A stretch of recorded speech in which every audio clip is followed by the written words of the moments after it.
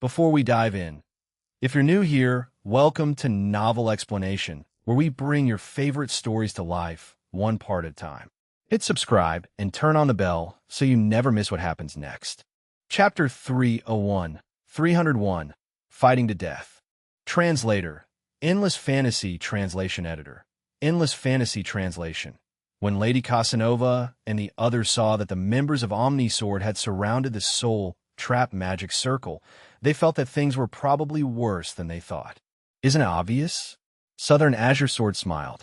He was really glad that he got on Han Tianyu's side, one step ahead of them.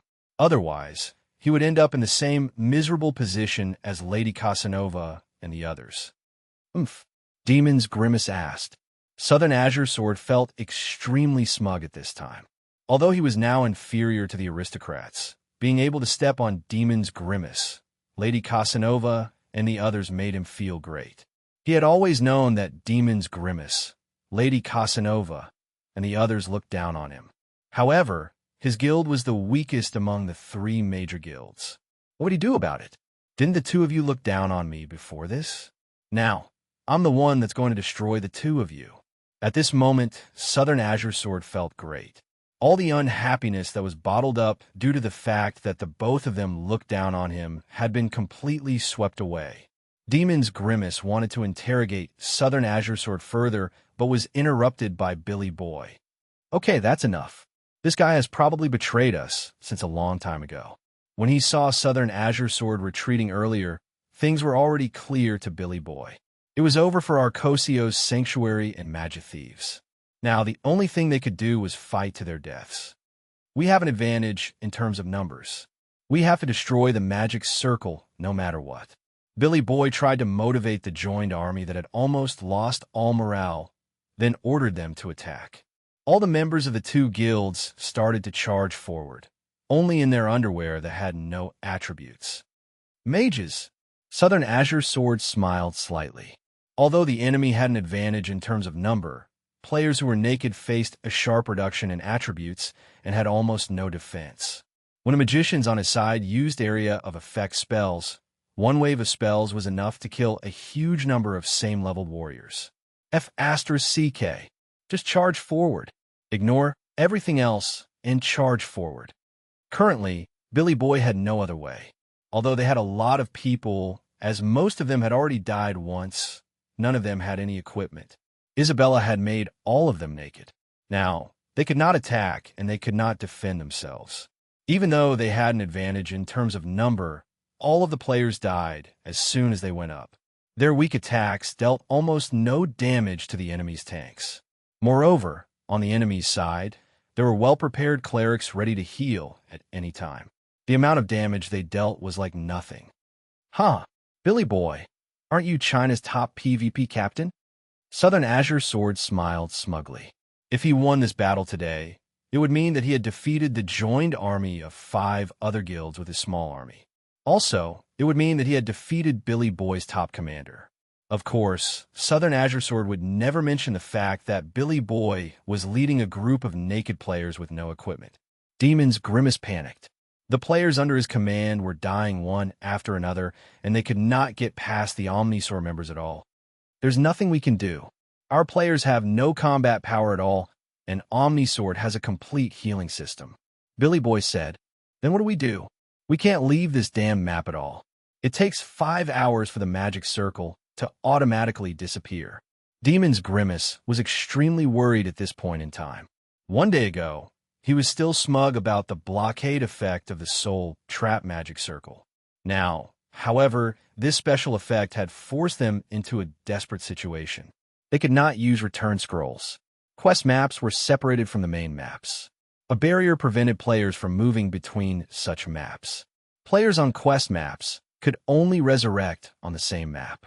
The current quest map had obviously become a huge death house, and the players who were part of the joined army of the 4 major guilds were prisoners on death rows. It was hard for Billy Boy to say these words out loud. A truce was just a nice way to put it. In other words, he meant surrender. Frankly speaking, Demon's Grimace was a little unwilling to do so. He was a veteran player who had been around the game community for decades. If he had to surrender to two small boys who had not even reached puberty, wouldn't his reputation go down the drain? Billy Boy shook his head. As guild masters, if they took the responsibility and quit the game after losing the battle, it would be forgivable. However, if they dragged all their guild members down with them, they would end up offending these players. They were members of the professional gaming community. Dawn Break was just one game. If this game was over for them, they could still make a comeback in another game. However, if they offended all their fans, they would not have the chance to make it big in the next game. Speaking of which, Lady Casanova and Demon's Grimace were pretty lucky. Both their guilds had never been specifically attacked by the aristocrats. Looking at how Han Tianyu was acting, anyone could tell that the four guilds who dared to attack him were all done for. Han Tianyu would kill them all until they ended up back at Beginner's Village. However, Happy Drunk did not support Han Tianyu. He agreed that these two major guilds should be taught a lesson and that they should pay compensation, but they should not be totally destroyed. There would definitely be a competition between the four major cities in the future. If Magic Thieves and Arcosio's Sanctuary were completely destroyed, this would undoubtedly weaken Dawnlight City. On this point, Jiang Fei supported Happy Drunk. However, Han Tianyu was extremely angry. Even so, Han Tianyu did not openly show his anger because he wanted to protect Jiang Fei's reputation. At least, all this while, players from the aristocrats had just been attacking players from Fantasy World and Heaven's War God. They had never deliberately attacked Arcosio's Sanctuary and Magic Thieves. Heaven's War God and Fantasy World had almost 140,000 players altogether. But how could these naked players possibly be any match for 100,000 powerful, fully equipped players? Therefore, it was an eye-opener for all the pub players in Dawnlight City. The entire quest map was full of naked Twilight City players who were being chased around and killed. Moreover, the whole map was almost filled with tombstones. The players from Twilight City were killed as soon as they were resurrected. Now, it was getting harder and harder for them to look for a spot on the map where there were no tombstones in order to resurrect. In just 2 hours, the levels of the players from Fantasy World and Heaven's War God had dropped by an average of more than 10 levels. It could be said that the two guilds that ranked second and third in Twilight City had been destroyed. Han Tianyu had not fully let out his anger yet. He was still bringing people around, hunting these Twilight City players down. Even God could not save these unlucky players. The entire quest map was blocked. Even if it was not blocked, the inner-city teleportation points had not been activated yet, so they could not escape. While Han Tianyu was madly killing the players from Twilight City, Magic Thieves and Arcosio's Sanctuary finally surrendered. Chapter 302. 302. Han Tianyu's Real Purpose. Translator. Endless Fantasy Translation Editor. Endless Fantasy Translation in less than 3 hours. All the players from Twilight City had disappeared from the quest map. Han Tianyu, who was filled with anger, did not bother to listen to the explanations of Supreme, War God, and the others. He and the other players from the aristocrats only knew how to do one thing: kill. Although the Soul Trap Magic Circle could imprison players and prevent them from resurrecting in the city, the game rule, which did not allow players below level 10 to leave the Beginner's Village, was obviously more superior. When these Twilight City players dropped to level 9, they were automatically transferred back to Twilight City's Beginner's Village. At last, this trip to another city, which was supposed to be a trip where they abused others instead of the other way around, had ended. After these players returned to the Beginner's Village, Jiang Fei did not know how many of them would continue to play the game. However, it was very clear that many of them would quit. Moreover, the two guilds, Fantasy World and Heaven's War God, were now completely destroyed. Lady Casanova and Demon's Grimace sent me a message saying that they want to negotiate for truce. Although Happy Drunk was talking to Han Tianyu, his eyes were on Jiang Fei. It could not be helped. Happy Drunk could not possibly persuade Han Tianyu, who was consumed with anger. He could only pin his hopes on Jiang Fei. Although Happy Drunk hated the fact that these two guilds had conspired to destroy the aristocrats, he was very serious about the game. He knew that they needed the strength of Lady Casanova and the others later in the game, as there would be inter-city competition. If they instantly destroyed these two guilds out of anger. People from the other cities would be able to defeat them easily in the future. Happy Drunk had good thoughts, but Han Tianyu could not care less about that. Han Tianyu did not take this game too seriously. Looking at how he was acting today, Han Tianyu was probably determined to destroy Magic Thieves and Arcosio's sanctuary completely. Let's go and talk to them first. Jiang Fei and Happy Drunk were like-minded, but they saw Han Tianyu's gloomy face. They knew that anger had made this tycoon lose control of himself, and there was probably no one who could persuade him. Fine, I'll do it for you. Han Tianyu still cared a lot about Jiang Fei's reputation. Although he was still angry, he still agreed to go and talk it over instead of killing them immediately. Through Jiang Fei and Happy Drunk's joint efforts, Han Tianyu finally sat down at the negotiating table with Lady Casanova and the others. Demon's Grimace obviously wanted to start the negotiations with a grand opening in order to save the last of his reputation. Unfortunately, he chose the wrong negotiation target. If he was negotiating with Happy Drunk, he could probably finish his opening. However, Han Tianyu did not take kindly to such things. While Demon's Grimace was still talking, Han Tianyu already pulled his rainbow blade out. Clang Han Tianyu casually caressed the rainbow blade in his hand, while he squinted at Demon's Grimace. It was obvious what he meant. Demon's Grimace was so scared that he no longer dared to make a single sound. He had no weapon, so it was unclear as to whether he could beat this fully equipped tycoon before him. However, even if he could, the negotiations would crumble as soon as he attacked Han Tianyu. Then, their two guilds would immediately be annihilated. This was a responsibility he could not take. We've lost this time. You set the terms. If you're still unhappy, guild officials like us can delete our game accounts. Please just let our guild members go. It's not easy for them to gain levels. Lady Casanova was way more sensible compared to Demon's Grimace. Her words immediately touched the hearts of the players in Magic Thieves. Ho, sure. Han Tianyu was still not taking them seriously. So, you promised to let them go? Lady Casanova said seriously. Han Tianyu said playfully. When she realized that Han Tianyu was not planning to let anyone go, Lady Casanova looked at Happy Drunk helplessly. She really did not want to deal with Han Tianyu. Han Tianyu was just something else. He was never bothered about gaining or losing any interest. He just did whatever he felt like doing. He was too difficult. Happy Drunk noticed that Lady Casanova was asking him for help, but there was nothing he could do. Currently, he was just a worker under Han Tianyu's commands. His boss was angry, so there was nothing he could say. In desperation, Happy Drunk could only signal Jiang Fei to help persuade Han Tianyu. Jiang Fei nodded. He felt that he should stop Han Tianyu too. Otherwise, the strength of Dawnlight City would be weakened significantly. Then, the ones who would benefit from this would be Saintlight City in the southwest and Dusklight City in the southeast. Brother you, there's no need to go too far. You should calm down, Jiang Fei advised. No way. Why should I let them go so easily? Han Tianyu glared at them. It looked like he was determined to abolish the two guilds completely. Jiang Fei did not know what to say. It was true that the three major guilds were planning to destroy the aristocrats completely, just like Han Tianyu said. This time, if Jiang Fei did foil their plans, it would have probably been over for the aristocrats. Brother Ah Fei, help me out.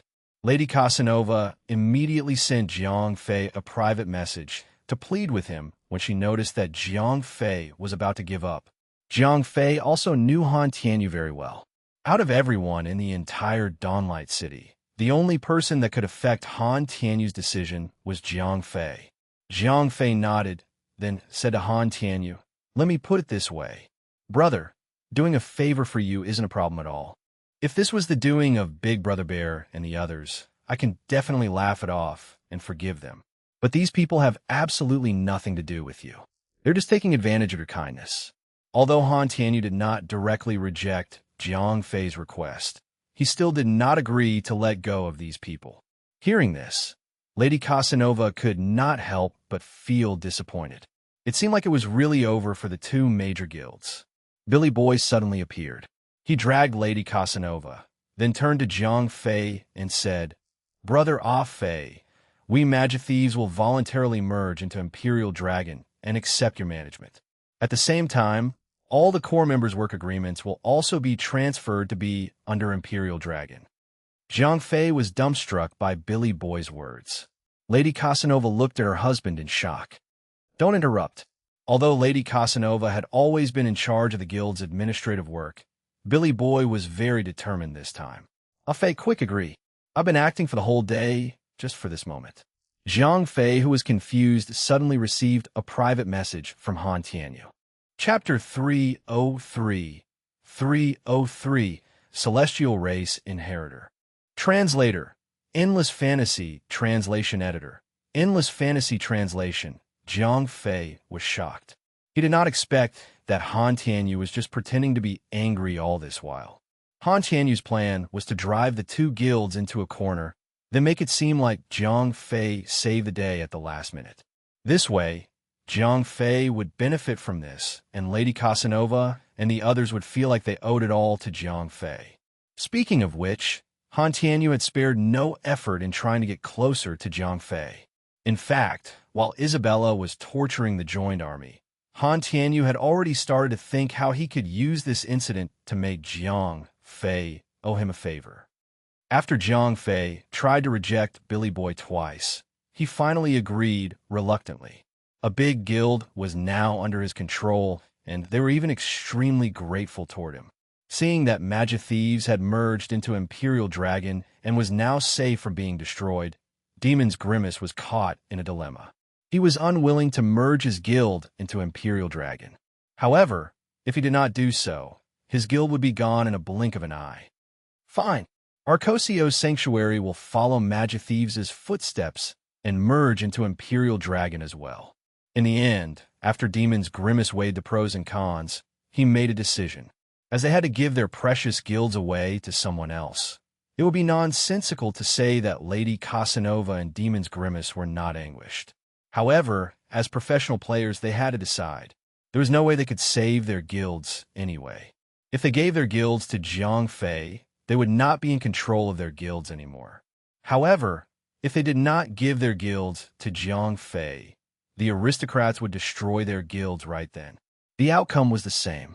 If they gave their guilds to Zhang Fei, then at least the ordinary members of their guilds would not be killed and returned to the beginner's village.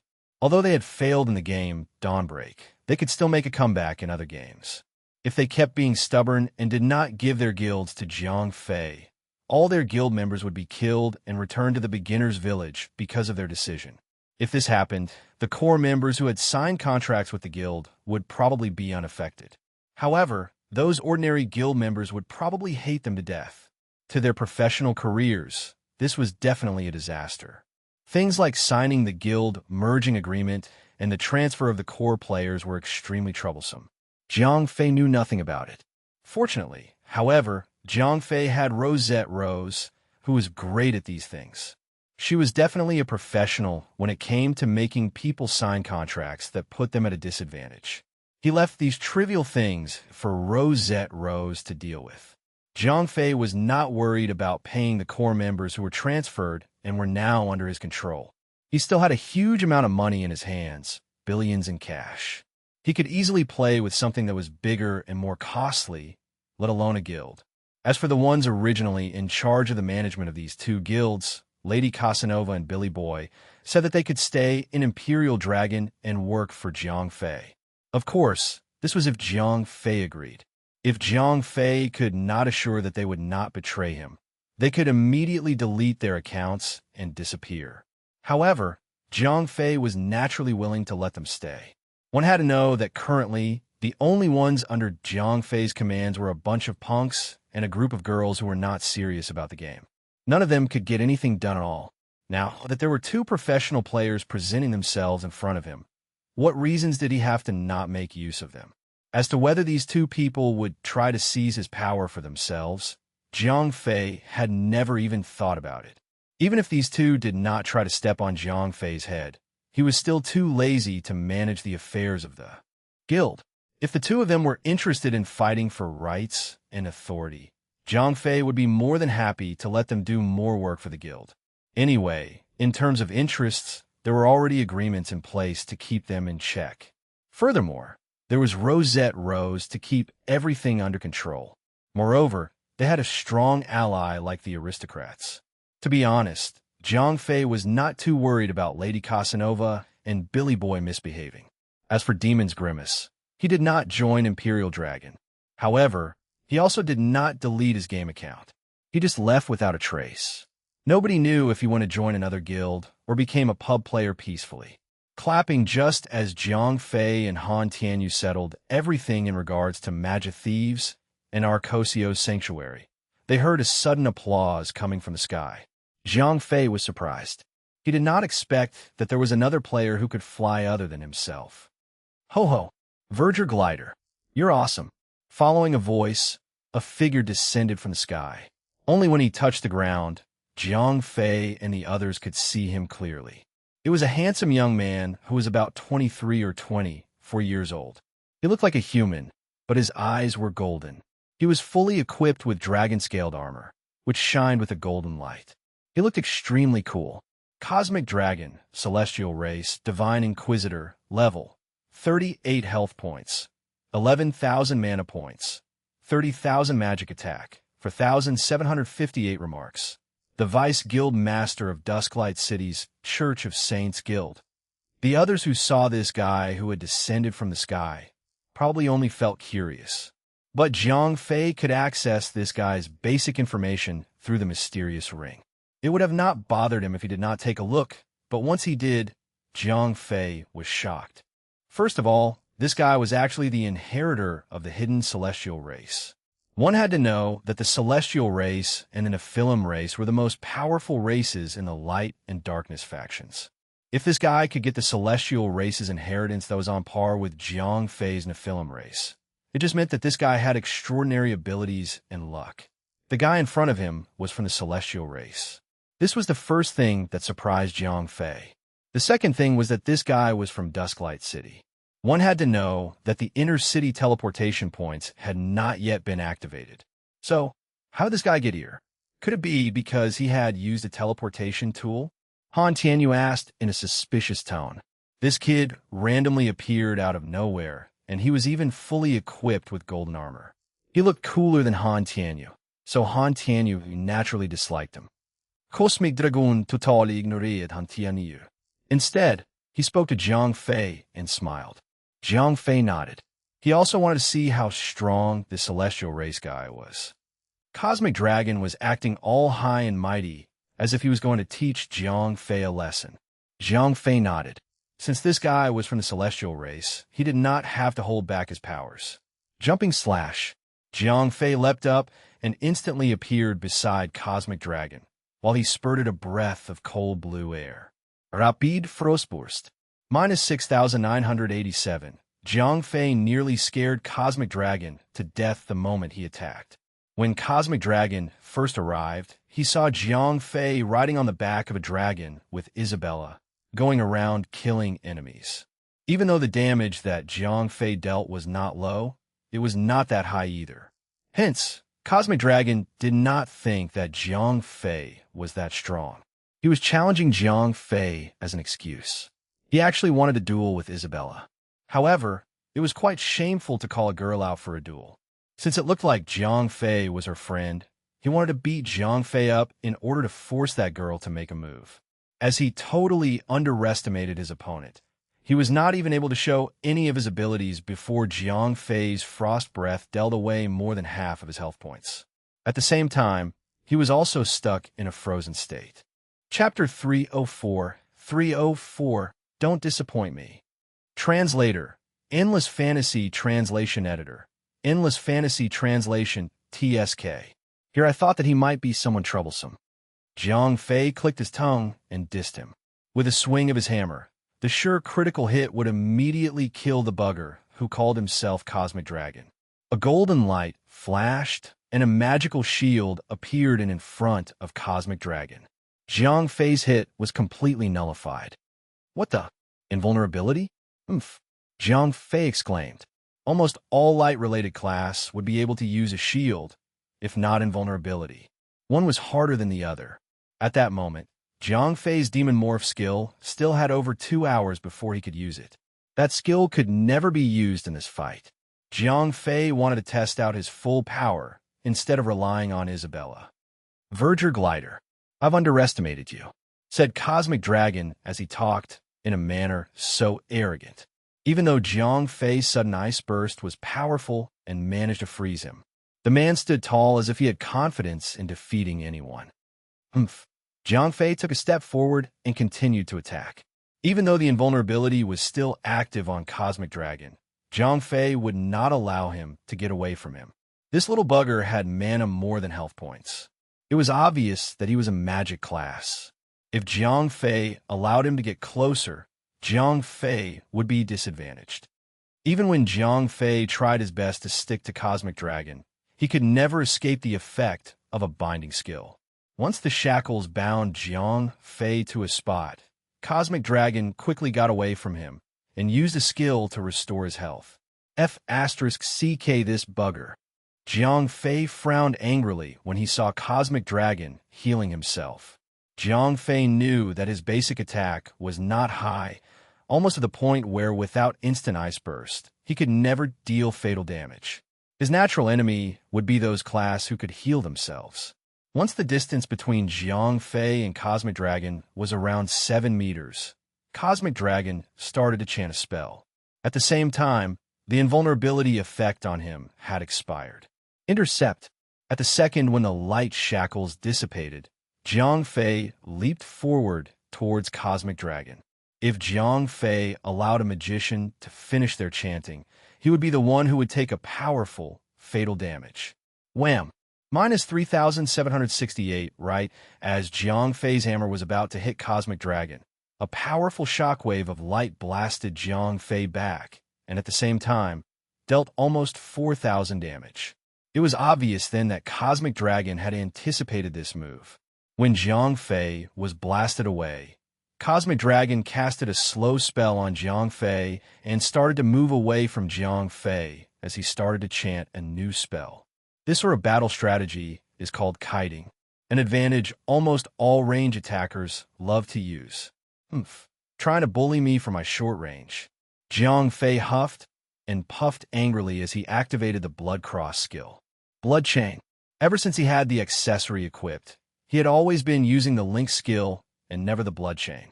When Jiang Fei realized that Cosmic Dragon was kiting him around, it was a good chance to use the skill to draw their distance smaller. Gatak. A bloody color flash of light burst out of Jiang Fei's left palm and zoomed towards Cosmic Dragon, chaining him. In that next second, he was forcefully pulled towards Jiang Fei. The chain then circled around the two of them and bound them together.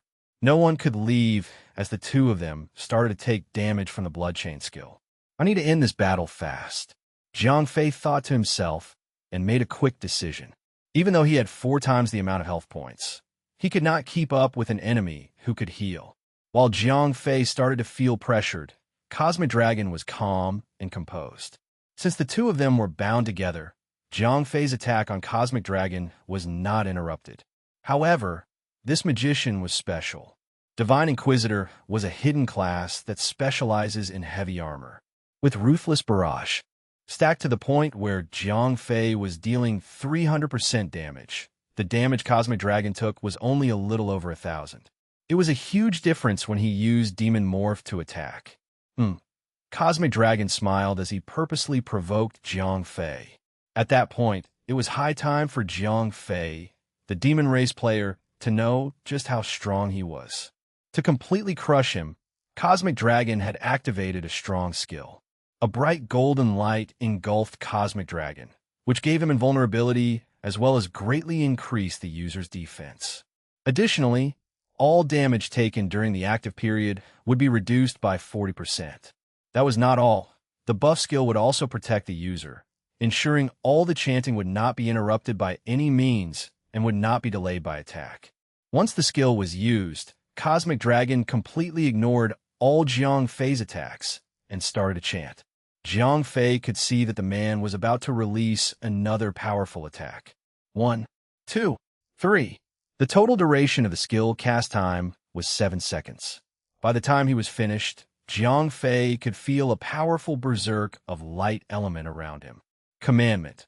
Sword of Judgment, all the light element that's sparkling around Jiang Fei combined and fused into one huge sword.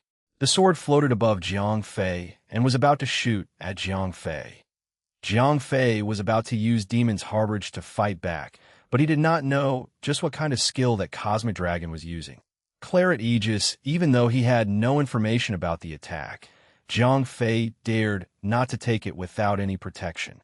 At the very last second, before the sword drops on him, he activated the skill Claret Aegis to reduce the damage by half. Boom! Minus 24,173. Jiang Fei was knocked away and had lost more than half of his health points. Shocked and surprised, Jiang Fei immediately consumed health points. Just how strong is this F***er? Jiang Fei frowned as he glanced at Cosmic Dragon angrily. In his heart, Jiang Fei calculated and knew immediately that Jiang Fei was far weaker than he was. Even though he had not used his Demon Morph skill, the enemy would also have some sort of transformation skill as well. If that was the case, there was no difference in the final outcome. The only thing that Jiang Fei had that might win the battle was Isabella. That little princess would be his ultimate killer. If Jiang Fei had Isabella to fight for him, not even 5 of Cosmic Dragon could handle her. The truth was that Jiang Fei losing to Cosmic Dragon was only natural. The man had a hidden class, the Divine Inquisitor, a powerful light elemental battle class. Despite having a hidden class as well, Jiang Fei was a crafter, not a fighter. He was the best in crafting equipment. However, in terms of combat power, though the Divine Blacksmith might be stronger than other profession class, Jiang Fei would always lose to a hidden class that was suited for battle. Blood pool plus 24,842 with the battle still raging on. Jiang Fei had to restore his health. He did not want to trigger the effect of the Undying Aegis. Cosmic Dragon could heal himself at any time, hence the battle was clearly one-sided. Well, I had my fun. Let's end it here. Verger Glider, you are stronger than I'd imagined. Well, Cosmic Dragon paced slowly towards Jiang Fei and started to tease him. He had even showed the nanometer gap between his fingers to Jiang Fei just to taunt him. Jiang Fei almost snapped. He was so close to calling Isabella and getting this F***er killed. Jiang Fei's initial plan not to use Isabella was the test of his combat power, but this little wanker had used his class to counter Jiang Fei. Yet he dared to act all high and mighty. Chapter 305, 305, Guilds Combining. Translator, Endless Fantasy Translation Editor. Endless Fantasy Translation. Cosmic Dragon preemptively stopped combat mode. At that point, Jiang Fei had also stopped. He would not want to behave irrationally and fight the other party like a sore loser. From the result of the fight, Jiang Dai had deduced that Cosmic Dragon's hidden class, as well as his hidden race, were his kryptonite. Jiang Fei had high physical defense and high health points. His attack power was only normal before transformation. On the hand, Cosmic Dragon was dealing magic damage, the kind of damage that would ignore physical damage completely. At the same time, having heavy armor would mean high defense capability for him. That assortment of attributes made him a powerful magician. Jiang Fei was like a fierce wolf that would not even bite down on a spiky porcupine. The most annoying thing about Cosmic Dragon was his ability to self-heal. Even though the amount of healing is incomparable to a healer's, his defense and his magic shield were so strong that it completely toned down attacks received to a lover's pat. In all honesty, Jiang Fei could never defeat Cosmic Dragon without the help from Isabella. I'll see you again, little kid.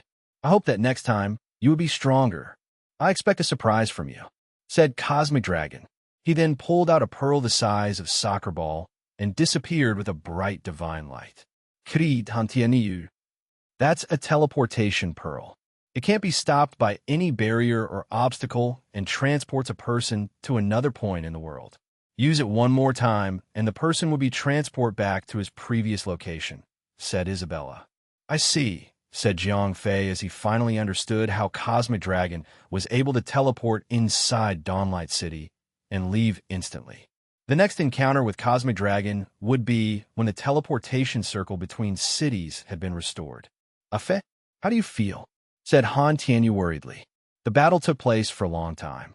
Even though from the side, Jiang Fei looked like he was bashing the opponent relentlessly. However, everyone knew that Jiang Fei was completely countered.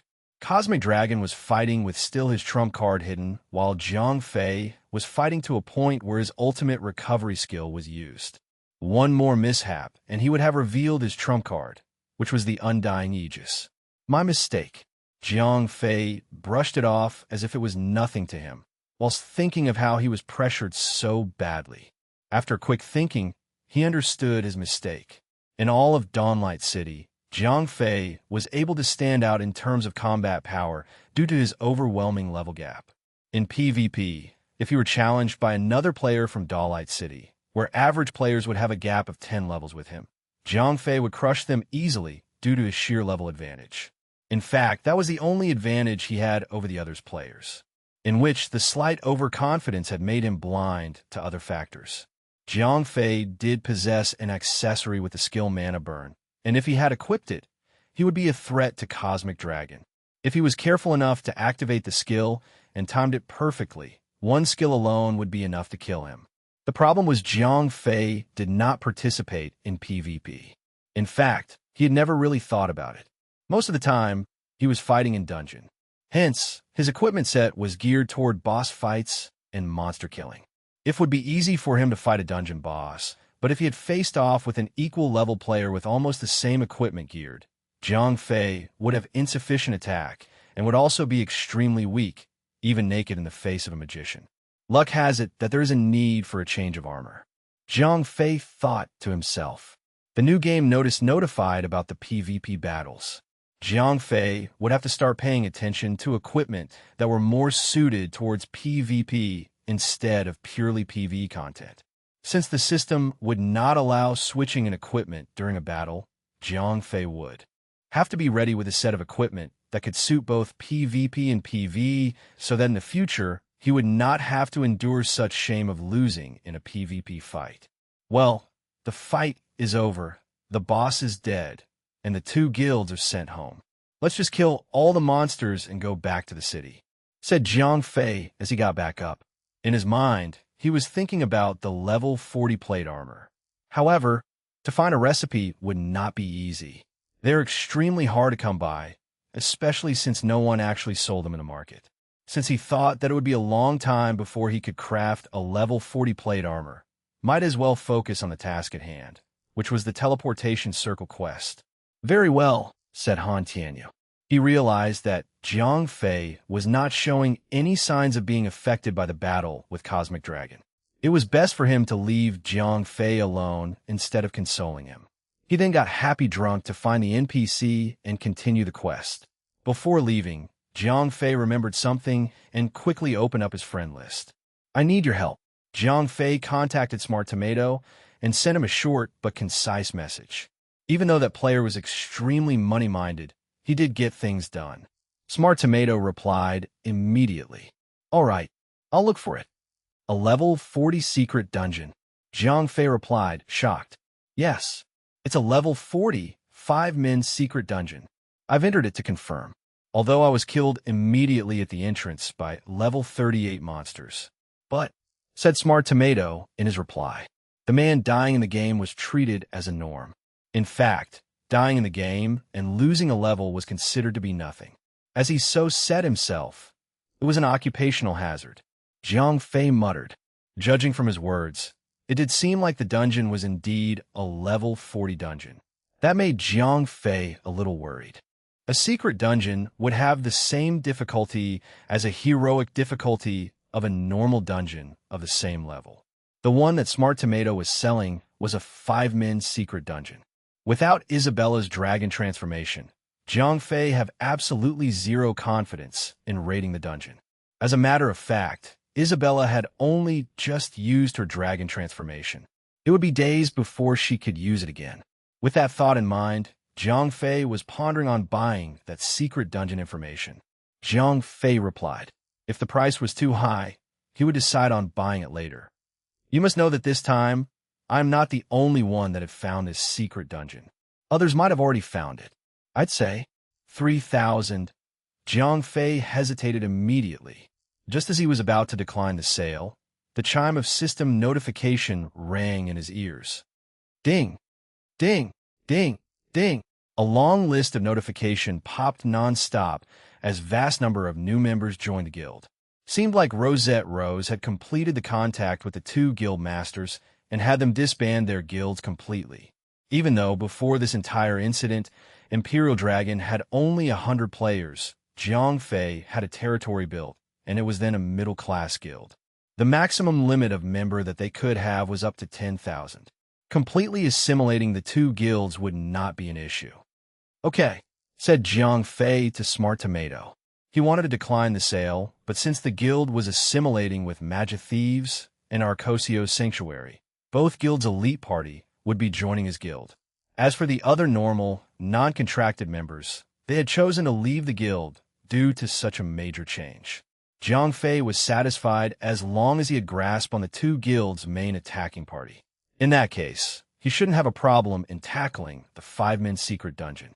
Perhaps he would not even have to wait for Isabella's dragon transformation skill. Chapter 306. 306. Honorary Elder Command Plate. Translator. Endless Fantasy Translation Editor.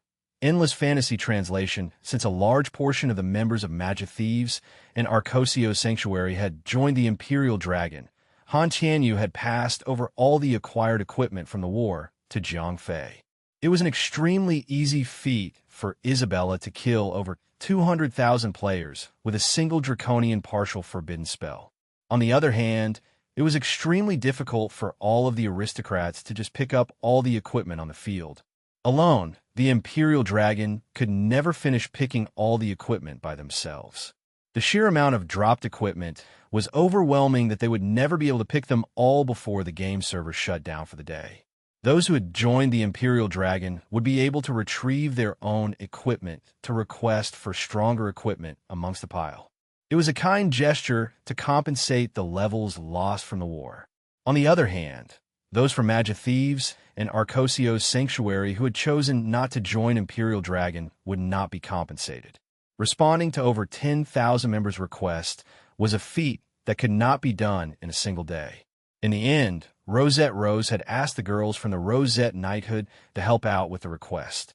It was tough, but all requests were processed in a few days. Even though the girls were seen often not playing seriously, they were all ladies from the upper society. Even though they had not learned the art of management, they had picked up the skills on the fly. Although they might not be as good and efficient as Rosette Rose, they had still gotten the job done. When the final boss was killed, all the lower-tier monsters had stopped respawning. In half a day's time, players of Dawnlight City had cleared every single one of them from the quest map. Ding! Quest. Mana node has been completed. After the system announcement was made, the quest map was restored to its original construct and settings. Monsters that originated from that map started to respawn. However, unlike the quest monsters, they were really easy to defeat. Their experience points and loot were very low. Contribution points were also removed from the drop. The Soul Trap Magic Circle was already destroyed.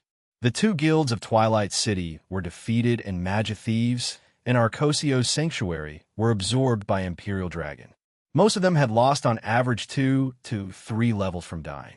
Their loss was significantly severe, but if they chose to join Jiang Fei's guild, their loss would be reimbursed by a little.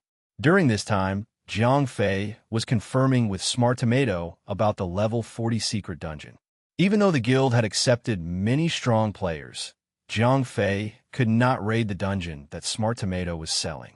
After handing over the management to Rosette Rose, Jiang Fei felt more relaxed. It was the best move for all since Jiang Fei was bad at management. In Rosette Rose's point of view, the happy news was really too sudden. One day ago, Imperial Dragon was just a small guild with 100 members. The territory was a plain field of emptiness.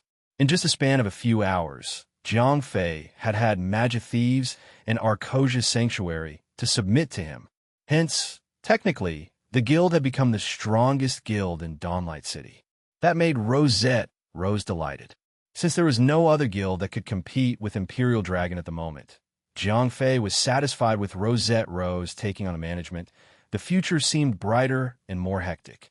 Jiang Fei was extremely confident with Rosette Rose, and she was proud of it. "Don't worry about me," said Rosette Rose to Jiang Fei. On the dawn of the next day, Jiang Fei went to school after breakfast with his parents. In school, there was a looming darkness that spread among the students. Jiang Fei could feel the intense atmosphere in the air. When he walked into the classroom, the sound of page flipping could be heard loud and clear. It was already January and 2 months since Dawnbreak was launched. The reason why the atmosphere was dark and tense was due to a single reason. The semester's final examination was coming. Since humanity had begun to hold examinations, all who called themselves student would strive to be the best. Hence, in that school, those who were taking their tests would chant, "Test, test, for the best. Score, score." With technology advancement, the test result system was digitized and parents would be requested to sign the student's report card digitally. It was every student's nightmare to let their parents see their results. Besides the few who did not care about their future, most of the student would fight until their last breath for the best result. Jiang Fei was one of the students who strived to have better results.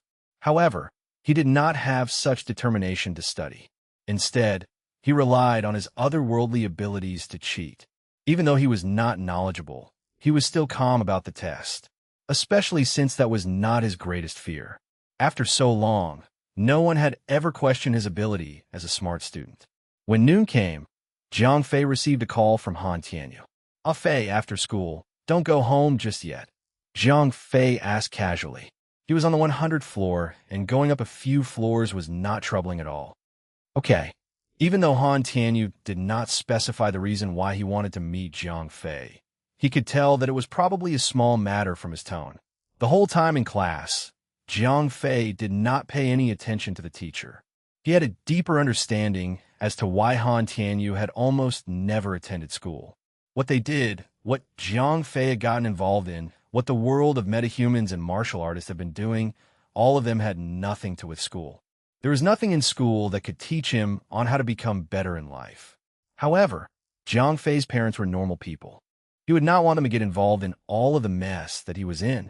To hide that fact, Jiang Fei tried to pretend his life was only normal. If he had to, he would even attend school or university. After school, Jiang Fei went to Manda Square and pressed the 108th floor button in the elevator. Most of the lots there were part of Han Tianyu's office. Since Jiang Fei was no longer a stranger to the secretary who sat by the entrance of his office, she let him in after a simple greeting. "Joe, what the F***CK? Don't just come in like that," said Han Tianyu as he rolled his eyes, said Jiang Fei casually as he sat down on the sofa. Ever since he was open to the world of metahumans and learned that he was almost at the same level as them, the feeling of superiority was gone. Now, he felt like he was standing on the same platform as Han Tianyu. "Fine, you win. Here." Han Tianyu pulled something out from his desk and tossed it over to Jiang Fei. It was made of jade and was crafted to look like a small plate, roughly 6 centimeters long and 2 centimeters wide, with Chinese characters carved on it. "It's from Old Hai." Jiang Fei examined the piece of jade and remembered that the old man had mentioned about it. Jiang Fei did not think that it would be done so fast. With that piece of jade command plate, Jiang Fei's name would be among the list of members in the China Martial Arts Alliance. He was now open to the vaults of China Martial Arts Alliance. Materials. Resources. Chapter 307.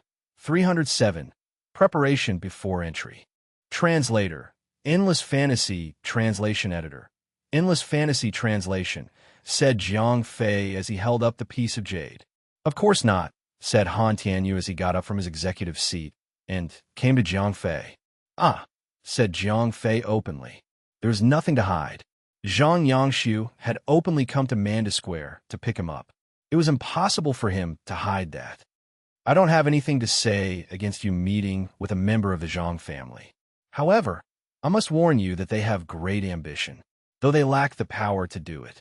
I'm sure you already know that there is no powerful metahuman supporting the Zhang family," said Han Tianyu.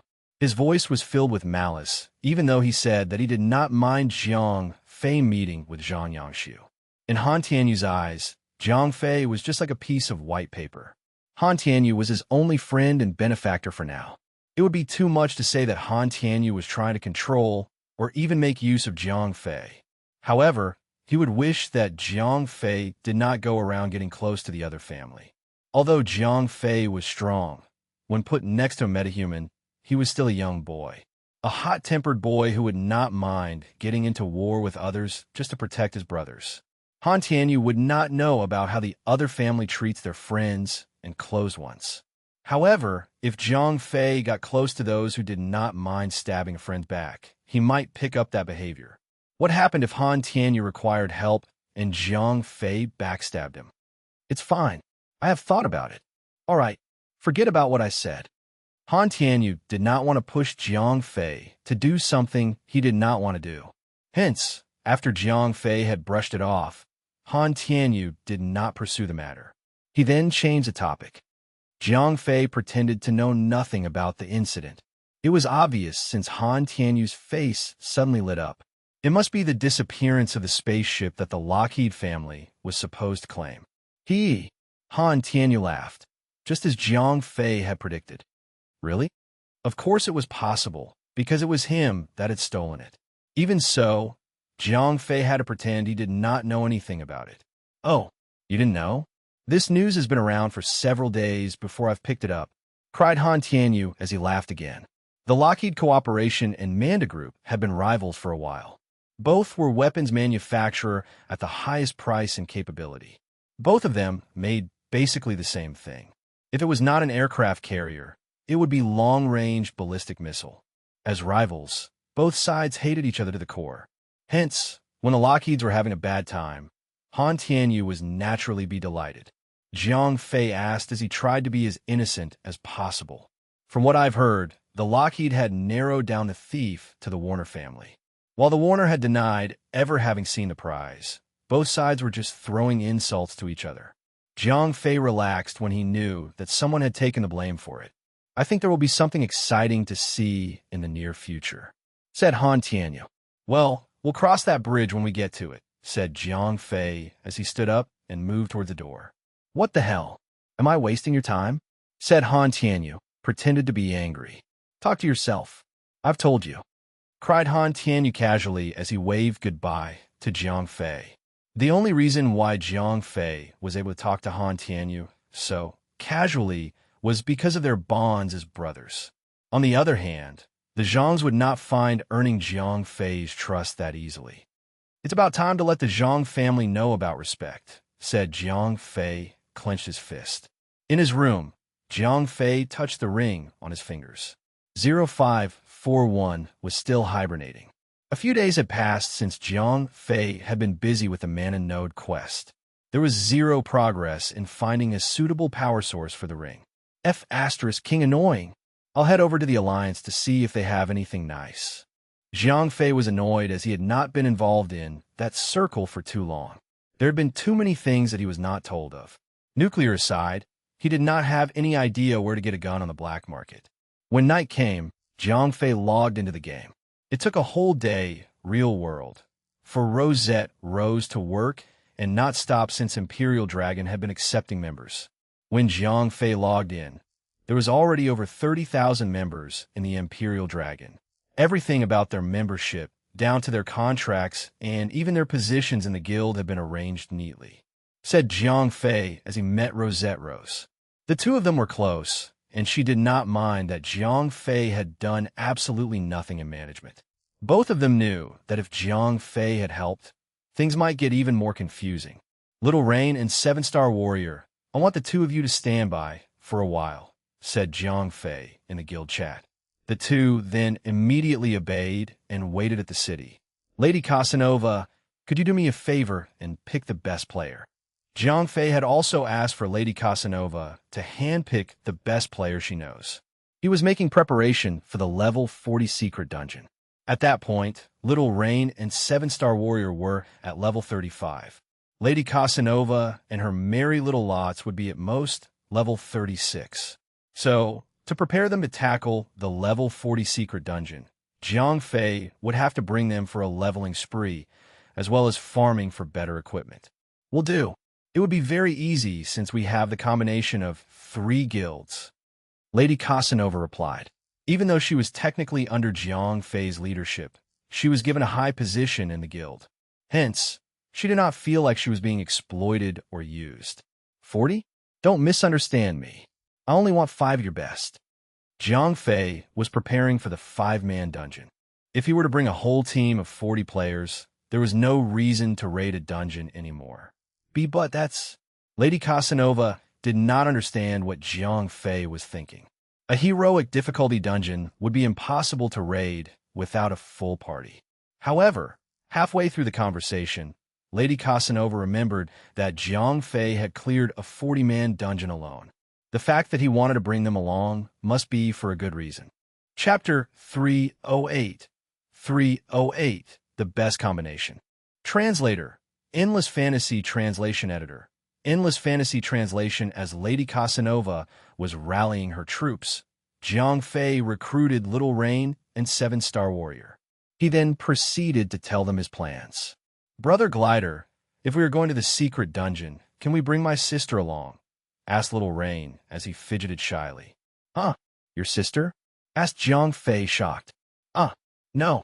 She's not in the guild. She has somehow made her own small guild. There's only like 6? I don't mind if she joins this dungeon run, but this is a guild activity, said Jiang Fei after thinking about it. Advancement hidden class mostly relied on a player's luck. If luck was on their side, the player's own skill was also tested. Those who were able to complete the difficult task would never be weak. Taking her in would be beneficial to the guild. Okay, said Little Rain as he summoned the little chat box and talked to her sister. Ding! In no time at all, Jiang Fei had received a friend request from Little Rain's little sister. Yup. Once Jiang Fei had confirmed her identity, Jiang Fei accepted the friend request. Are you that Verger Glider? Asked Eversummer once she was accepted. So it's true, cried Eversummer gleefully. So, you know about the conditions, right? Wait, Eversummer said vaguely. Sigh, that's fine. 6 out of the 10,000 players in his guild would not make a difference. Ding, ding, ding, tits and brain? Jiang Fei thought to himself. It was an instant transfer since Jiang Fei had chosen to invite the entire guild, absorbing yet another guild into his own. Tell your sister to come along. If her level and equipment build is strong, I'll have Lady Casanova to recruit 1 less player, said Jiang Fei to Little Rain. I will, Little Rain replied. In no time at all, a cute petite elf girl came running from afar towards Jiang Fei. The heroic difficulty dungeon run and the later secret dungeon was limited to only a handful of players. Eversummer knew about it because Little Rain told her, and thanks to him, she was able to join the party. Hence, she was smart enough to know not to tell Beg Jiang Fei to recruit the rest of her friends. Gale Eversummer, Elf, Moon God Sacrifice, level, 35 health points, 7,800 mana points, 11,000 magic attack, 750. Jiang Fei stared at Eversummer for a moment and was stunned for a good 3 seconds. Little Rain was right about her being a hidden class, and she was even 1 level higher than Little Rain. Gale Eversummer's mana pool was good, but was incomparable to Cosmic Dragon. Hers was definitely much larger than the other common magicians. The one factor that Jiang Fei could not comprehend was the extremely weak magic attack. She was weaker than a level 30 average magician with green equipment. Gale Eversummer greeted everyone by bowing politely. I see that you're a hidden class, asked Jiang Fei. Based on the visual appearance of her equipment, Jiang Fei knew that her gears were above average. There was no reason for her to have such a low magic attack. Something must be affecting it. My specialty? Jiang Fei asked. It was not rare for an attacker class to have healing skills as well. Jiang Fei was stunned. That could not be it. Little Rain immediately came in to explain. Gale Eversummer hidden class was called the Moon God Sacrifice. Her role was limited to only healing. In fact, the staff that she was wielding was a chromatic evolving weapon that increased healing effect instead of any magic attack. Her intelligence stat was only average, hence the low magic attack. Moon God Sacrifice was a class that could not use shield, nor could she cast any supporting buff effect. Her role was simply a healer. However, due to her specialty being narrowed down to a single task, her healing capability was superb. In fact, alone, she could replace 3 or even 4 healers combined. Her healing skill's cast time was shortened. She had an array of instant healing skill and even 0 cast time mass healing skill. She was the ultimate healer. Zhang Fei's eyes glinted when Little Rain was done explaining. He then quickly messaged Lady Casanova. Said Lady Casanova. At that moment, she had already readied her team. When she received Zhang Fei's orders, she kicked the 2 healers out of the party and let them resume whatever they were doing. Hey, fatty, get your hairy butt here. The reason why Zhang Fei did not invite Zhao Feng in the first place was due to his role. He was a supporter and could not heal nor deal damage. If he was in a large party of more than 10 members, he would be like a god of blessing. On the other hand, 5 members could not really emphasize his buff effect. Since Eversummer was there, Zhang Fei thought that he might pair well with Eversummer to be the ultimate supporter-healer combo. One could do nothing but heal while the other could do nothing but support, cast buff. Okay, Zhao Feng immediately replied. Like an obedient follower, when Zhang Fei cried for him, Zhao Feng would dump anything that was in his hands and run straight to him. When the whole gang gathered, Zhang Fei opened the party chat and explained their situation and current destination. Zhang Fei's little secret dungeon raid team was set, including the one that Lady Casanova had brought along. Zhang Fei would not have to worry much. However, there was just one last thing that could affect the entire dungeon run. Without Isabella's dragon transformation, the last boss would be difficult to fight. The other 2 members that Lady Casanova brought along were called Burning Eyes Shauna and a new returner. Huh? Zhang Fei furrowed his eyebrows when he noticed Lady Casanova and the other 2 members. Lady Casanova had assumed that Zhang Fei only wanted to help the guild members to gain some levels. As such, she had not thought about a proper role. She was a berserker at 2nd class advancement. Even though she wore heavy armor, she was the type that could deal damage and take damage. A new returner was a standard, textbook guardian. A new returner was the sub-tank. As for Burning-Eyed Shauna, he was a warrior with a rare class advancement. Chapter 309. 309. Archdemon Fighter. Translator. Endless Fantasy Translation Editor.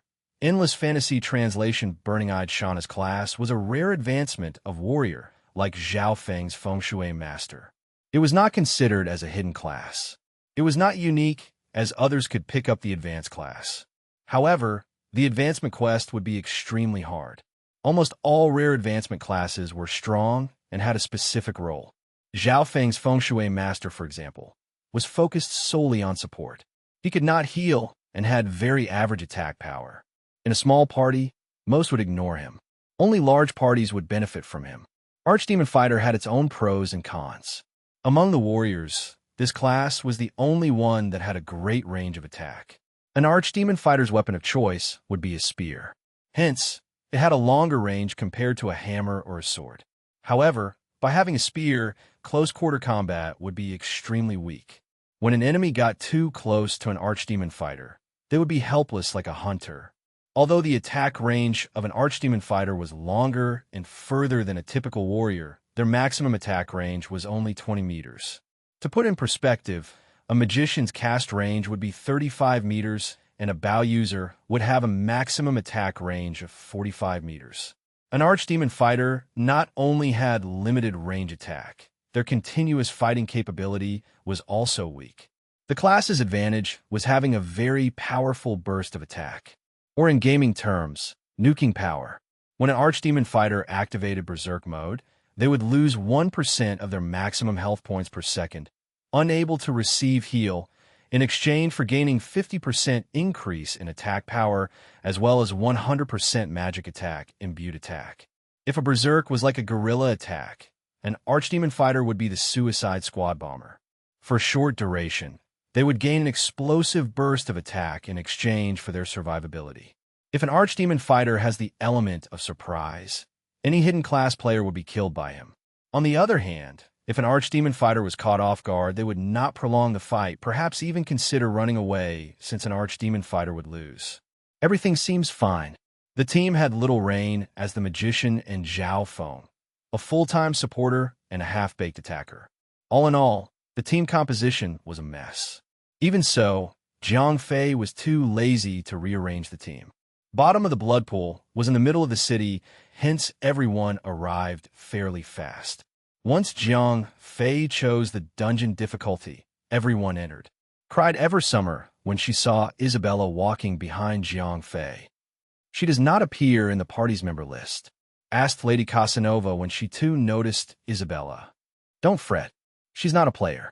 Jiang Fei purposely omitted the word pet since he knew that Isabella would be angry if he did. Now that everyone was already in the dungeon, Isabella's true nature was exposed. Jiang Fei did not forget to hide her. It was only that he was too lazy to continue playing dumb with everyone. Besides, he had already let her go all out during the war. Even though there were some who had not yet seen her with their own eyes, the news about Isabella's transformation into a powerful dragon would be spread across Dawnlight City faster than a viral video. Everyone was shocked for a moment when they understood the situation and promised Jiang Fei to keep it a secret. However, Jiang Fei did not care about their promises. At that point, Jiang Fei not keeping Isabella in the pet slot was proof that Jiang Fei did not mind about her real nature being exposed. Even though Isabella's true nature was a surprise to everyone, but once they knew that she was not a player, her powerful attack became easier to digest. If she was a player, it would be hard to believe since her attack and stats would be too powerful for a player to even have. No one could have the power to kill 200,000 players like that. On the other hand, it was considered to be normal for NPC, non-playable character, to be that strong. As to how Jiang Fei managed to enslave such a powerful NPC would be a mystery. It was either luck or perhaps Jiang Fei was just too sly of a person. How else would he be a guild master? The commotion with Isabella ended very swiftly, and after everyone confirmed their roles and their positions, the team charged into the first wave of monsters. Anu, you're to deal the killing blow if other attacks could not finish the monster. Remember to protect the 2 cloth armors, said Jiang Fei to a new returner. In a party dungeon, every member of the party must have their specific roles and not to attack random monsters at will. When Jiang Fei was alone before, he had Isabella to take care of the battle. Everything would end so fast that Jiang Fei did not need to even attack. In a party, if the tank had failed to hold on to a monster's aggro, they would head straight toward those who dealt the highest damage, most commonly the magicians. Hence, if the party was not careful, death would be inevitable, especially in higher difficulty dungeon. I don't really care about how you guys work together, but I'm going to attack. Find a proper rhythm for yourself, said Jiang Fei before he charged in head first and cast Instant Ice Burst. Flame Burst. That was Jiang Fei's and Isabella rhythm. A sea of explosion filled the screen as damage text popped out. Minus 14,554 minus 15,731. Since Isabella could not equip anything on them, they relied on their levels to gain power. Now that Jiang Fei had reached level 42, Isabella's overall strength had greatly increased. WTF? Over 10k damage? A new returner cried in awe. After Isabella's attack, all the aggro of the monster was focused on her. Not even Jiang Fei could deal such potent damage, much less anyone else. Black Dragon Breath. A stream of darkness came outpouring from Isabella's mouth and instantly killed all the monsters. King Hell. No wonder Jiang Fei could solo this dungeon, said a new returner. At that point, it was as Lady Casanova has anticipated much earlier. Jiang Fei was clearing the dungeon whilst babysitting the other party members. There was not much to do since Isabella and Jiang Fei's combination attack was too strong. All they could do was to simply attack a monster that had slid out of their position and escaped from Isabella's certain death skill. Now I know how the guild master remained at the top of the ranking board. We have 8 people right now, and we're getting experience points like a waterfall. Imagine having all those experience points alone," said a new returner to himself. Ever since he had entered the dungeon with the party, he had been muttering to himself. Lady Casanova screamed at Anu. This bugger was her underling. Before the merging of the guilds, she had been patient with his blabbering. However, since this was the first time Jiang Fei had invited her, she had to take care of that chatterbox. Talking to himself non-stop was so embarrassing for Lady Casanova. While Lady Casanova was fuming, the others were giggling. They had nothing against the new returner's constant blabber since they were ignoring him. Instead, they were amazed at how he was able to continue talking to himself while attacking monsters at the same time.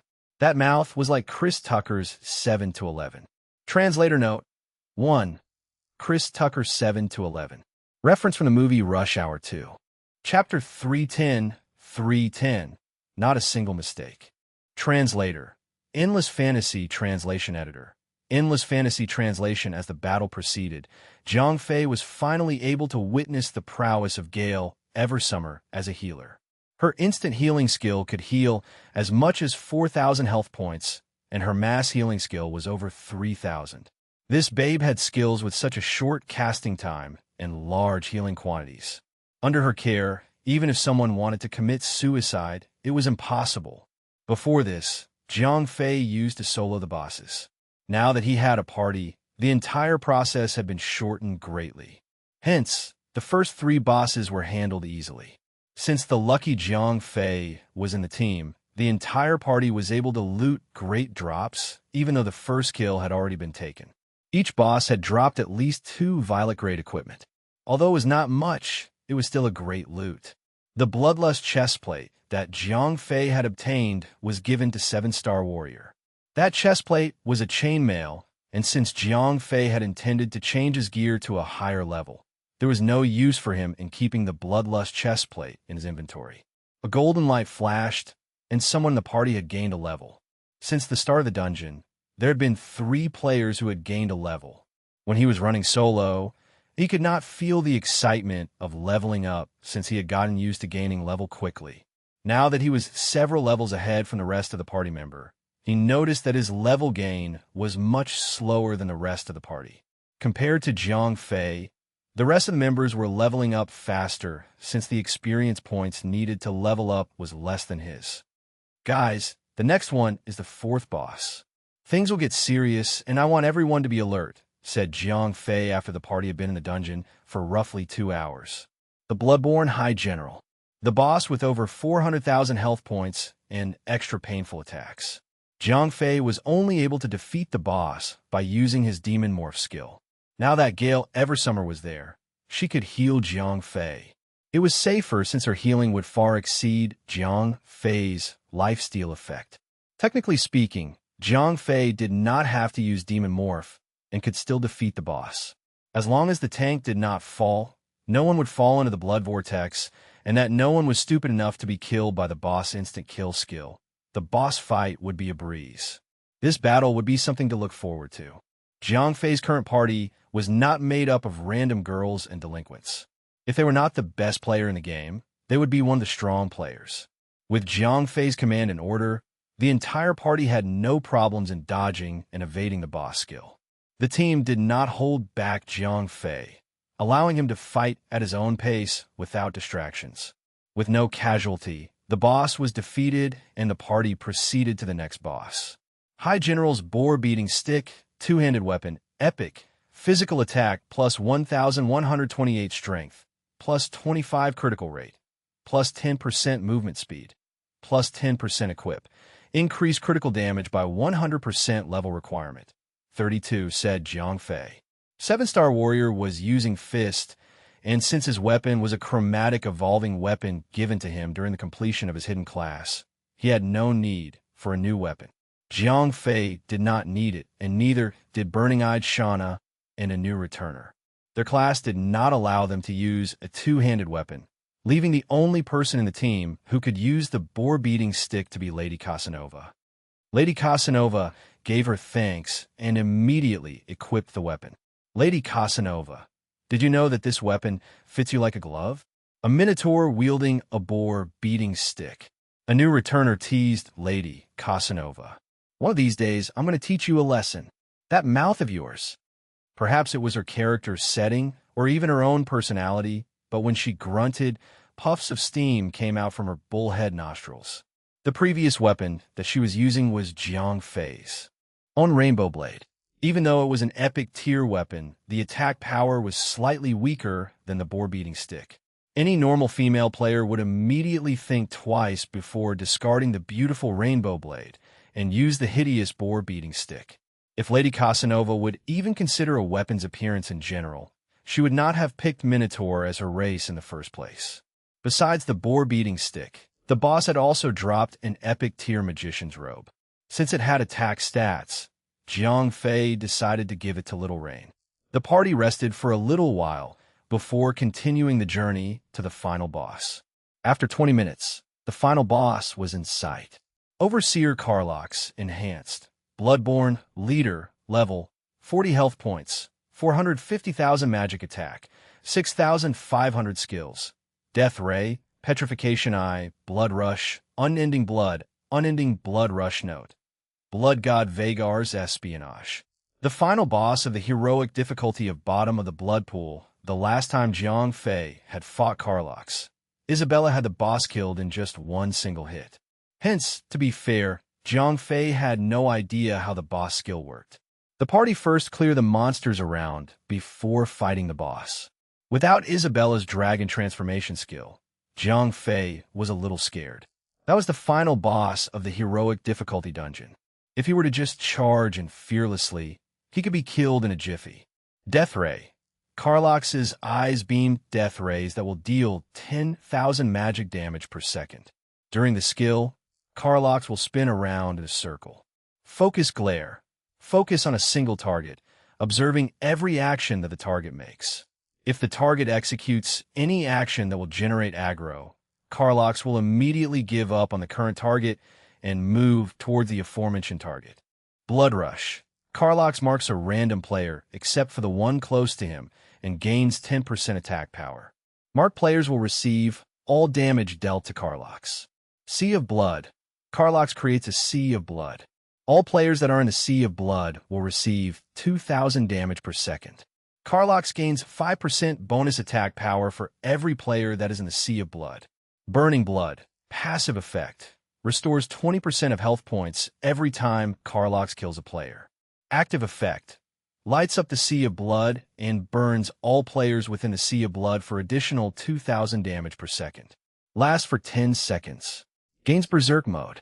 Jiang Fei looked through all the skills and felt a chill go down his spine. Almost all of the boss skill required a player to run around. The more players there were, the more mistakes they could make, which would result in a domino effect that would inevitably end with the whole team being wiped out. As expected of the final boss of the heroic dungeon, not only it required a strong team, it also demanded a team filled with cooperative players. No one was allowed to make a single mistake. Chapter 311. Carlox. Translator. Endless Fantasy Translation Editor. Endless Fantasy Translation. Remember to evade all the boss's skill. Jiang Fei and Isabella charged in first before the others and began the fight. Instant Ice Burst. Minus 6,872. Bash. Minus 1,879 minus 1,923 minus 1,845. Lightning Strike. Minus 200. Jiang Fei's array of skills were unleashed to draw all the aggro toward him. He had to work extra hard since the only attacker was not Isabella, but the rest of the team. If he failed to keep the aggro on himself, the boss would attack the others. Compared to Jiang Fei, the others had less defense than him, making them more vulnerable to the boss. Intruders. Jiang Fei's attack immediately triggered the boss fight. With a loud growl, the boss began to attack back. Minus 3,520. The boss relied more on its skills to attack, hence the normal hits that landed on Jiang Fei were further lowered with Jiang Fei's damage reduction skills. Gale Eversummer was healing casually from behind the front lines, making sure that Jiang Fei was always at full health. Once the aggro was set in, everyone else started to attack with all they got. Everyone except Isabella. She had the strongest attack so far, and if she were to attack without constraint, Jiang Fei will immediately lose the aggro grip. However, the boss's health was still going down. Jiang Fei's current team was not perfect, but it had powerful damage output. Zhao Feng might have low attack, but with his fire art, Scorch, which provided 20% additional fire damage, the entire team damage was boosted. On the other hand, Little Rain, the only magician in the party, was not doing much damage as the others. It was expected since beside him and a new returner, the rest of the members were either hidden class player or rare advancement player. Little Rain was just a common pyromancer. However, Jiang Fei was not giving up on Little Rain. Even though he was not able to make much contribution, Jiang Fei wanted to cultivate him because of the forbidden spell he had. All he needed right now was more maximum mana pool. Once his cultivation was a success, with strong equipment and other supporting skill, he would gain power much stronger than an NPC. Isabella had also demonstrated the prowess of a forbidden spell since she had single-handedly defeated an army of 200,000 players with just a partial forbidden spell. Hence, it mattered not that Little Rain was underperforming. Once he was strong enough to use the forbidden spell just one time, even Happy Drunk would gladly lick Jiang Fei's boots just to get a piece of that cake. Ding! Carlox has his eyes on you. The system warning notification popped up on everyone's visual feed as they were busy fighting. Burning-Eyed Shauna was chosen as the target, and any action executed by him would result in an immediate shift in aggro. Burn Eye! Jiang Fei cried. Guildmaster asked Burning-Eyed Shauna as the effect was active for some time and he was getting bored. The debuff icon on Shauna's head was not going away. I don't know, said Jiang Fei as he quickly turned to the boss and continued to attack. The truth was that he did not know the skill effect since Isabella had instantly killed the boss with a single hit. Fear. Run. When the boss had hit the 80% health point threshold, the boss roared and immediately swung around, dealing powerful shockwaves that sent everyone back. Jiang Fei was even knocked 10 meters away. Jiang Fei felt something was going to happen and warned everyone.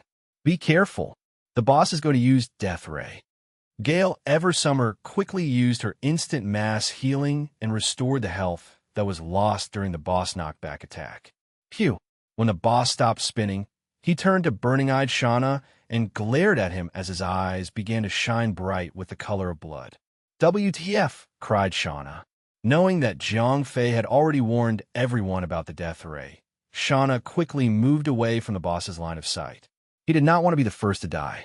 Shauna was a warrior class player, but since he was sort of a hybrid between melee and ranged attacks, his health pool was not high, barely reaching 10,000 health points. If he were to take on 10,000 damage per second, not even Gale Eversummer could out-heal that damage. Beezy! Beezy! 2 beams of red laser blasted out of the boss's eyes.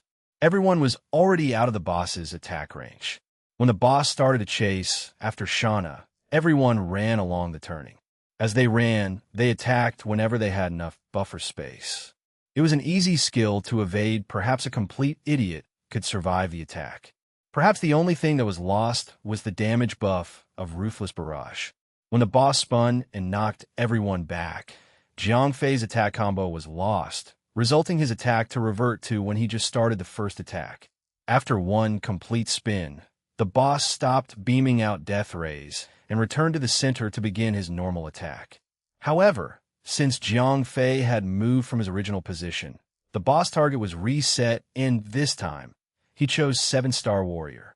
My pain! A red mist suddenly gathered around 7-Star Warrior. The boss roared and gained additional damage.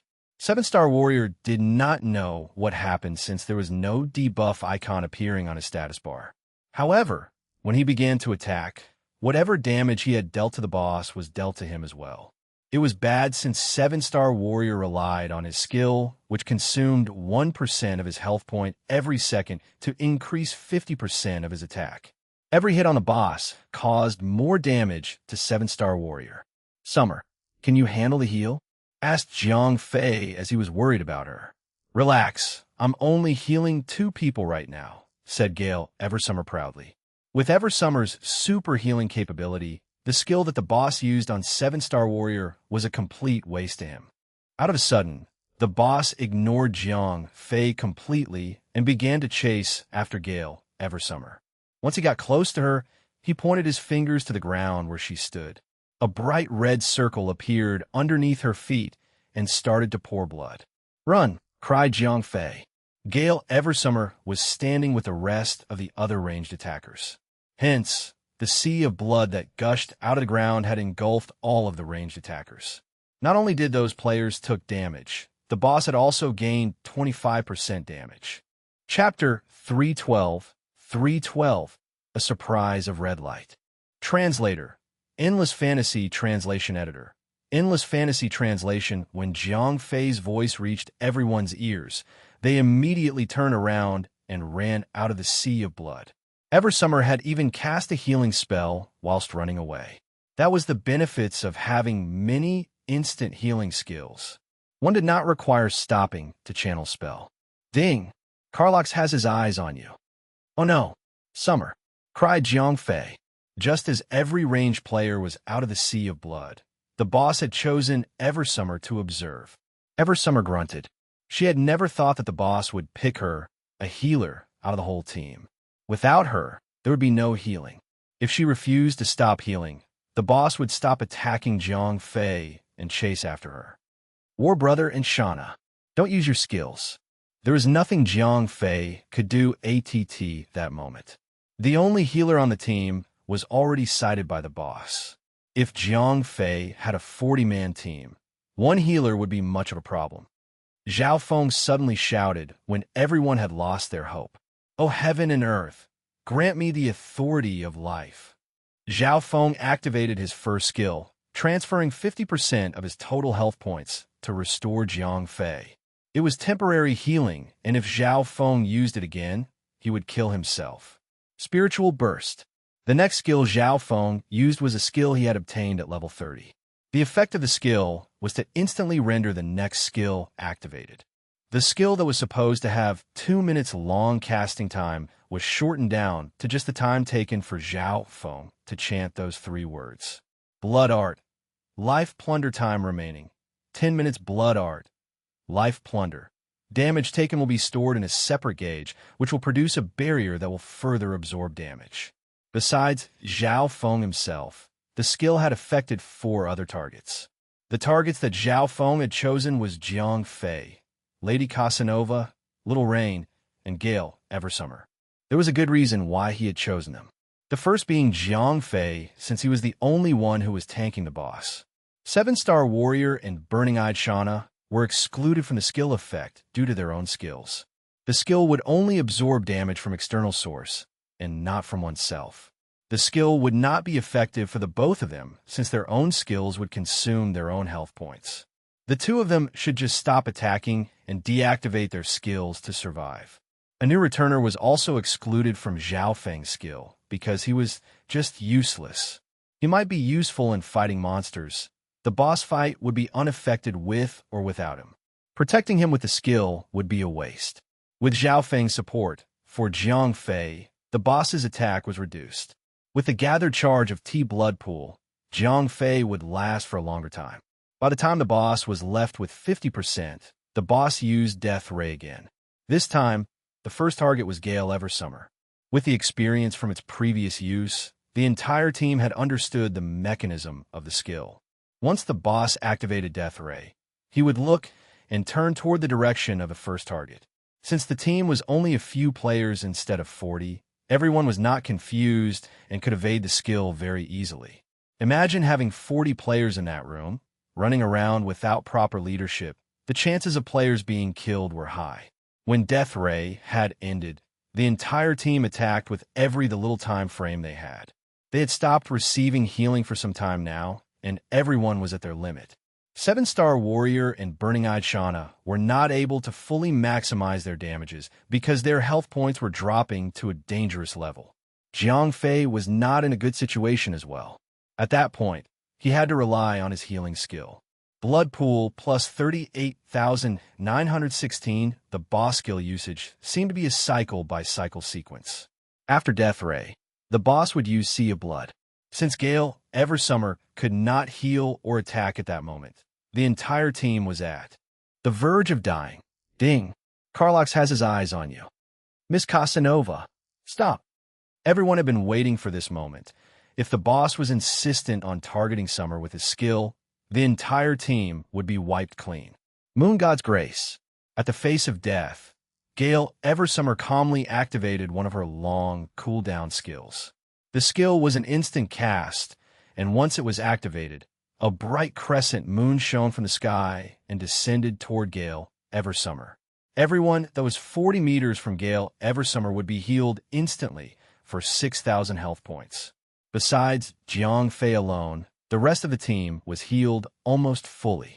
Hold on for a little longer, guys. The boss is going to use his own ultimate skill, cried Jiang Fei to motivate the team. Due to the fear of aggro confusion, Jiang Fei finally allowed Isabella to go all out. In all fairness, once Isabella was allowed to go all out, the damage dealt to the boss was so much more significant. No sooner, the boss was about to use Death Ray again. After Death Ray was used, Sea of Blood was cast. This time, the boss did not change its target. Lady Casanova remained on the sideline, watching everyone else fight for their lives. At 20% health point, the boss unleashed his ultimate skill. Blood God, I beseech you, bless me with your power of blood. SSS. SSS.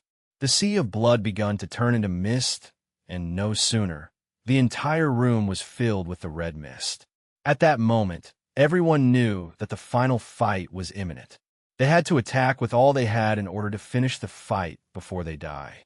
Minus 2,000 minus 2,000. 2,000 damage per second was nothing but a menial task to Jiang Fei. However, not everyone in the room had health points like a Goliath. Little Rain and Zhao Feng were currently the two weakest players in the team with only around 7,000 to 8,000 health points. They would not even last for 5 seconds. Jiang Fei panicked. The boss passive skill would restore 20% health points for every kill. It will only take 4 deaths for him to fully recover his health. Relax, said Gale Eversummer with a hint of confidence. Moon God's Blessing. A bright light shines softly in the middle of the mist, changing the color from red to white as if it was purifying it. Plus 2,000 plus 2,000 plus 2,000. The skill effect restored 2,000 health points per second for a total of 8 seconds. Even though it was 2 seconds shorter than the boss ultimate skill, it was very useful for the entire team. Right? Cried Jiang Fei. Everyone was excited as the final boss was about to be killed. Compared to Jiang Fei, everyone else had never cleared a heroic difficulty dungeon before. Ugh. Without the threat of the boss ultimate skill, there was literally no more difficulty in killing the boss. Even though the boss had gained Berserk, Jiang Fei was as hard as a rock. He would take all the physical damage and walk away unscathed. Additionally, they had Eversummer, the best healer ever.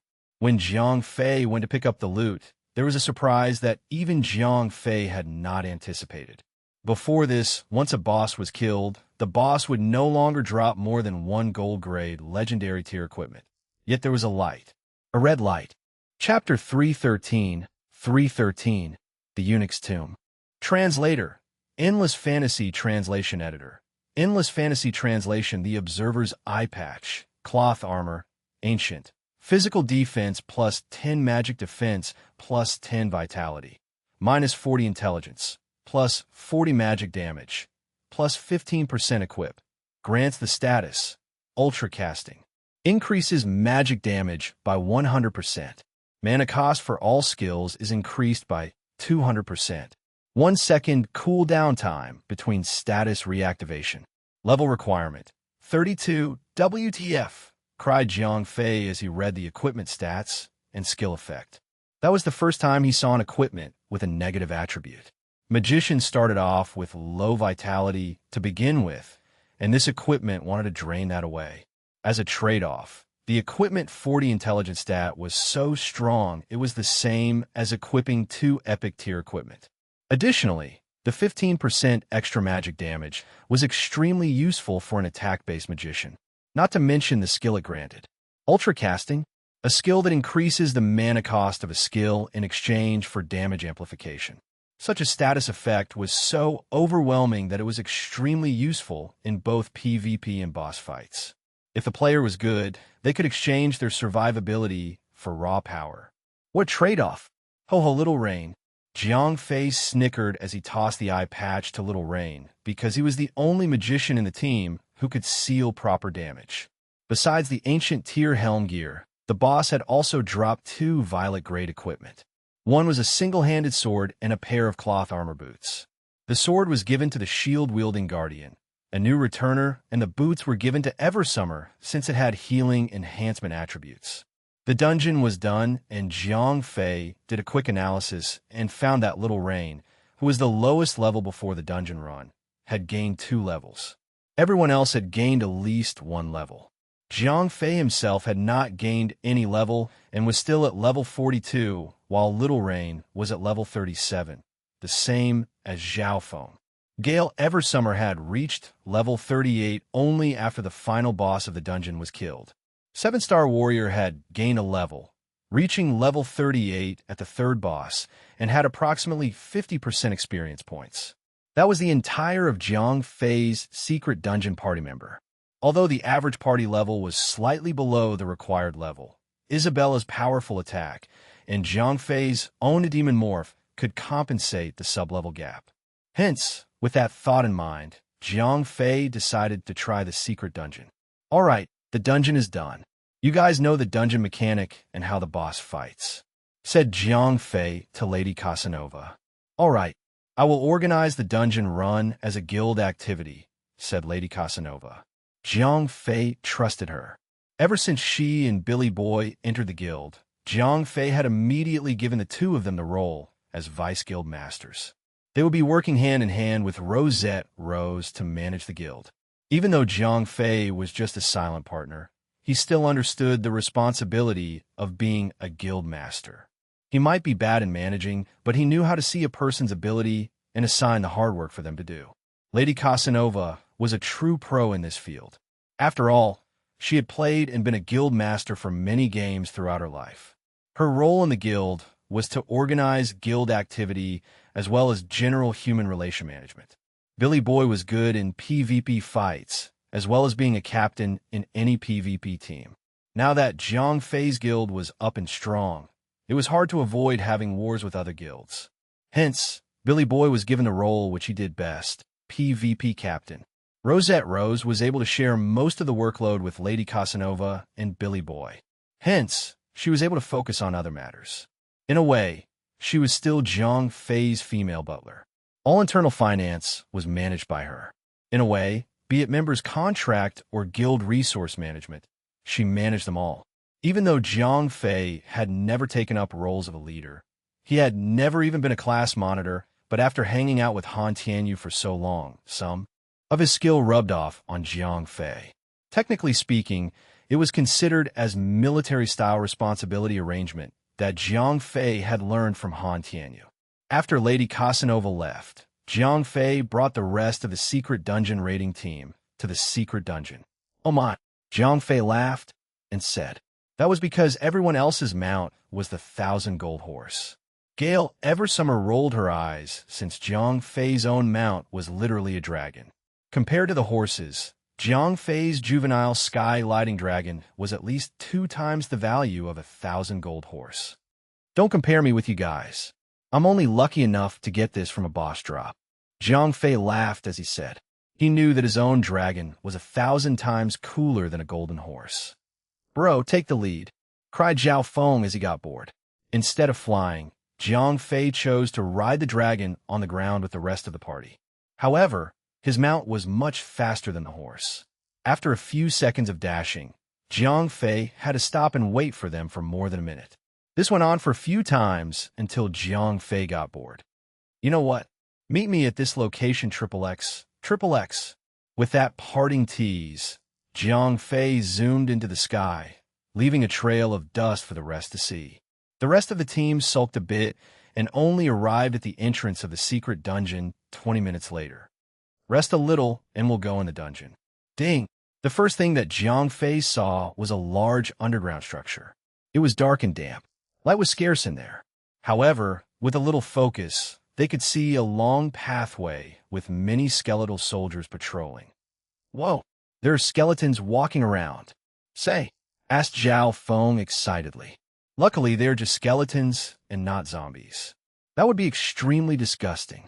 Gale Eversummer was as arrogant as a princess. Jiang Fei looked further into the pathway and noted a few things. 4 skeletal soldiers made a group, and all of them were level 38 elite tier. Their attacks were slightly higher than elite tier monsters one could find outside a dungeon.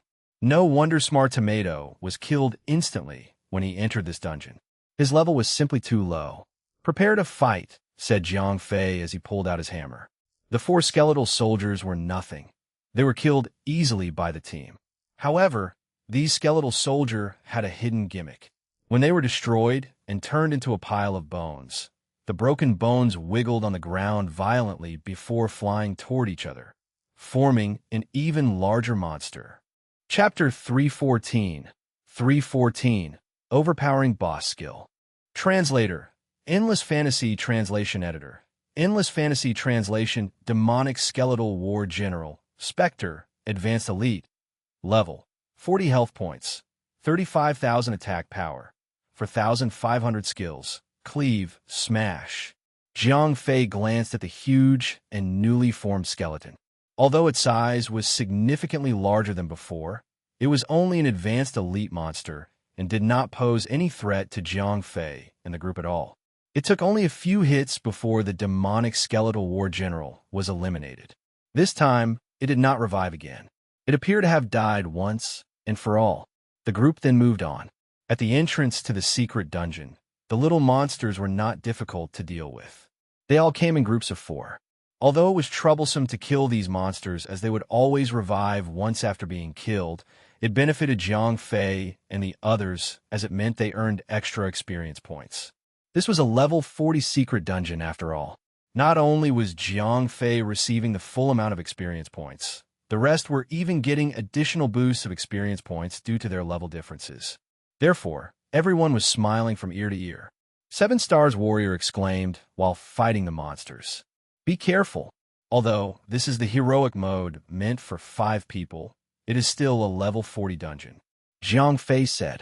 The group continued moving forward. Soon enough, they arrived at the end of the walkway. He, the demonic skeletal war general, is guarding the door. Zhao Feng said and laughed. Right then, there was a group of 4 demonic skeletal war generals in front of Jiang Fei and the rest who stood guard before the end of the passage. They would have to kill these monsters to get through to the other side of the walkway. Eversummer, get ready with your healing. Jiang Fei called out to Eversummer before rushing forward to fight the monsters with a single jumping slash.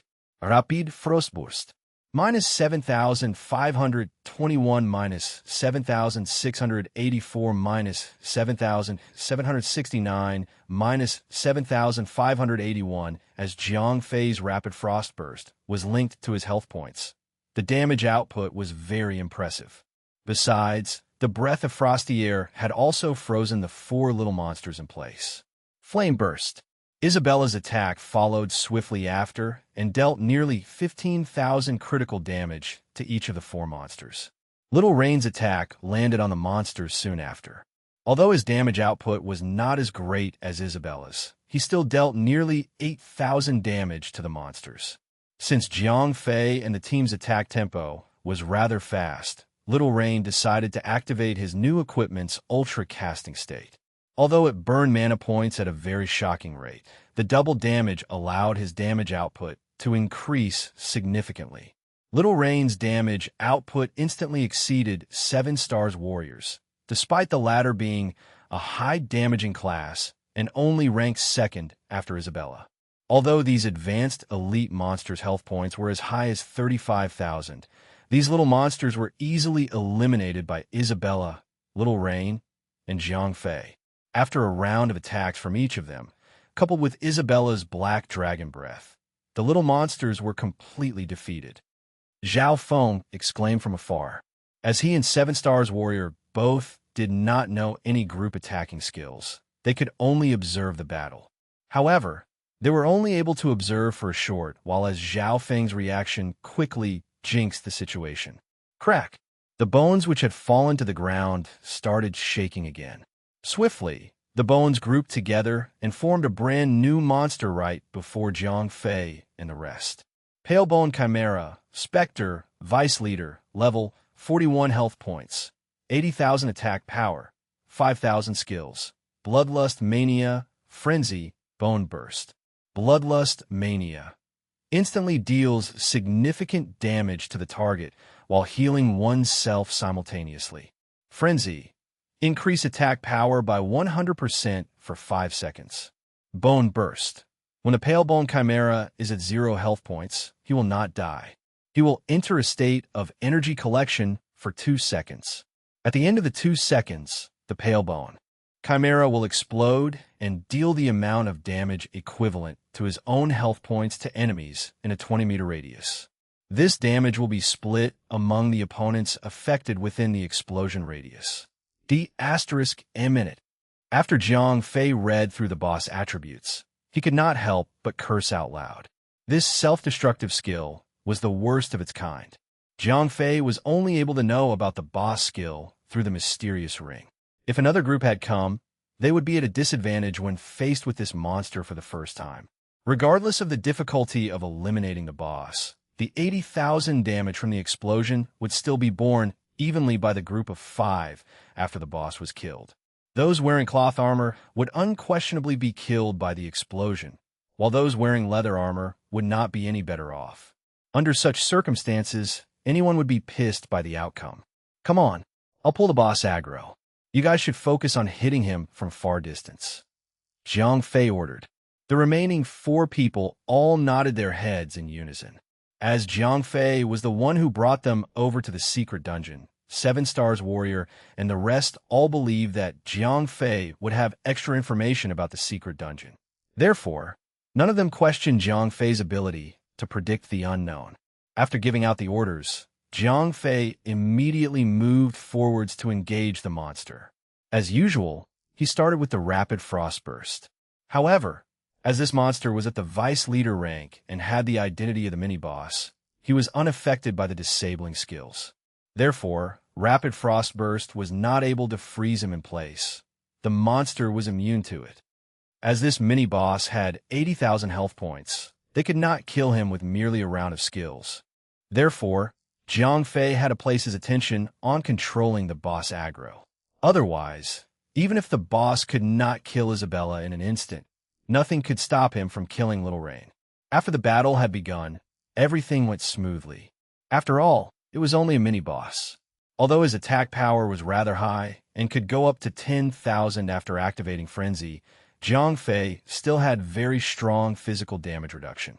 Therefore, the Pale Bone Chimera could only deal a maximum of 7,000 damage to Jiang Fei. If Jiang Fei had taken on the secret dungeon alone, this might have truly been a threat to him. However, Jiang Fei had come with his team.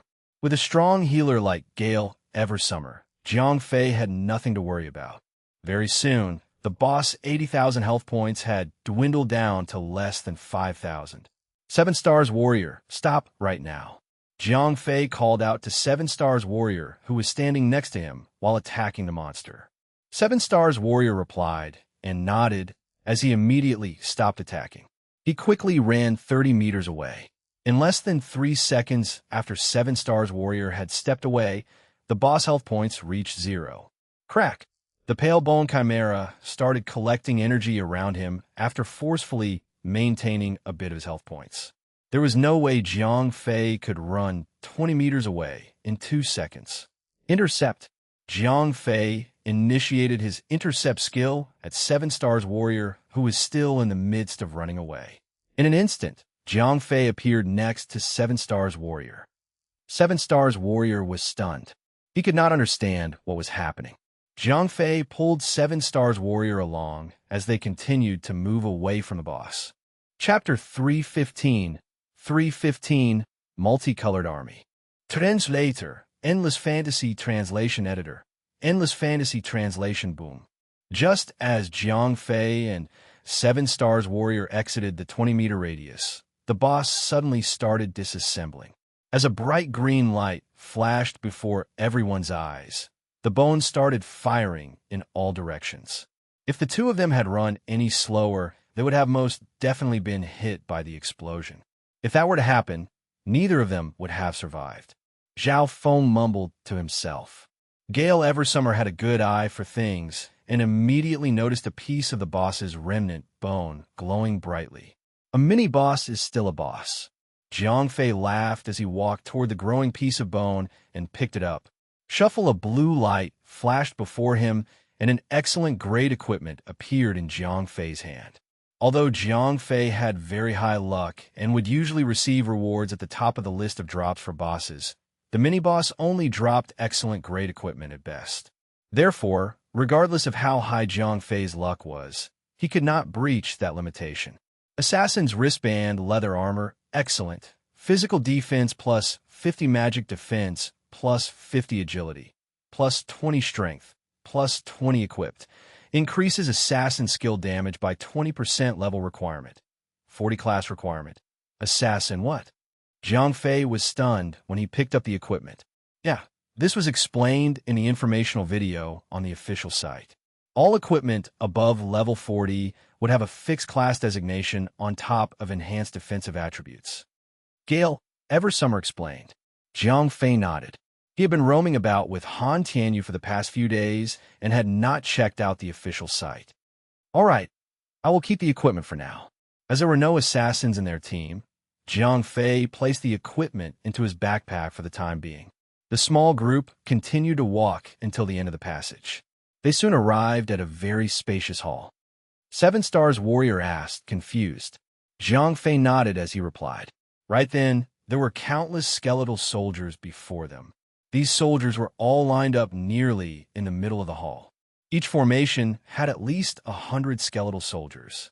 They were like an army waiting to be inspected. Zhao Feng asked, although these skeletons were all normal elite monsters, they could still easily kill Jiang Fei and the rest in an instant if all of them attacked at once. Right then, the little monsters in front of Jiang Fei's group started forming 5 different formations. The formation in front of them had a red flag hanging in the middle of the formation. On their left was a huge white-colored flag flapping about in the middle of the formation despite the lack of airflow. On their right was a huge green flag within the formation. The furthest formation from Jiang Fei and the rest was one with a huge black flag. At the center of these 4 formations was an even bigger formation. The skeletal soldiers surrounding it had numbers equal to all 4 of the other formations combined. There was an even larger yellow flag at the center of the formation, which was brightly ablaze. There was a huge word restriction sewn at the center of the flag, which glowed equally brightly. Jiang Fei glanced at the highly concentrated crowd of little monsters. He knew it was impossible to kill them one at a time.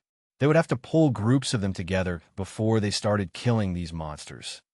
Zhao Feng exclaimed as he nodded and changed the magic circle to Cloud Art. Cloud Art, Air Shield, Air Shield. Reduces the damage you receive by 50 points. After the reduction, the damage you receive cannot be less than 1.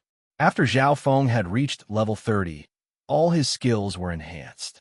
The original 10 points of damage reduction from his air shield had been increased to 50 points of damage reduction.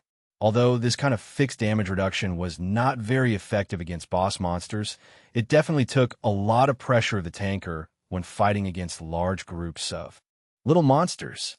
I'm getting ready to attract the monsters. Jiang Fei turned around and smiled at Isabella as he charged toward the closest formation of little monsters. Crack! As Jiang Fei approached the monsters, the originally still standing skeletal soldiers began moving about as their bones started making cracking sounds.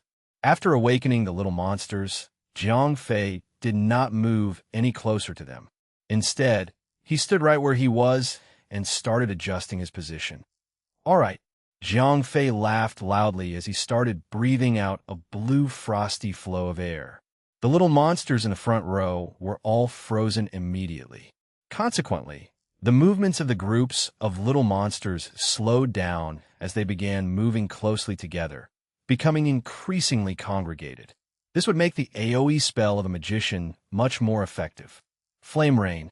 Isabella chanted the spell at a very fast pace. Although she could not use the draconian magic spell in her human form, she was able to complete the magic spell in a very short time span. Boom! Although it was called the Flame Rain, what came down were flaming meteorites the size of a human head. These meteorites covered a radius far larger than the flame burst and swiftly engulfed all the little monsters within. Lightning Strike. Jiang Fei used his group aggro pulling skill to ensure all the little monsters focused their attacks on him. This was done to prevent the little monsters from turning their attention to the magician casting those spells. Unlike the Flame Burst, the Flame Rain did not deal a one-off explosive damage. Instead, it came in waves of damages which lasted for 8 seconds and could deal a total of 20,000 damage points. Of course, this required the enemies to be within the area affected by the Flame Rain. However, as the skill covered a larger radius, it was more effective when used to fight groups of little monsters or during a group battle as compared to the smaller radius Flame Burst. Before Isabella's Flame Rain ended, Little Rain's AoE skill had also reached the enemies. As his class was Pyromancer, all his skills were all fire-based magic spells. However, even with the activated Ultra casting state, his damage output could not rival with that of Isabella's. In spite of that, dealing 8,000 damage to each little monster was already a great feat for most magicians. With 2 magicians with AoE skills, the pace at which they were killing the little monsters was indeed very fast. The others who did not have AoE skills, like 7 Stars Warrior, were simply picking off the few little monsters who escaped from the magic spell range. In a short while, the battle came to an end. Crack! Jiang Fei and the rest were already very used to the revival of these little monsters. Everybody, stay alert. Jiang Fei reminded everyone loudly. The monsters they had fought earlier were all in groups of 4, such that their combinations were only from 4 to 1. However, the current state involved 100 little monsters forming a single combination. The bones were combining at a very high speed. In the blink of an eye, a huge pale bone giant beast as tall as 6 meters had formed before them. These skeletal soldiers had given up on forming a human-shaped combination. They appeared as a beast instead. The beast had the brain of a chicken, the chin of a swallow, the neck of a snake, the tail of a fish, and the claws of an eagle. It even had huge wings of bones on its back. As there was not an ounce of flesh on its body, and it was formed entirely from bones, the beast looked exceedingly frightening. Crack! The beast used its huge claw to swipe at the floor, which gave off a hair-raising screeching sound. At the same time, a huge gap appeared on the surface of the floor. It was as if the newly formed boss was showing off its powers to Jiang Fei and his team. Chapter 316. 316. Bone Chimera, Phoenix. Translator, Endless Fantasy Translation Editor. Endless Fantasy Translation Bone Chimera. Phoenix, Spectre, Empowered Leader. Level. 43 health points. 300,000 magic attack power. 8,800 skills. Health Flame, Decay, Bone Wing Swipe, Spectre Summon, Life Flame Transfer. Health Flame, Bone Chimera. Phoenix spits fire in a radius in front of it. It inflicts significant flame damage on the opponents in the affected area and reduces the opponent's armor and magic resistance by 10%. This effect can be stacked 3 times. Decay lowers the target's attack and casting speed by 100%. The effect lasts for 30 seconds. Bone Wing Swipe flaps both wings to instantly deal twice the physical attack on the target, accompanied with a knockback effect. Spectre Summon. The Bone Chimera. Phoenix will summon a teleportation door at the start of the battle. Skeletal soldiers will continually appear from the teleportation door in aid of the Phoenix.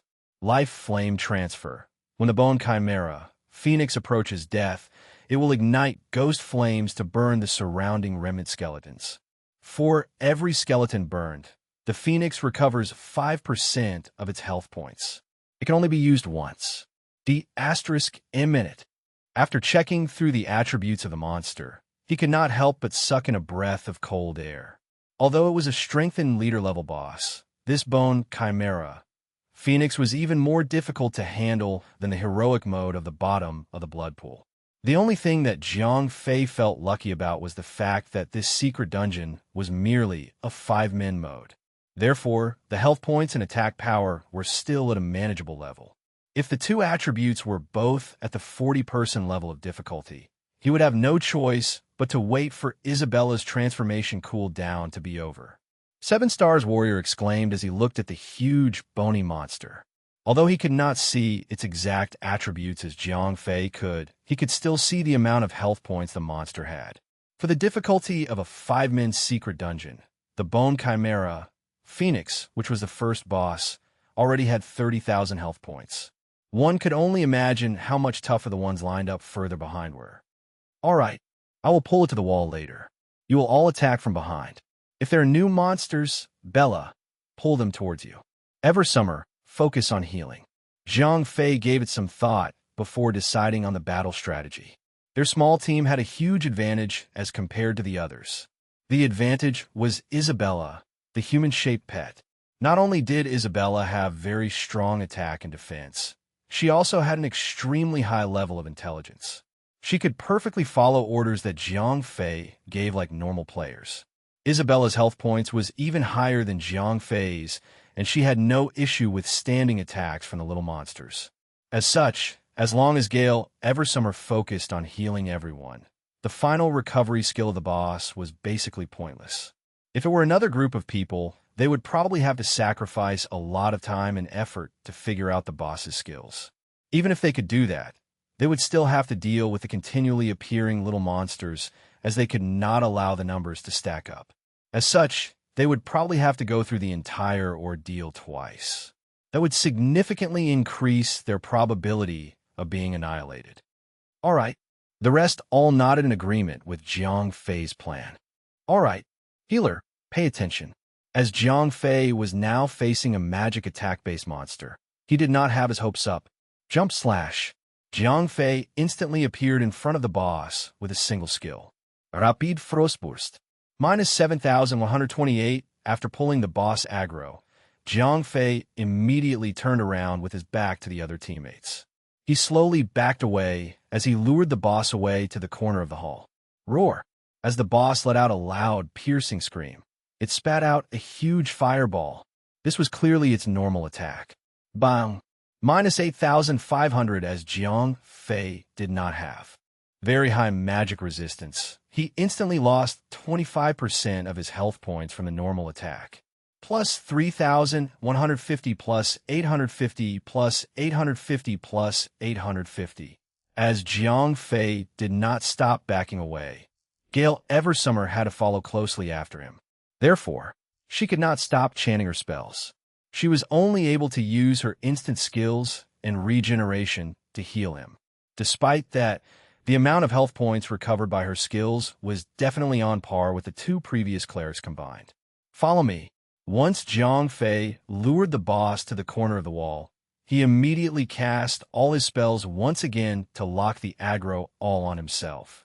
Once Jiang Fei had established the aggro on himself, the others gradually started attacking.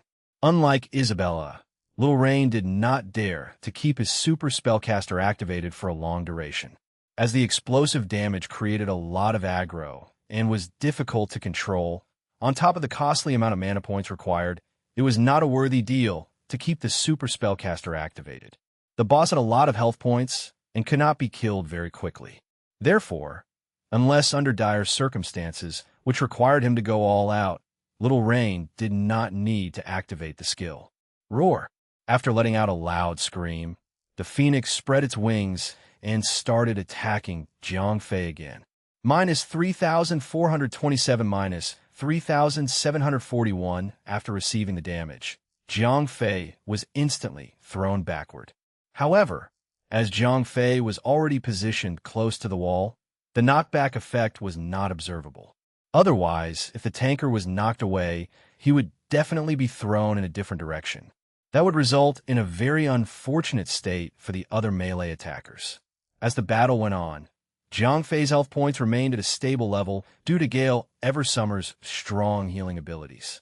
Although the boss had rather strong attack, it did not pose any threat to Jiang Fei. Splat! When its health points reached 80%, the Bone Chimera Phoenix started using most of its skills. It first spat a gray-colored ball of flame at Jiang Fei, which dealt 15,000 damage. At the same time, it reduced Jiang Fei's armor and magic resistance. However, this was only the beginning. After using its skills, the Bone Chimera Phoenix did not slow down. It let out yet another loud screech and swiftly summoned a purple teleportation door behind itself. Thereafter, 2 elite-level skeletal soldiers charged out from the door. Since then, an elite skeletal soldier would appear from the teleportation door every 20 seconds. As Jiang Fei ordered, Isabella threw out 2 consecutive abyssal flames, which pulled the aggro of the 2 little monsters toward herself. Isabella now had 85,000 health points. Moreover, her defense points was not any lesser than Jiang Fei's. If not for the way Jiang Fei treated her as a normal girl and did not hide behind her, Isabella was definitely a much more qualified tanker than Jiang Fei. Jiang Fei asked Gale Eversummer, who was occupied with healing 2 different targets. It's still manageable. Gale Eversummer spat out honestly without hesitation. That's obvious. Jiang Fei rolled his eyes at her statement. However, right then, a ray of gray light emanated from the boss' eyes and landed directly on Gale Eversummer. Decay. It instantly reduced the attack and casting speed of the target by 100%. Gale Eversummer now had to spend twice as long chanting a spell. Her healing speed was no longer as fast as it was before. Chapter 317. 317. Recipe. Phoenix's Downfall. Translator. Endless Fantasy Translation Editor. Endless Fantasy Translation, as Gale Eversummer's healing capability was suddenly reduced by half due to the effects of lethargic, it immediately became hard for Jiang Fei to maintain his health points at a safe level. Declared Aegis. Seeing that the boss was about to spit fire again, Jiang Fei hurriedly used his life-saving skill, which would reduce the damage of the next 3 attacks by half. Minus 7,541, the boss's skill, which originally dealt 15,000 damage, was reduced by half, but Gale Eversummer's healing was still not at its best. Armored Bulwark. Jiang Fei used another life-saving skill. Although Armored Bulwark could not absorb magic damage, it could absorb the damage from the boss's bony wing swipe. Bella. Jiang Fei knew that they could not delay this battle any further. While he drank some potions, he also activated Lifelink so that he and Isabella could recover 500 health points per second. Against the boss's powerful attacks, relying on Lifelink to recover health points was far from enough. Fortunately, Gale Eversummer had a number of instant healing skills. Although these skills could not prevent Jiang Fei's health points from decreasing constantly, they could prolong Jiang Fei's life. Blood Pool. Plus 38,916. Jiang Fei activated Blood Pool, bringing his health points back to full. Although his health points were decreasing constantly, it was the same for the boss. This boss only stayed at one spot and attacked. Even though the boss could weaken the clerics and its attacks dealt a lot of damage, it did not restrict the attackers in any way. The attackers could safely attack the boss with all their might, as they did not have to move around and change their positions. Damage figures continuously appeared above the boss's head. It was clear that this boss, which only had 300,000 health points, would die soon. Rough. The boss let out a shriek and tried to ignite the bone fragments around it. Unfortunately, Isabella had generated the aggro of the 4 monsters that it summoned previously, and none of them died. Obviously, as the boss had failed to use life flame transfer, its death was certain. It was quickly killed by Jiang Fei and the others. As soon as the boss died, the portal closed. The 4 remaining small monsters were killed in less than 20 seconds. Once the boss died, Zhao Feng's body flashed. The little fatty had leveled up. Currently, Everyone in the party was already level 38, except for Little Rain, who was still at level 37. 7 Stars Warrior was close to reaching level 39. This showed that the monsters in this secret dungeon gave a lot of experience points. Looking at his own experience points, Jiang Fei realized that he was still very far from leveling up. He could probably only level up after they clear the 4 groups of monsters in front of him. "Come on," Little Rain said. Jiang Fei stepped forward to flip the boss's shining fragments. Swoosh!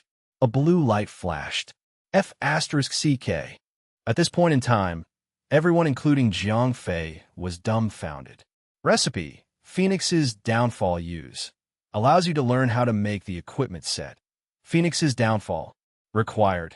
Level 4 Taylor Phoenix's Downfall Cloth Armor Equipment Set 7/7. Excellent. Equipment Set Physical Defense plus 575 Equipment Set Magical Defense plus 859 Equipment Set Intelligence plus 245 Equipment Set Vitality plus 55 Equipment Set Spirit plus 15 Magic Attack plus 125 Random Enhancement *7 Level Requirement. 40 Equipment Set Effect. March 7th increases your magic attack by 10%. Equipment Set Effect. May 7th increases the critical strike chance of your fire magic spells by 15%. Equipment Set Effect.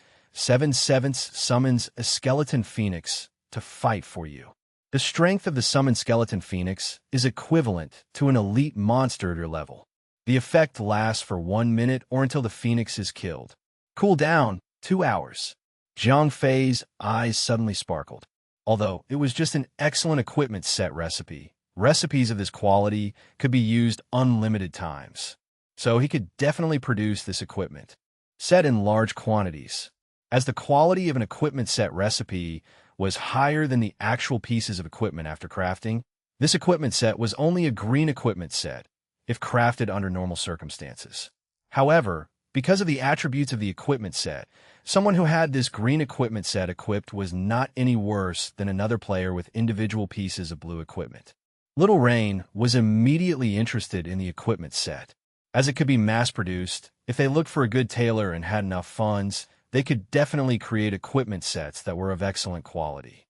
Although the odds of a good tailor actually crafting excellent equipment sets were probably far worse than Jiang Fei. Other tailors crafted way more often than Jiang Fei. Jiang Fei only crafted equipment once a month.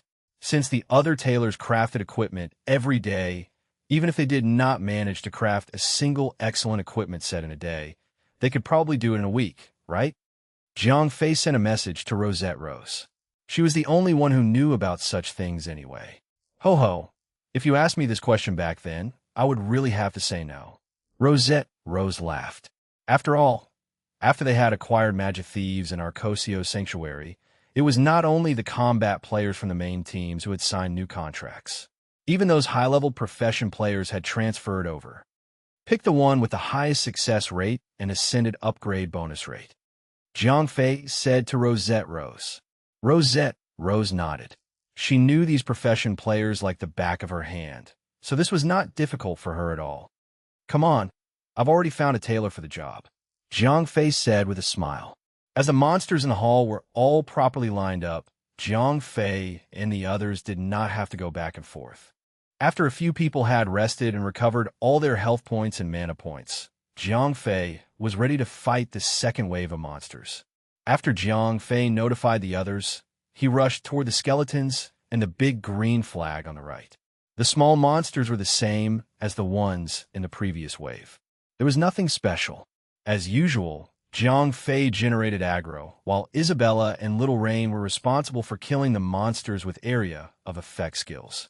The others would fill in when needed. If a small monster escaped, they would kill it. Very quickly, this wave of monsters was also killed. Clack! Once again, the bones that were all over the ground began to gather. Sigh, Zhao Feng said, shaking his head. In a short time, the bones completed their combining and rebirth process.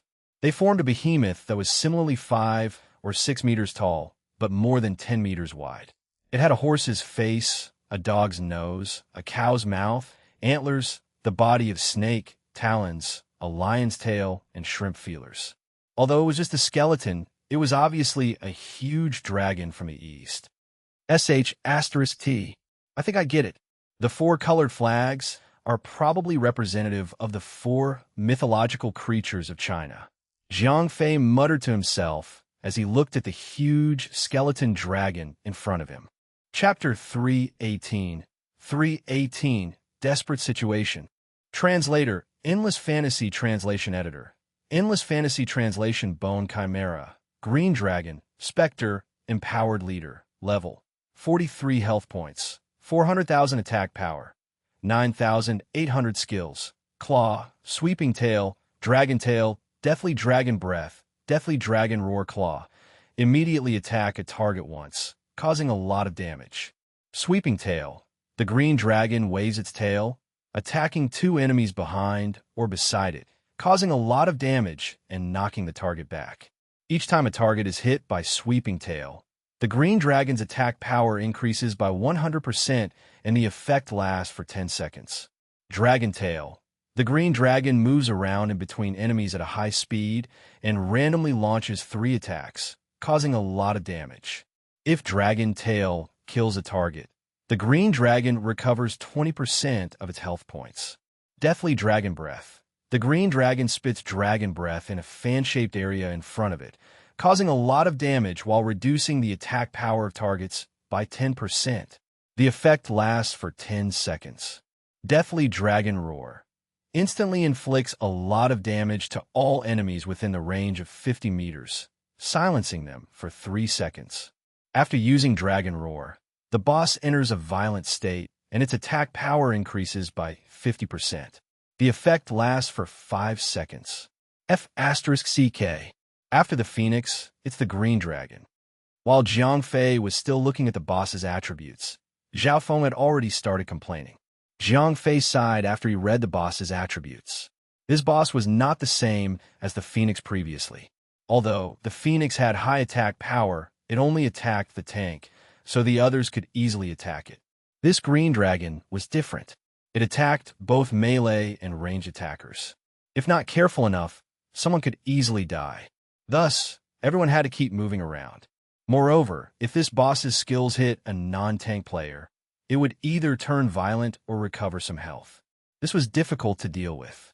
If one person made a mistake, it would adversely affect the whole team. Warrior, stand with me later. Jiang Fei briefed 7 Stars Warrior first. After all, he was the only melee attacker in the party. If they had to move around later, it would be the most troublesome for him. Everyone else, stand 10 meters away from both of the boss's sides and attack. Jiang Fei briefed the ranged attackers, making sure that they stayed out of the boss's sweeping tail range. Everyone nodded, indicating that they understood their parts. All right, when he saw that everyone was ready, Jiang Fei went forward to generate the aggro. Rock. Following a roar from the Bone Chimera, Green Dragon, the boss battle began. As usual, Jiang Fei generated aggro first. Then, he started to adjust the boss's position, so that others could attack the boss as safely as possible. Whoosh! Just as Jiang Fei pulled the boss's head towards the side, the boss used Dragon Breath. Minus 17,542 damn. Jiang Fei was slightly shocked. At the same time, Gale Eversummer had started to heal. Jiang Fei did not have to drive the boss to a corner this time. He just had to make the boss face the side. Therefore, Gale Eversummer did not have to move too much and had already started healing in advance. Plus 7,896, plus 850, plus 850, plus 850 with Gale Eversummer's healing. Jiang Fei's health points was maintained at a safe level. After all, this boss was not the transformed Isabella. It could not spit its dragon breath continuously like it was saliva. The Green Dragon boss's attack power was a lot higher than the Phoenix's. However, as its attacks were physical attacks, it caused less damage to Jiang Fei when compared with the previous Phoenix boss.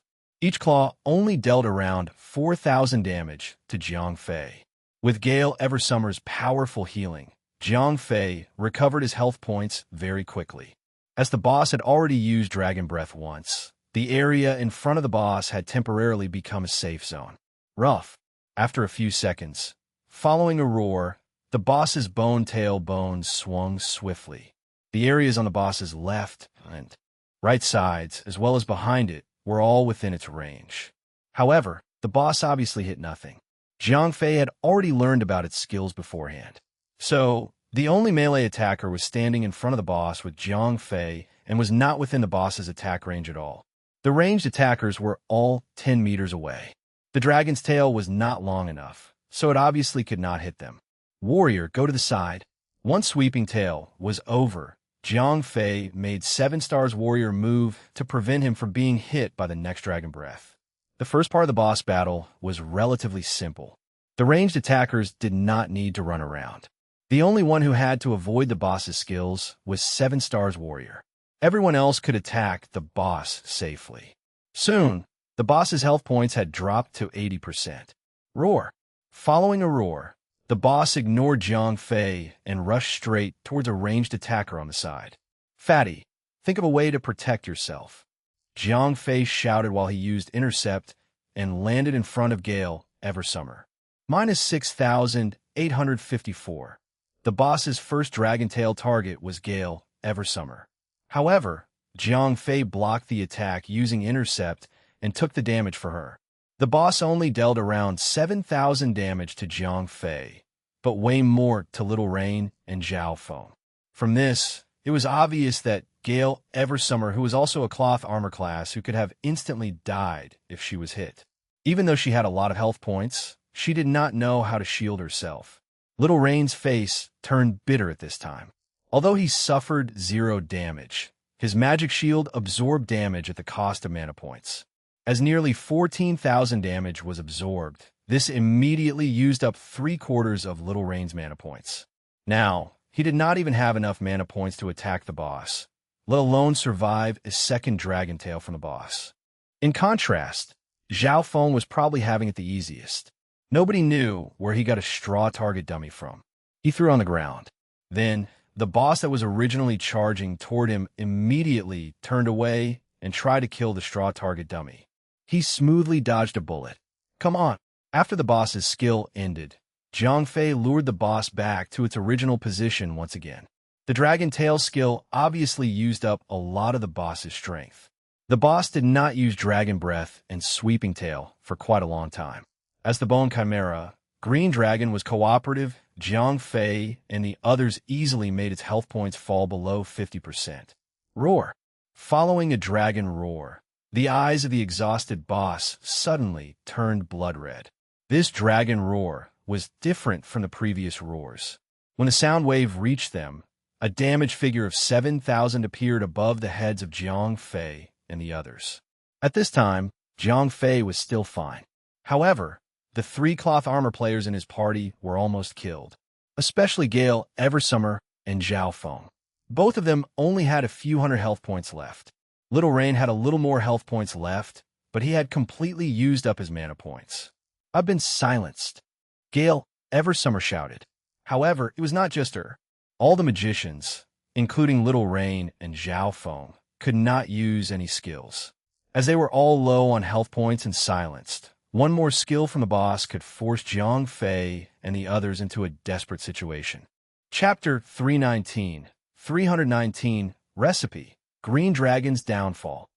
Translator, Endless Fantasy, Translation Editor. Endless Fantasy, Translation, Claret Aegis. Armored Bulwark.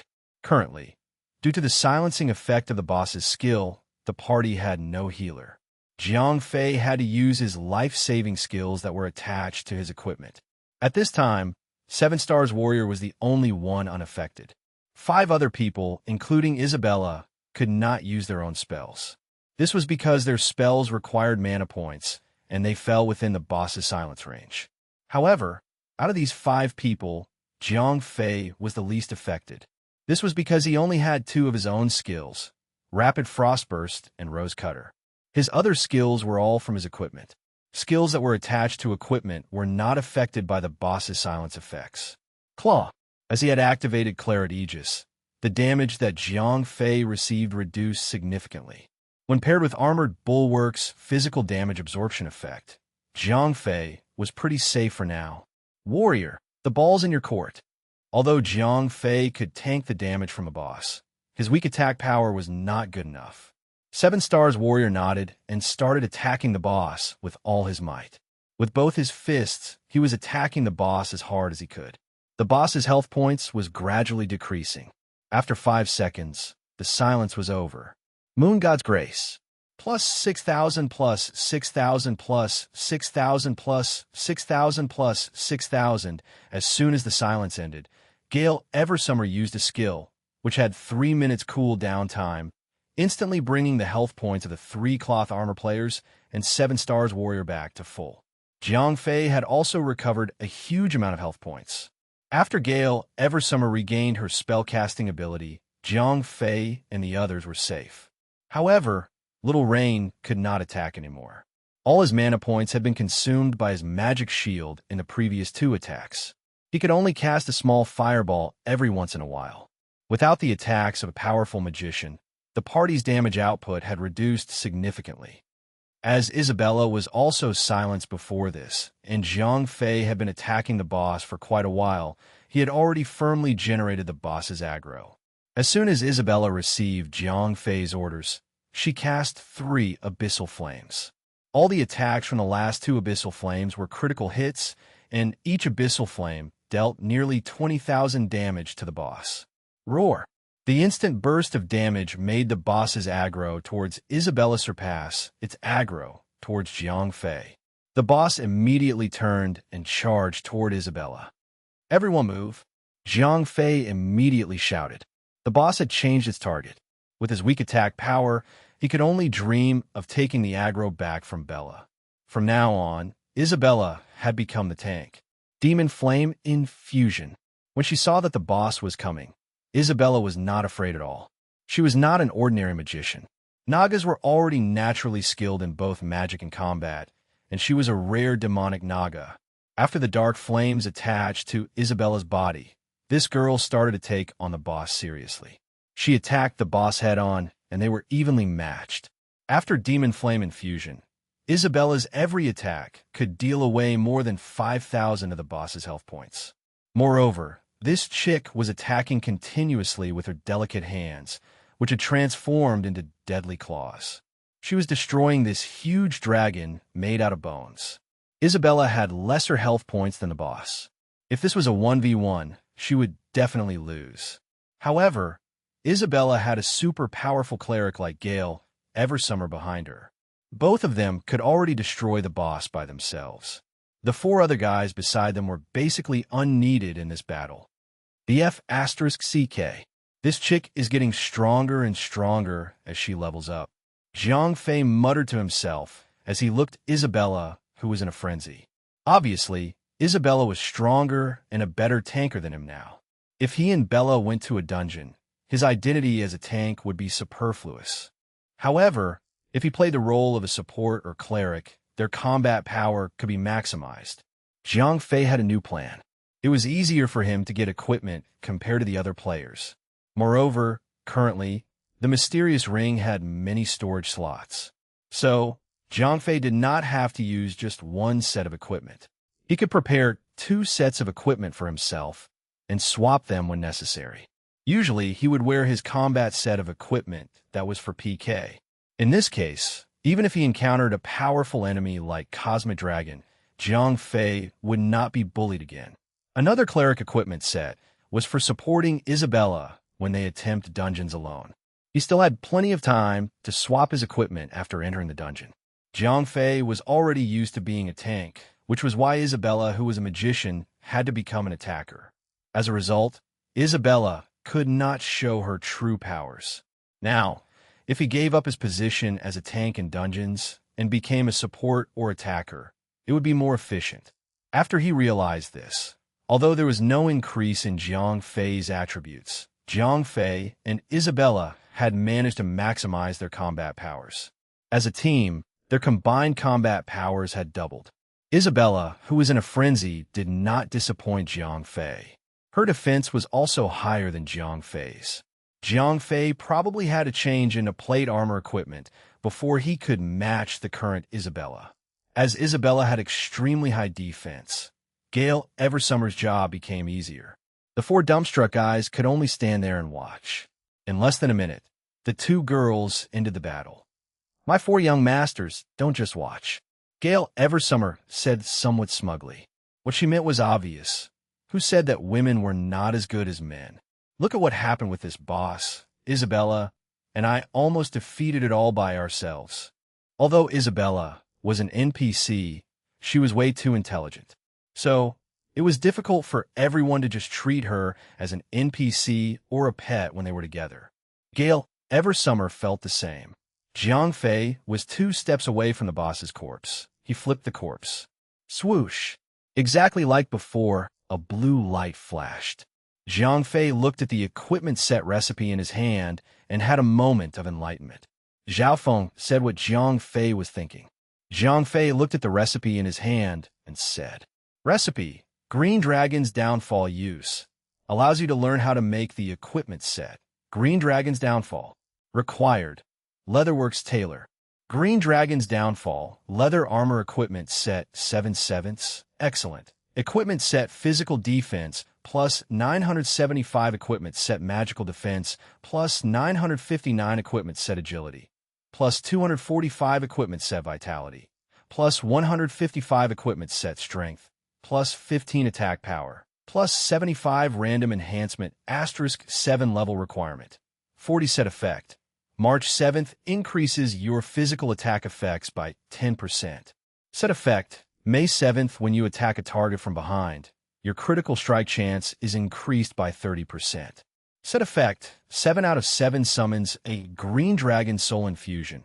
Increases your attack power by 50% and total health points by 3,000. The effect lasts for 30 seconds. Cooldown, 4 hours. Chapter 320. 320. Made a Fortune. Translator. Endless Fantasy Translation Editor. Endless Fantasy Translation, the Green Dragon's Downfall equipment set, was a pretty good leather armor equipment set. It gave a lot of agility, so this equipment set was an ascended equipment set for attackers like bandits or assassins.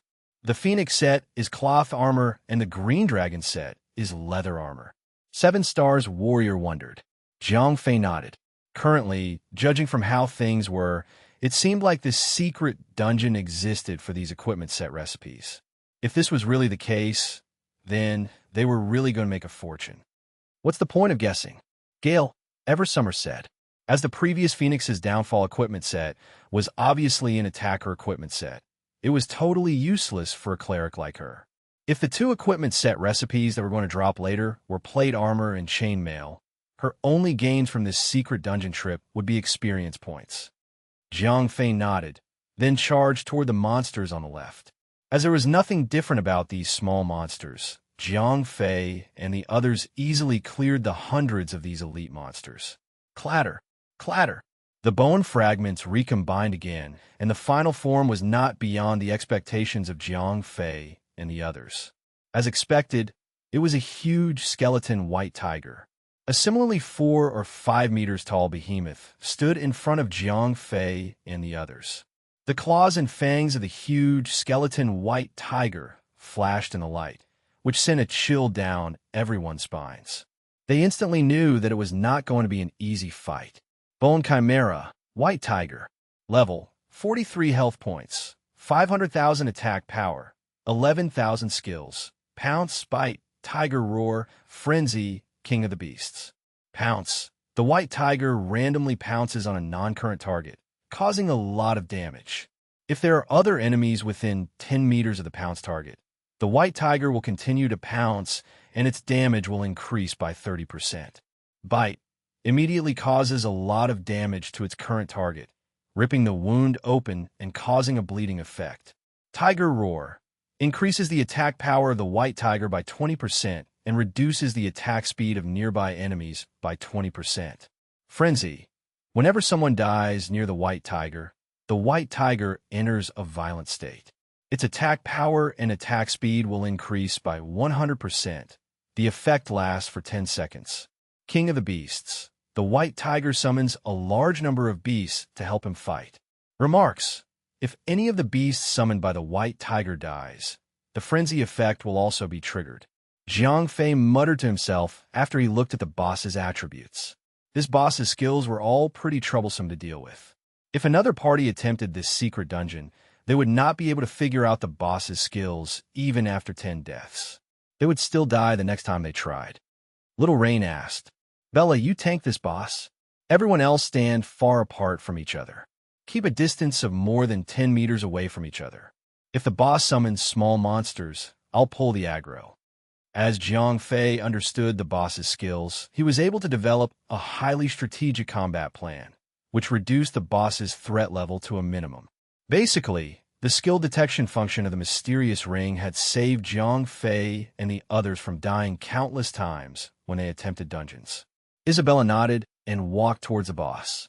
Abyssal Flame, -7,892, -650, -650, -650, smashing the white tiger's head with one abyssal flame.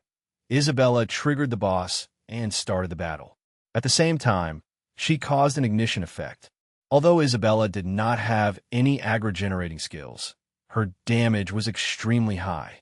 It was practically impossible for anyone to snatch the boss's aggro away from Isabella. Roar! The boss snarled and charged toward Isabella. The boss was only halfway there when Isabella's second abyssal flame landed on its face. Demon Flame Infusion. Seeing that the boss was approaching her, Isabella used Demon Flame Infusion and stepped forward confidently. She fought the boss head-on.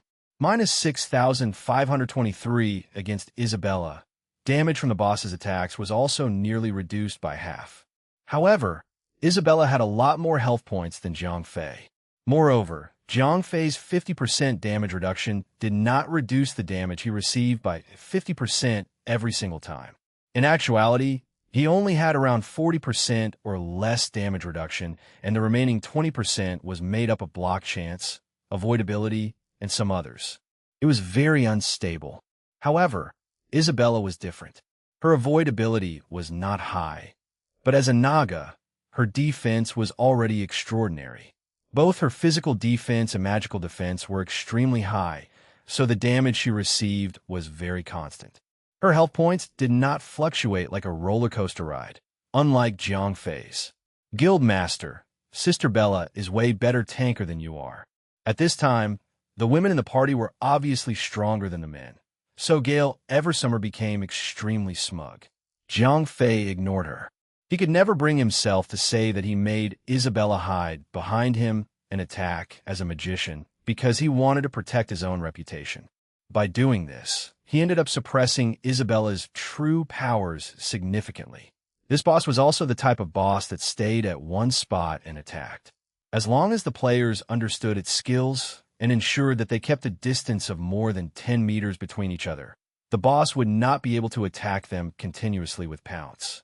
In this way, there was no apparent danger, so the attackers could safely attack the boss. It was relatively easy for ranged attackers to maintain a distance of 10 meters between each other. It was more troublesome for melee attackers.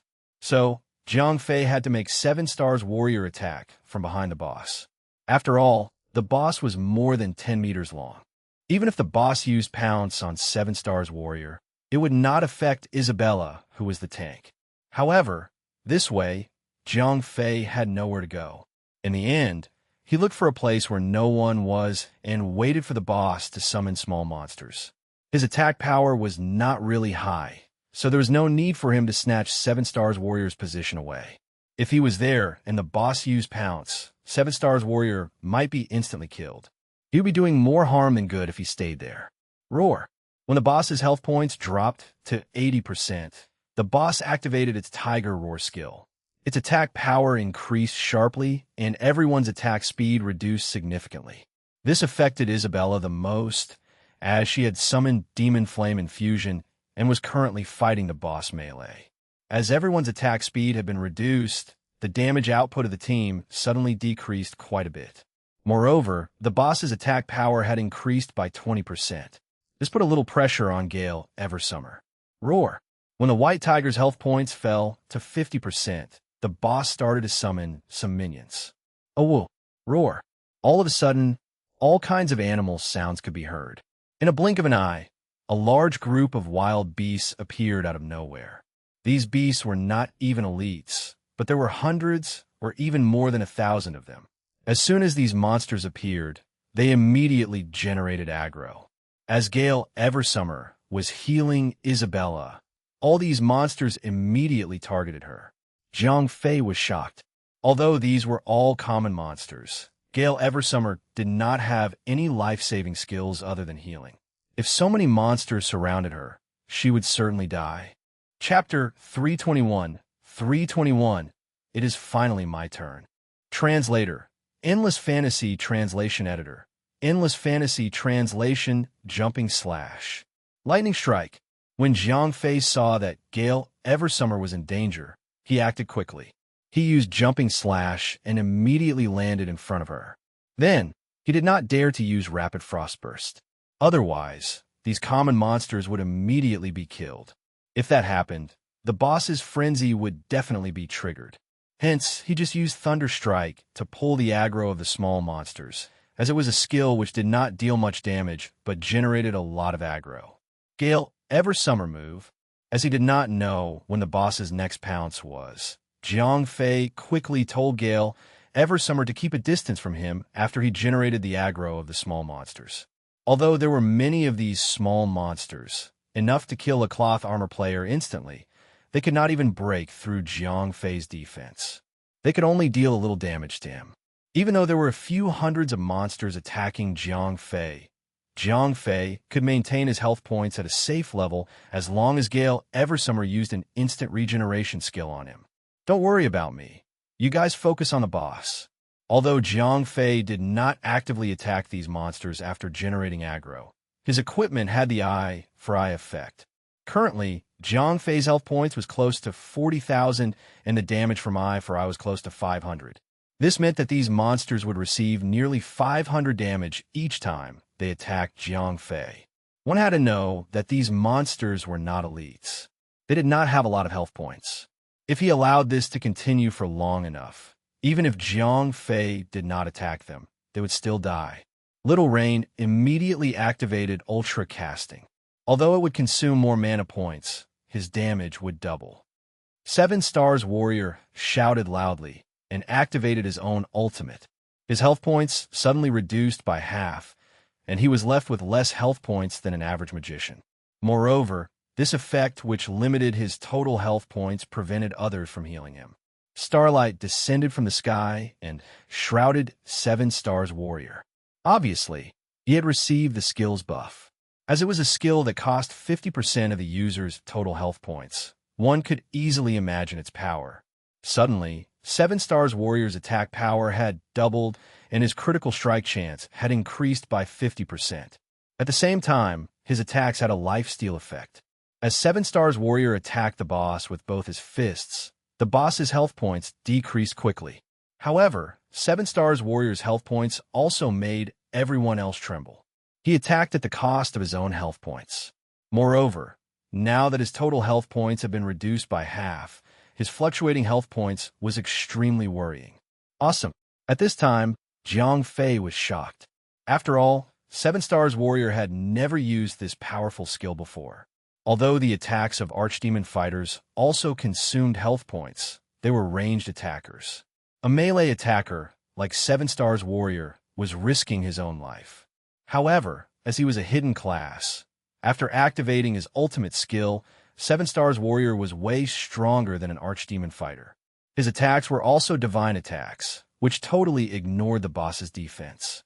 So, his damage kept soaring, and he almost caught up with Isabella.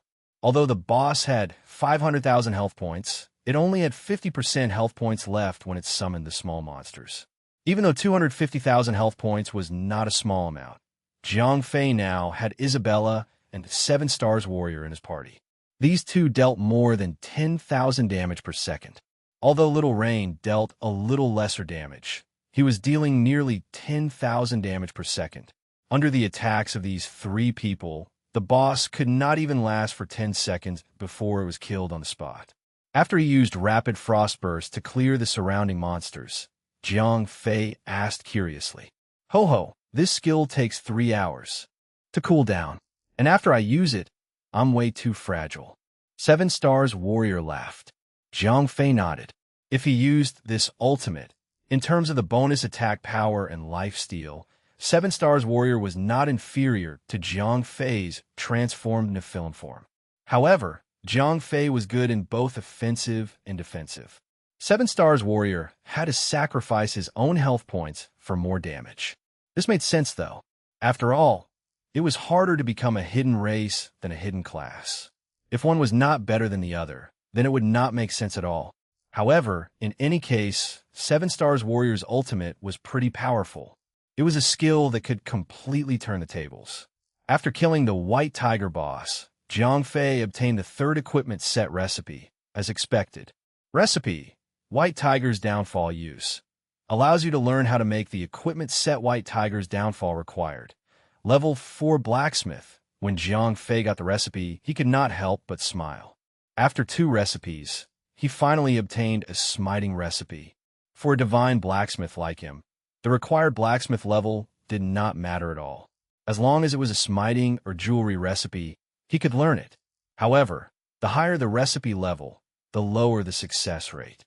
Ding! You have learned how to make the equipment set White Tiger's Downfall. After Zhang Fei got his hands on a recipe, he immediately learned it. White Tiger's Downfall leather armor equipment set 7/7. Excellent. Equipment set Physical Defense plus 1,475 equipment set Magical Defense plus 659 equipment set Agility plus 75 equipment set Strength plus 255 equipment set Vitality plus 55 critical damage plus 50% random enhancement asterisk 7 level requirement. 40 set effect. 3/7 increases your attack speed by 10%. Set effect. May 7th, when you attack the same target 3 times in a row, your 4th attack will certainly be a critical hit. Set effect. 7 out of 7 summons a White Tiger's Soul Infusion. Increases your attack speed by 30% and total health points by 6,000. The effect lasts for 30 seconds. Cooldown, 4 hours. After he saw that Zhang Fei had learned the recipe, 7 Stars Warrior immediately stared at Zhang Fei. Everyone else also looked envious. For the previous 2 recipes, they had to look for ordinary profession players to craft them. With their low success rate and ascended upgrade bonus rate, God knows how long they would take to craft an ascended excellent equipment set. However, Zhang Fei was different. He was recognized in Dawnlight City as the best blacksmith, and he was well known as an ascended equipment master. 7 Stars Warrior's ascended equipment set was pretty much guaranteed. Ho ho, you can rest assured that I won't forget about you. Zhang Fei smiled slightly. For him, crafting an ascended equipment was just like crafting a piece of higher grade equipment. As long as he practiced more, Zhang Fei would have no problem crafting an excellent equipment set at all.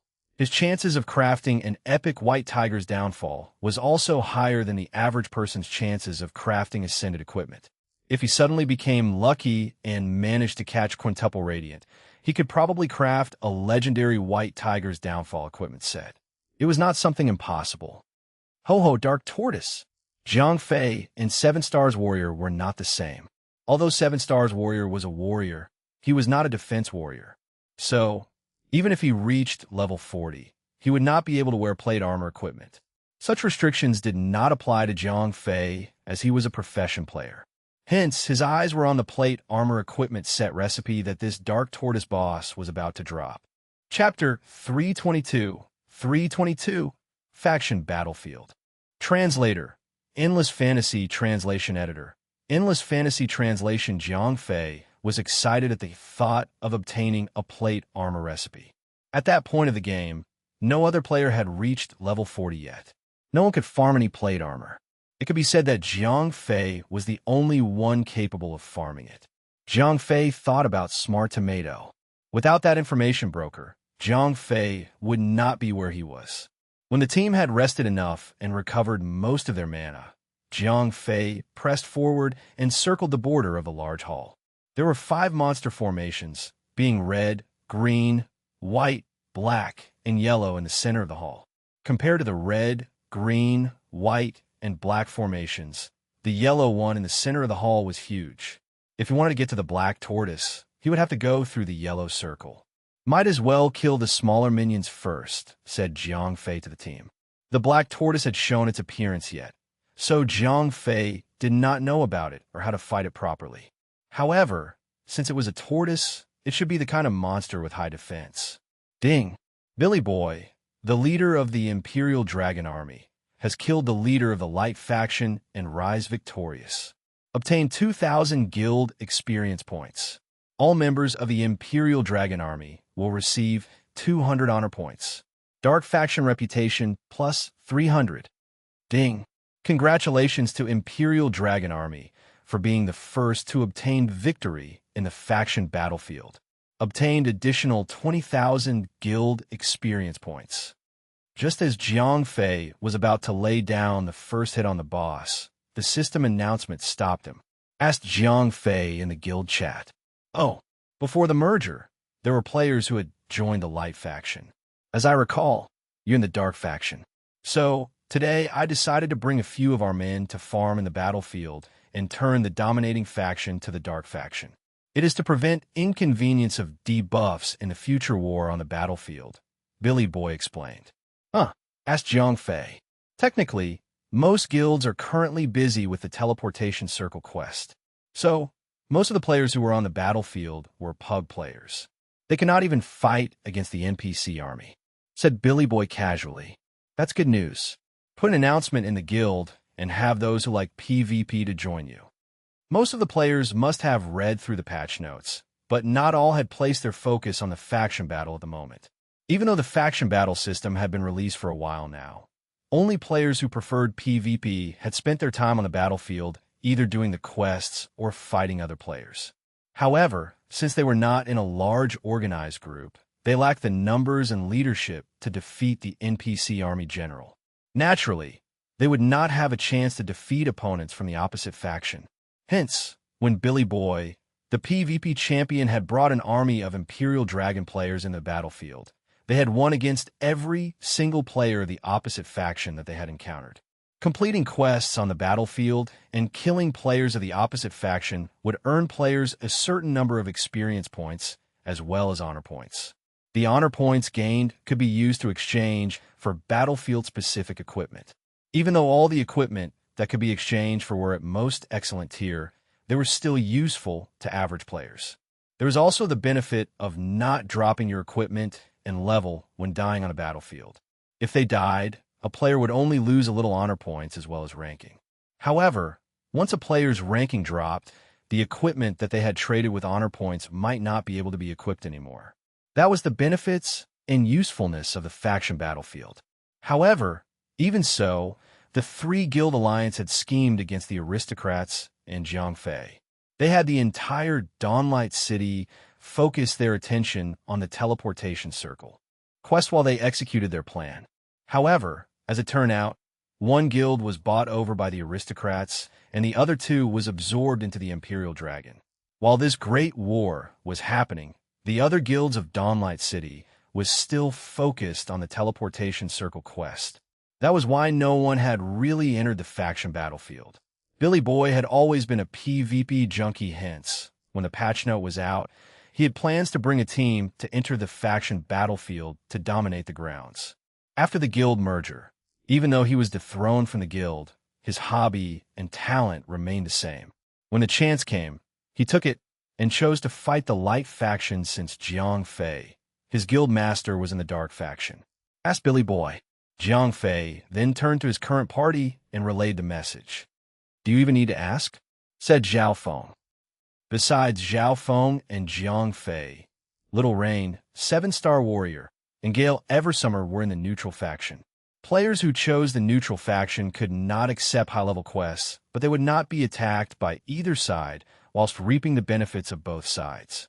Even so, they would not be able to receive the best benefits from actually choosing a side, said Jiang Fei, as he had decided not to change faction. When other players chose either faction, they would have started with a good reputation on either side. Jiang Fei, on the other hand, was a demon race, hence he had gained large reputation in the Dark faction and gained much hatred from the Light faction. If he wanted to farm reputation from the Light faction, it would take him more than half a year. Gale Eversummer pouted and suddenly said, "Why are we talking about faction all of a sudden?" Jiang Fei was shocked by her sudden cry and laughed before he spoke. Huh. At that point, Isabella had changed from being the main attack to the main tank. Jiang Fei, on the other hand, was in charge to kite all the monsters together.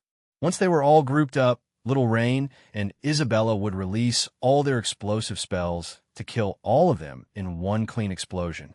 After all the skeletal monsters were blasted into pieces of bones, they would group together again and form a larger monster. This time, it was a tortoise-shaped, bony monster with a snake head and tail. It was hard to tell since there was no flesh on the bones.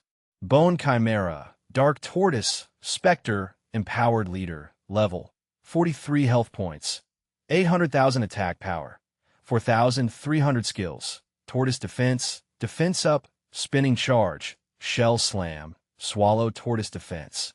Dark Tortoise hides into its shell and temporary gains invulnerability. After invulnerability expires, the Dark Tortoise will restore 5% of its health points, while permanently lose 10% of its attack power.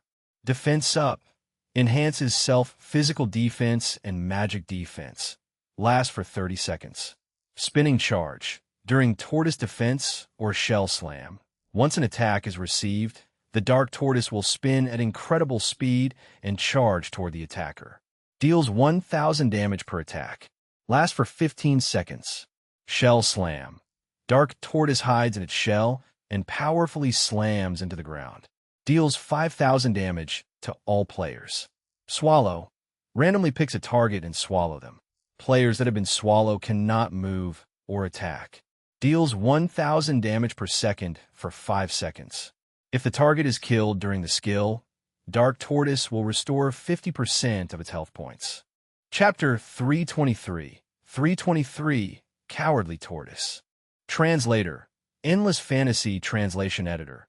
Endless Fantasy Translation. When all the smaller monsters were defeated, 7-star Warrior had reached level 39. As for the rest, they received a good amount of experience points, but not enough to gain a level.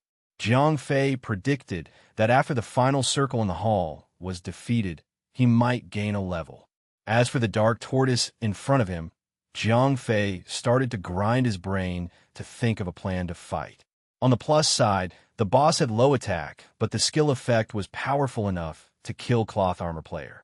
This battle placed priority on attack sequence. Once the boss hides into its shell, everyone must stop attacking or else they would trigger the boss skill. To be fair, all other boss before this one was harder. The most important thing to take care of was everyone's health point. No one can have less than 5,000 health points, or they would be killed and in turn restore the boss health. Please pay attention to your health points. Eversummer, you need to pay attention as well. Once their health points gets close to 5,000, you must heal them immediately, said Jiang Fei. He then turned to Isabella and nodded, giving her the green light to attack. Everyone answered decisively. Abyssal Flame, minus 5,547 minus 650 minus 650 minus 650. The first attack was the Black Fireball, and based on the damage inflicted, Jiang Fei concluded that the boss had very high magic defense since her attack was reduced greatly. Thump, thump, thump. After the attack, the boss stomped slowly toward Isabella. By the time Isabella had landed the third attack, the boss was still at least 10 meters away from her. Jiang Fei asked 7-star Warrior. He was right. Technically, Isabella alone would be able to fight the boss alone by kiting around it. You're right, but don't you see that the boss is extremely high defense and health points? If we relied on the 3 to attack, it might take too long, said 7-star Warrior. Since his attack had divine properties, he will be strong against high defense target since divine attribute ignores all defense. Even if he relied on his normal attack, his total damage would be higher than Isabella's. That's true, said Jiang Fei, proud of 7-star Warrior. Might as well start attacking and finish the boss as soon as possible. The only threat from a boss was the Swallow skill. Demon Flame Infusion. Minus 1,120 minus 1,874. Isabella's attack was greatly affected by the boss' overwhelming defense. All her physical attacks were only dealing a little over 1,000 damage. Even with the additional damage dealt by Demon Flame Infusion could never exceed 2,000. That was how strong the boss defense was. If Isabella's attack was reduced by more than half, Little Rain and Zhao Feng's attacks were just like a lover's pat. Jiang Fei's attack was only akin to a tiny kitten scratch. Even after Ruthless Barrage had 10 stacks with 300% damage increase, he was only able to deal over 500 damage per second. When compared to the others, 7-Star Warrior was the MVP of the battle. Although his stats were not as great as the others, the damage dealt to the boss was very impressive. Minus 2,750 minus 3,617. With all his skill unleashed, 7-Star Warrior's secondary weapon was able to deal around 3,000 damage, while his main weapon could deal over 3,500. Without an attacking skill, 7-Star Warrior's damage had surpassed Isabella. Sigh, Jiang Fei sighed and complained. Unless he chose to use Demon Morph now, both of 7-Star Warrior and Isabella's damage would not be enough to kill the boss fast enough. The other two were basically useless in this fight. It would not be hard, but it would take a long time for the team to kill this boss with 800,000 health points. The boss's slowness was not only in its movement or attack speed, but also in the manner when it used a skill. After hitting it for so long, the boss had still lazily lifted its massive limb to press on Isabella. The damage dealt was so low that Eversummer did not feel it was worth healing. When the entire party had hacked away 20% of the boss health, only then the boss lifted its massive head slowly and opened its jaw like it was trying to yawn. However, the boss seemed lazy to do that and decided to shrink into its shell. This time, the boss seemed to be releasing a skill. Defense up. On the bony shell of the dark tortoise, a bright hue flashed by and a layer of golden light appeared. At that point, the boss was literally invincible. Isabella was barely able to break its defense and was able to inflict a little over 100 damage while the others were hitting 0. Well shit, said Jiang Fei to 7-Star Warrior as he was annoyed and bored with this fight. Thought Jiang Fei to himself. It was not just 7-Star Warrior, but also Isabella. If those two were absent, Jiang Fei's team will be the same as any other average team out there in the game. As soon as everyone realized that the boss's threat lied only on its defense, everyone relaxed and started to take things a little less seriously. They start cracking jokes and telling stories whilst fighting the boss. Shup! Oh no! Jiang Fei jumped when he saw the boss suddenly shrinks into its shell at an incredible speed. However, everyone was not ready for it. 7-Star Warrior and Isabella were able to stop their attacks, but the Little Rain and Zhao Feng's magic were cast and could not be stopped. Eversummer, it's your time to shine, cried Jiang Fei. He was not afraid of anyone being killed. Instead, he was afraid of the other skill which would kill anyone with less than 5,000 health points. That was not all. If they were killed with the skill Swallow, the boss will restore 50% health.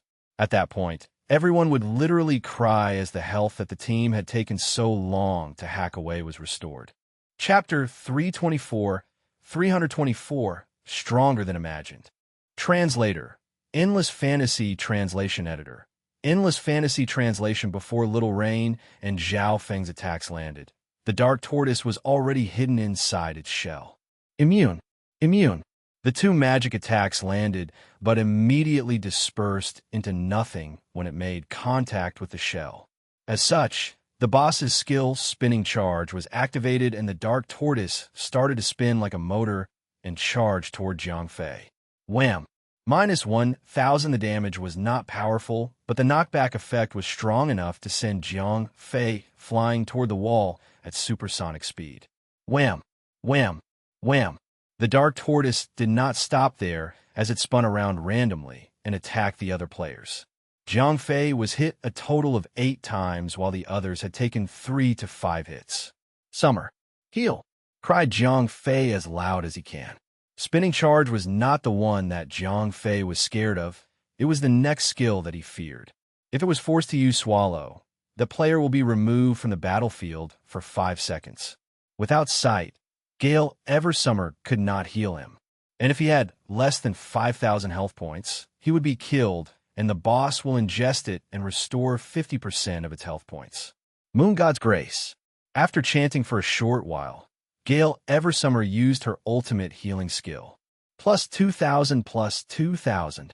Everyone immediately received regeneration and restored 2,000 health points per second. The speed of its healing was far greater than the boss's damage. In no time at all, everyone had full health. Just then, the dark tortoise stopped spinning and reached its long head out and swallowed Little Rain whole. It all happened so fast that Gale Eversummer shrieked. However, the good news was that everyone in the party had full health. Even though Little Rain was swallowed, all the damage he would take was 5,000, and also the fact that he unable to attack for 5 seconds. When the boss swallowed Little Rain, it stopped moving as if it was trying its best to digest him.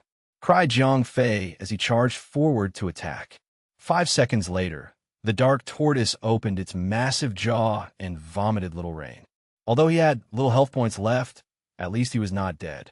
With a quick healing spell, Eversummer restored Little Rain's health back to full. When the dark tortoise had failed to properly swallow Little Rain, it seemed to be out of energy as it was just lying there, attacking every once in a while. This time, no one dared to lower their guards, especially since they had already tasted how the boss would react when it suddenly hid inside its shell. With a little focus, everyone was not careless anymore. The boss had hidden inside its shell twice, and no one had attacked the boss then. After 5 minutes, the boss battle was finally over. 7-Star Warrior was undoubtedly the MVP of the party, as most of the damage dealt to the boss came from him. At the end of the fight, when the boss had repeatedly used defense up, Isabella could not even break the defense.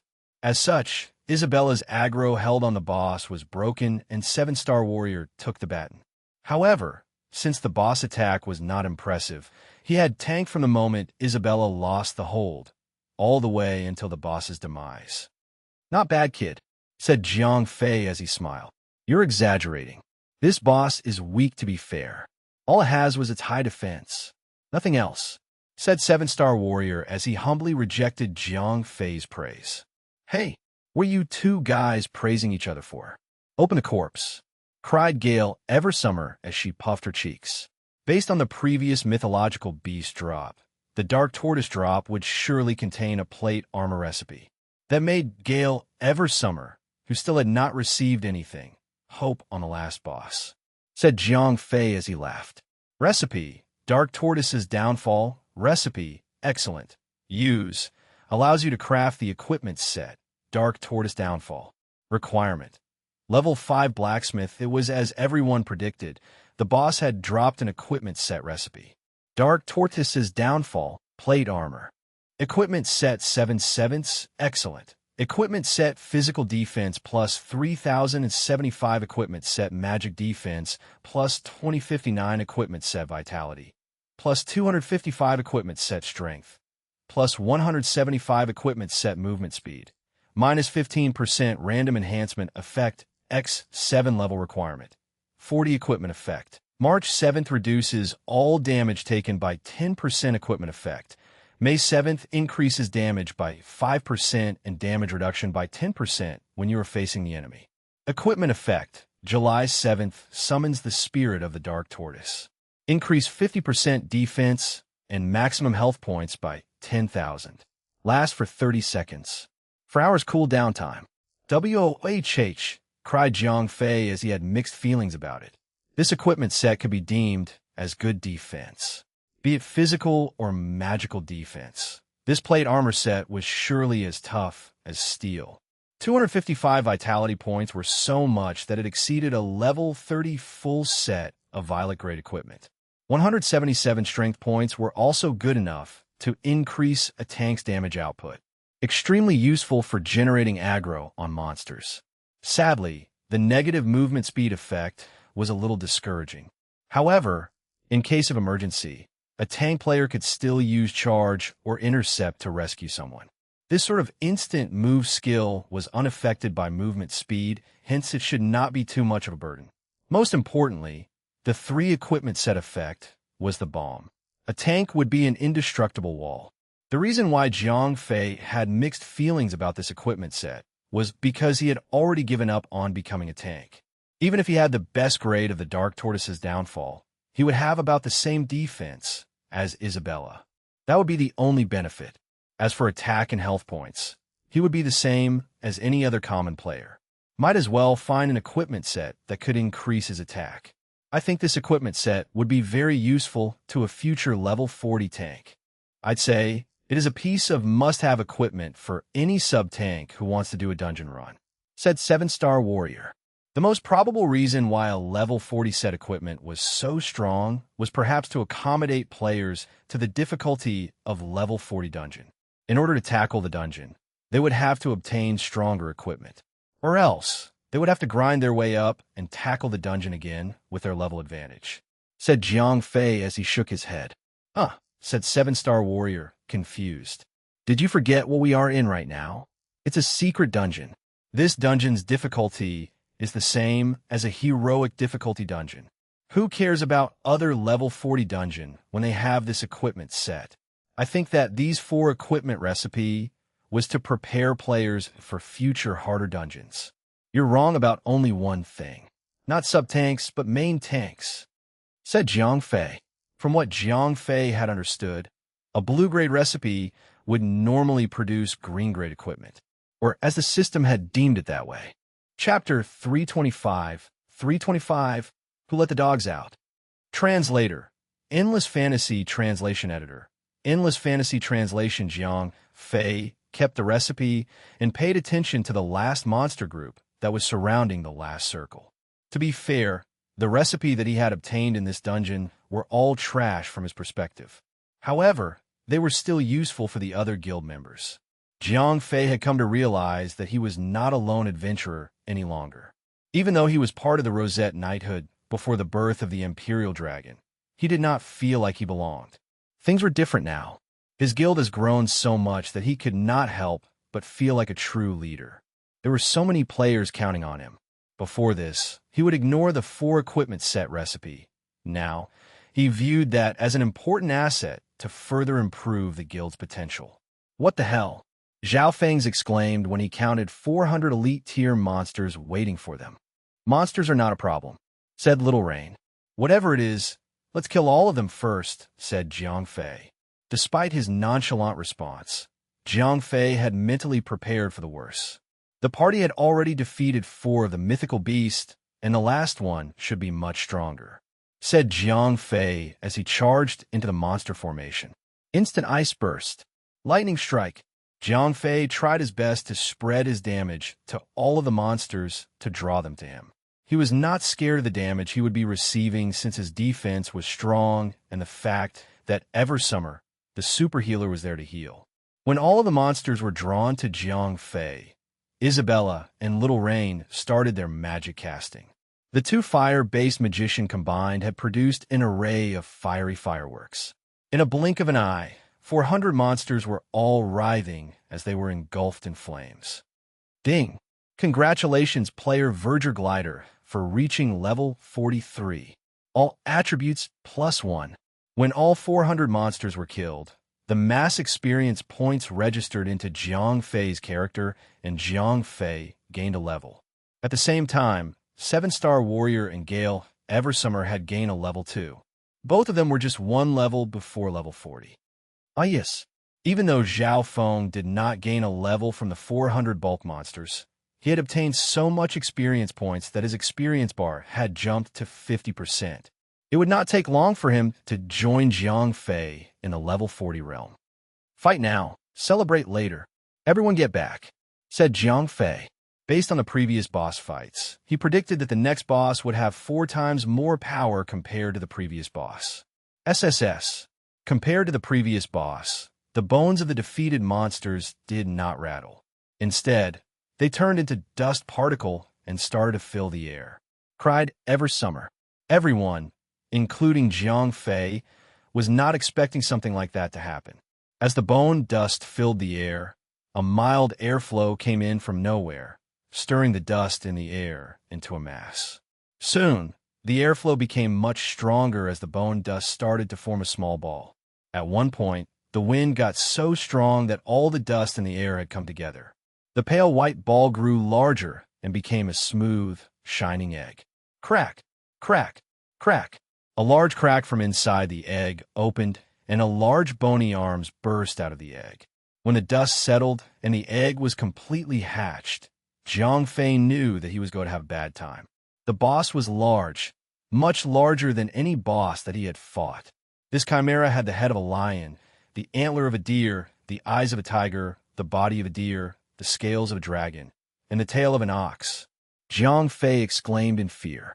Bone Chimera, Qilin, Spectre, Lord, level 50, 80, sealed state health point, 1 million attack power, 18,000 skills. Heavy Punch, Stomp, King's Gale, King's Intimidation, Qilin's Wrath. Heavy Punch, attacks one target, deals powerful damage. Stomp, stomps on a target, dealing powerful damage as well as the target knocking down. Decreases 20% of the knocked down target's defense. King's Gale, greatly. Increases Qilin's attack and defense. Lasts for 30 seconds. King's Intimidation, greatly decreases all targets' attack and defense. Lasts for 30 seconds. Qilin's Wrath, enters Berserk state, increasing attack by 100%. Further increase attack power by 100% with each enemy defeated. Lasts for 10 seconds. Zhang Fei could not believe his eyes when he was done reading the boss's stats. He started to feel depressed when he saw the overwhelming health points of the boss, and got even more depressed when each attribute of the boss was much stronger than Karlach's.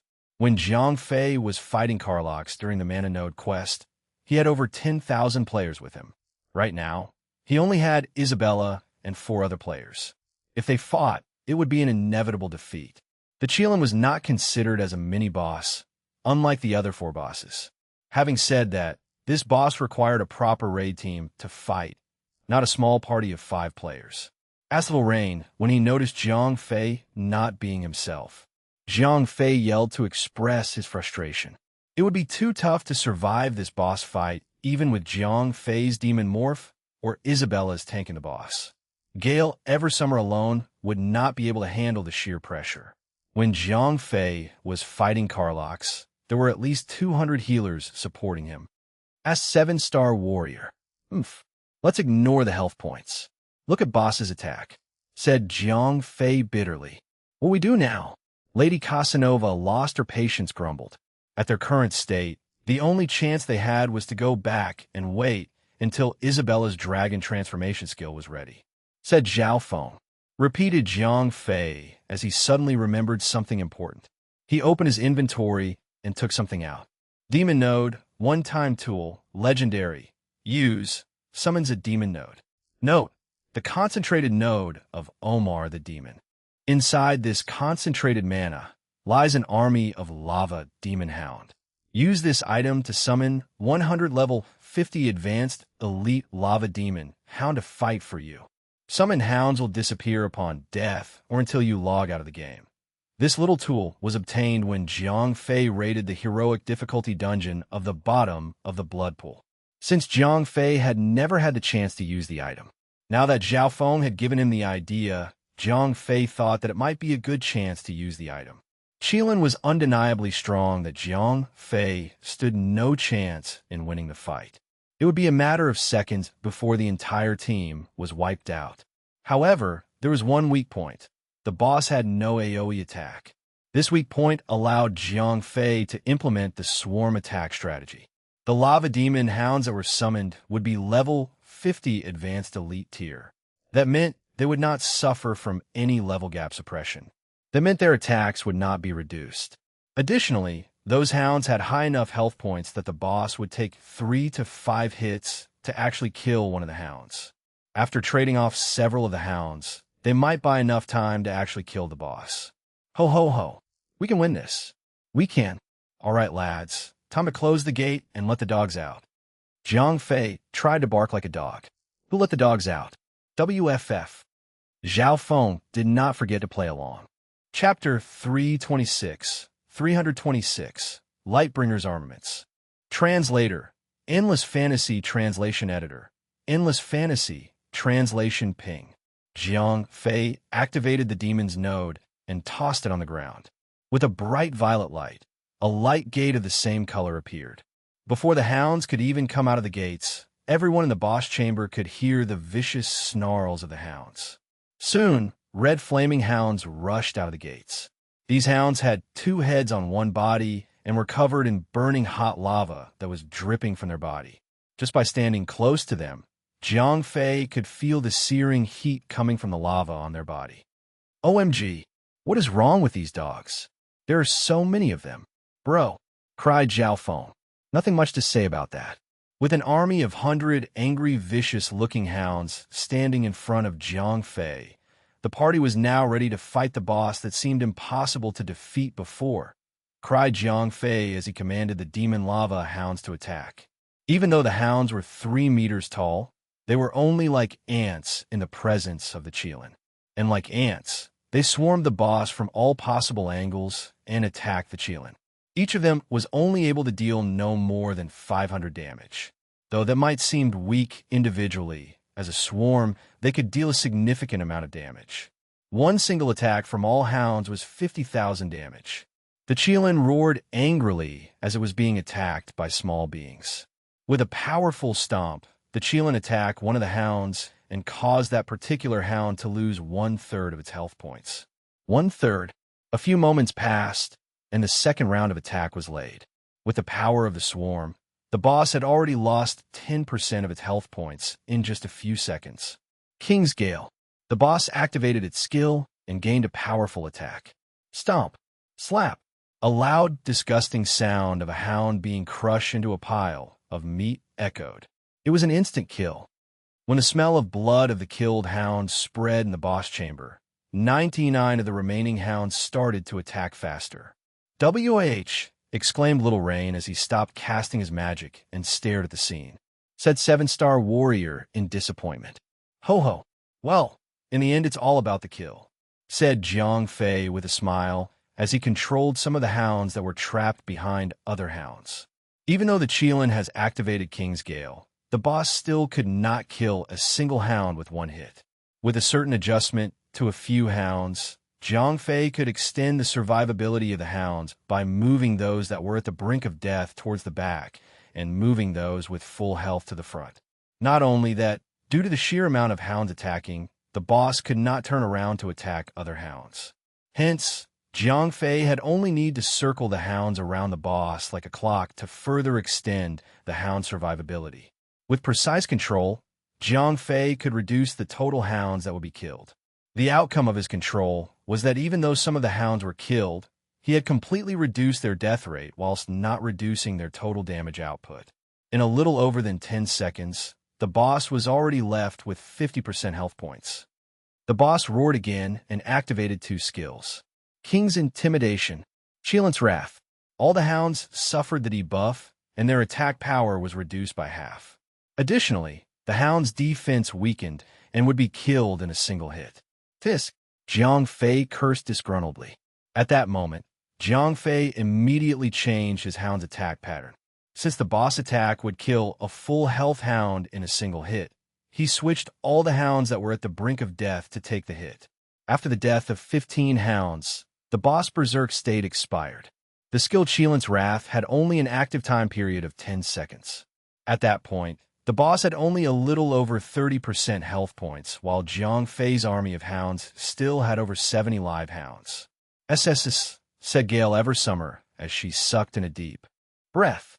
The boss had already used all its skill, yet it was not able to deal with the swarm. "Bro Fei, I think it's a little waste for you to use the dogs for this boss. You should have found a stronger boss and F***CKM with the dogs," said Zhao Feng, acting as if he was a pro player. "You best shut your fat lips. How would I know that the hounds would be that strong? I'd never used them before. Now that I'd used them to win this dungeon, you still dare to complain?" said Jiang Fei as he rolled his eyes. "Oh, please don't." After 20 seconds or so, the boss had reached its limit. Facing a swarm of burning hounds was like an elephant being devoured by billions of ants. Imagine being a powerful boss that had been sealed for having destructive powers that could challenge the gods. Yet once the seal was broken, it was being defeated by a pack of dogs. When the boss died, Jiang Fei still had over 50 hounds that were still alive, but had little heath. At that point, if the boss had a second health bar, these hounds would be killed in a single hit without the use of Qilin's Wrath. Ding! You have killed Bone Chimera, Qilin. Obtained 1,240,000 experience points. Obtained 330 gold coins. Check out the loots. Go, Fei. Go. Jiang Fei then proceeded to the boss's bony corpse. Along the way, the hounds that were panting moved aside to open a pathway for Jiang Fei. When Jiang Fei reached out for the loot, a bright golden light shone, and Jiang Fei was so stunned he could not move. Lightbringer's Armament. Plate Armor Set Equipment 7/7, Legendary. Equipment Set Physical Defense plus 4,075 Equipment Set Magic Defense plus 3,059 Equipment Set Strength plus 355 Equipment Set Vitality plus 205 Equipment Set Movement Speed minus 15% Equipment Set Skill 1.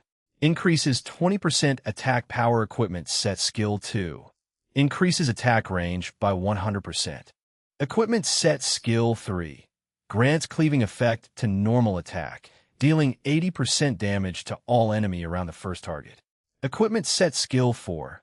Grants the skill Holy Radiant. Restores 50% health points and inflicts blind to all nearby enemies. Last 5 seconds.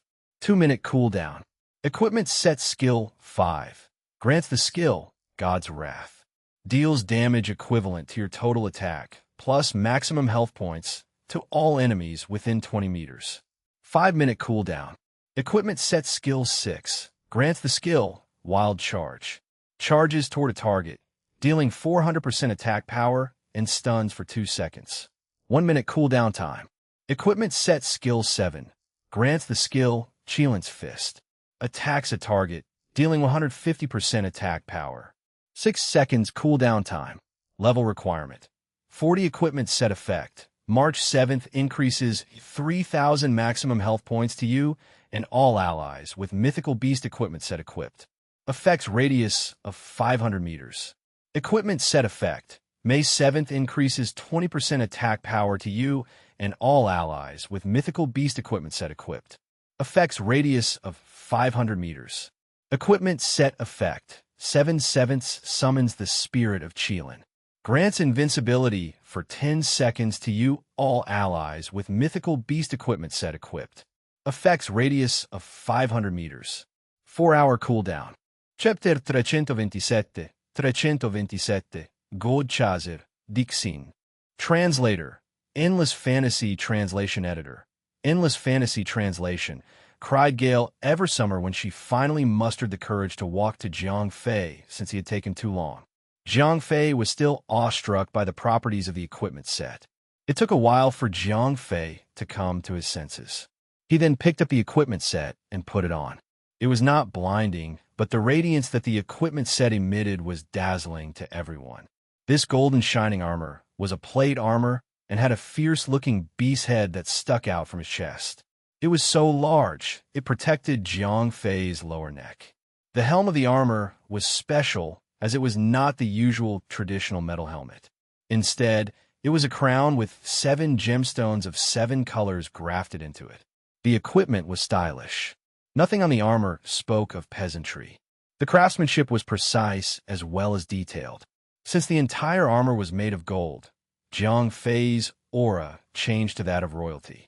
Not even nobles could be compared to him, said 7-star warrior, said Jiang Fei with a sinister smile. His Lightbringer's armament was so much stronger compared to the rucksack that he had worn during the fight before with Cosmic Dragon. The armor gave Jiang Fei a total of 355 strength, in addition to the additional 20% increase in attack power that made Jiang Fei an extremely powerful smite. His total attack power was 2,900, just as much as 7-star warrior. That was only before Ruthless Barrage.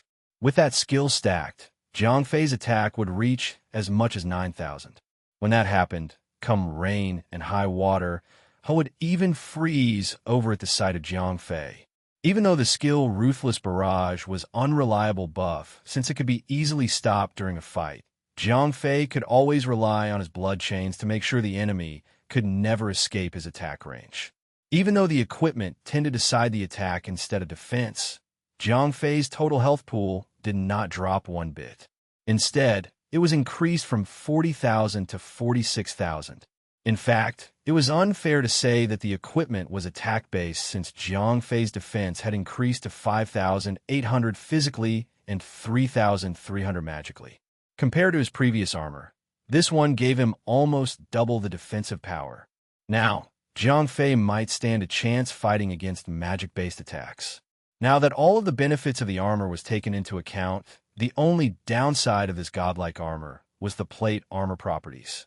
Being extremely bulky, Jiang Fei's movement speed was reduced by 15%.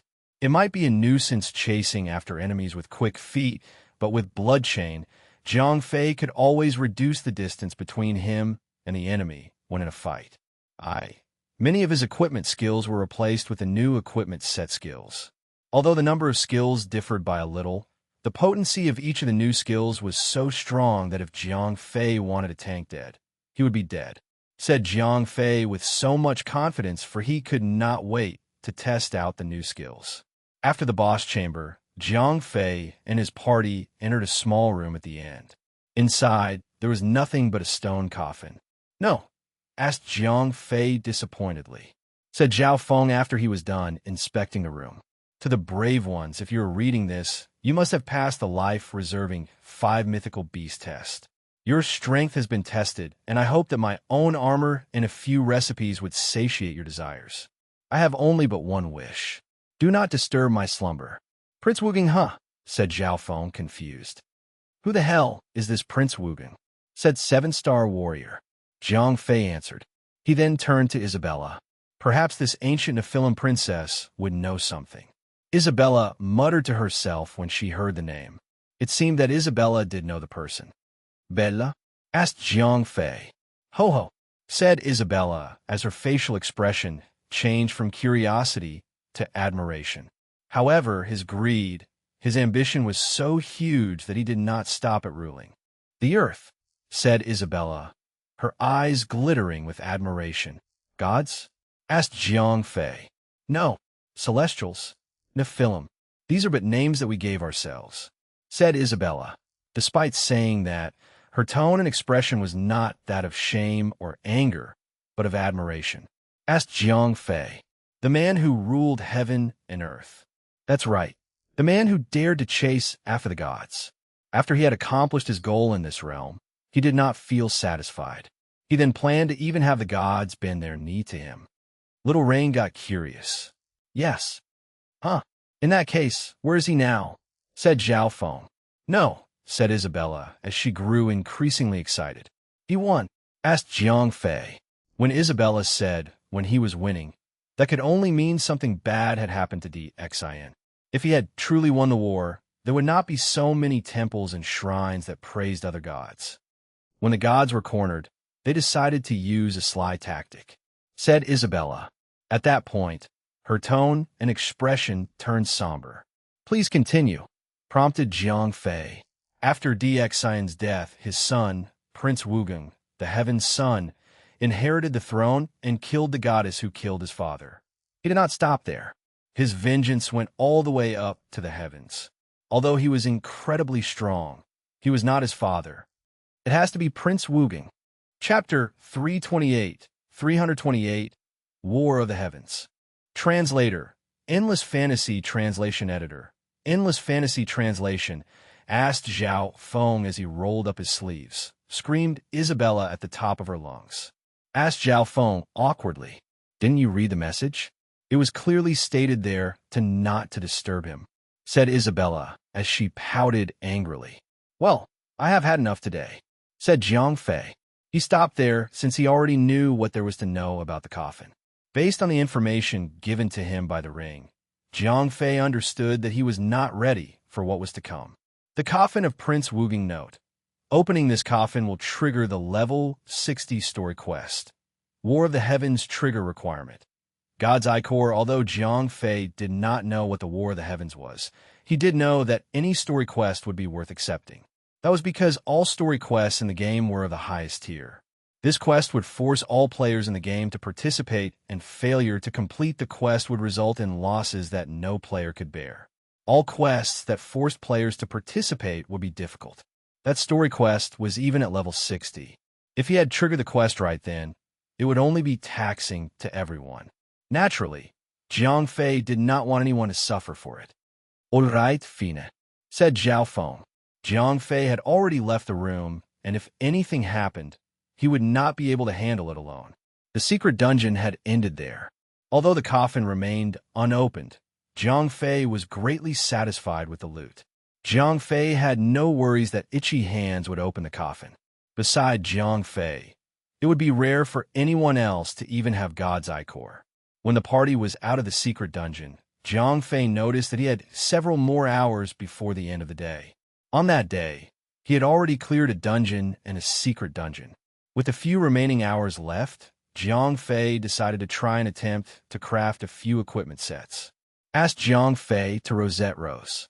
"I did," said Rosette Rose with a smile. "Currently, there are a few average level tailors around and only one level 4 tailor. As for those who can handle leatherworks, we only have one player with a rare class, Leatherworks Master. Although that player could not make any cloth armor, his leatherworks have had a success rate of 30% higher than any tailors we have. That's good enough for me. Please have him sign a binding contract with us. We need to make sure he would not sell us out." No.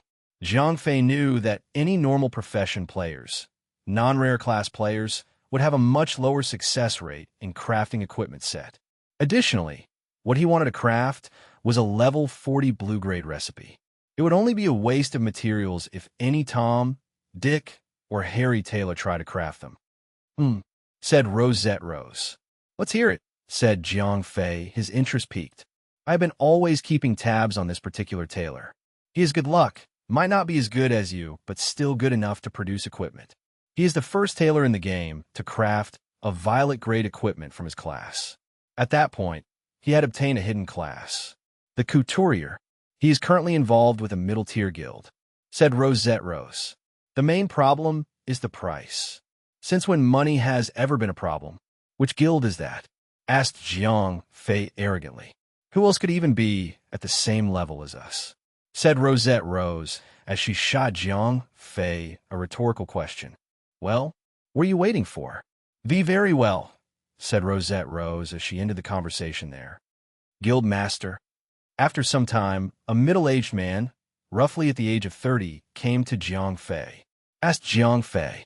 Jiang Fei examined him immediately. His name was just Aller. At that moment, Jiang Fei recalled what Rosette Rose had mentioned about him. "All right, what about the contract?" asked Jiang Fei. From what Rosette Rose had informed him, Aller was originally from Arcosio's sanctuary. Their rule of the game was to earn as much money as possible. Hence, most of the players in that guild had to work shifts like in the real world. That was why there was no such thing as brotherhood in that guild. Everyone followed whoever paid them best. "Yes, very much so," asked Aller. This guy had not been playing games for just 1 or 2 years. He naturally knew his way around things. In this game, he knew that his high success rate was his main selling point, and he took pride in that. Before Imperial Dragon came to him, he had been paid more than the other profession players around. When Rosette Rose came and offered him a place in the guild with a better rate and stricter rules, Aller knew that it should be for his crafting knacks.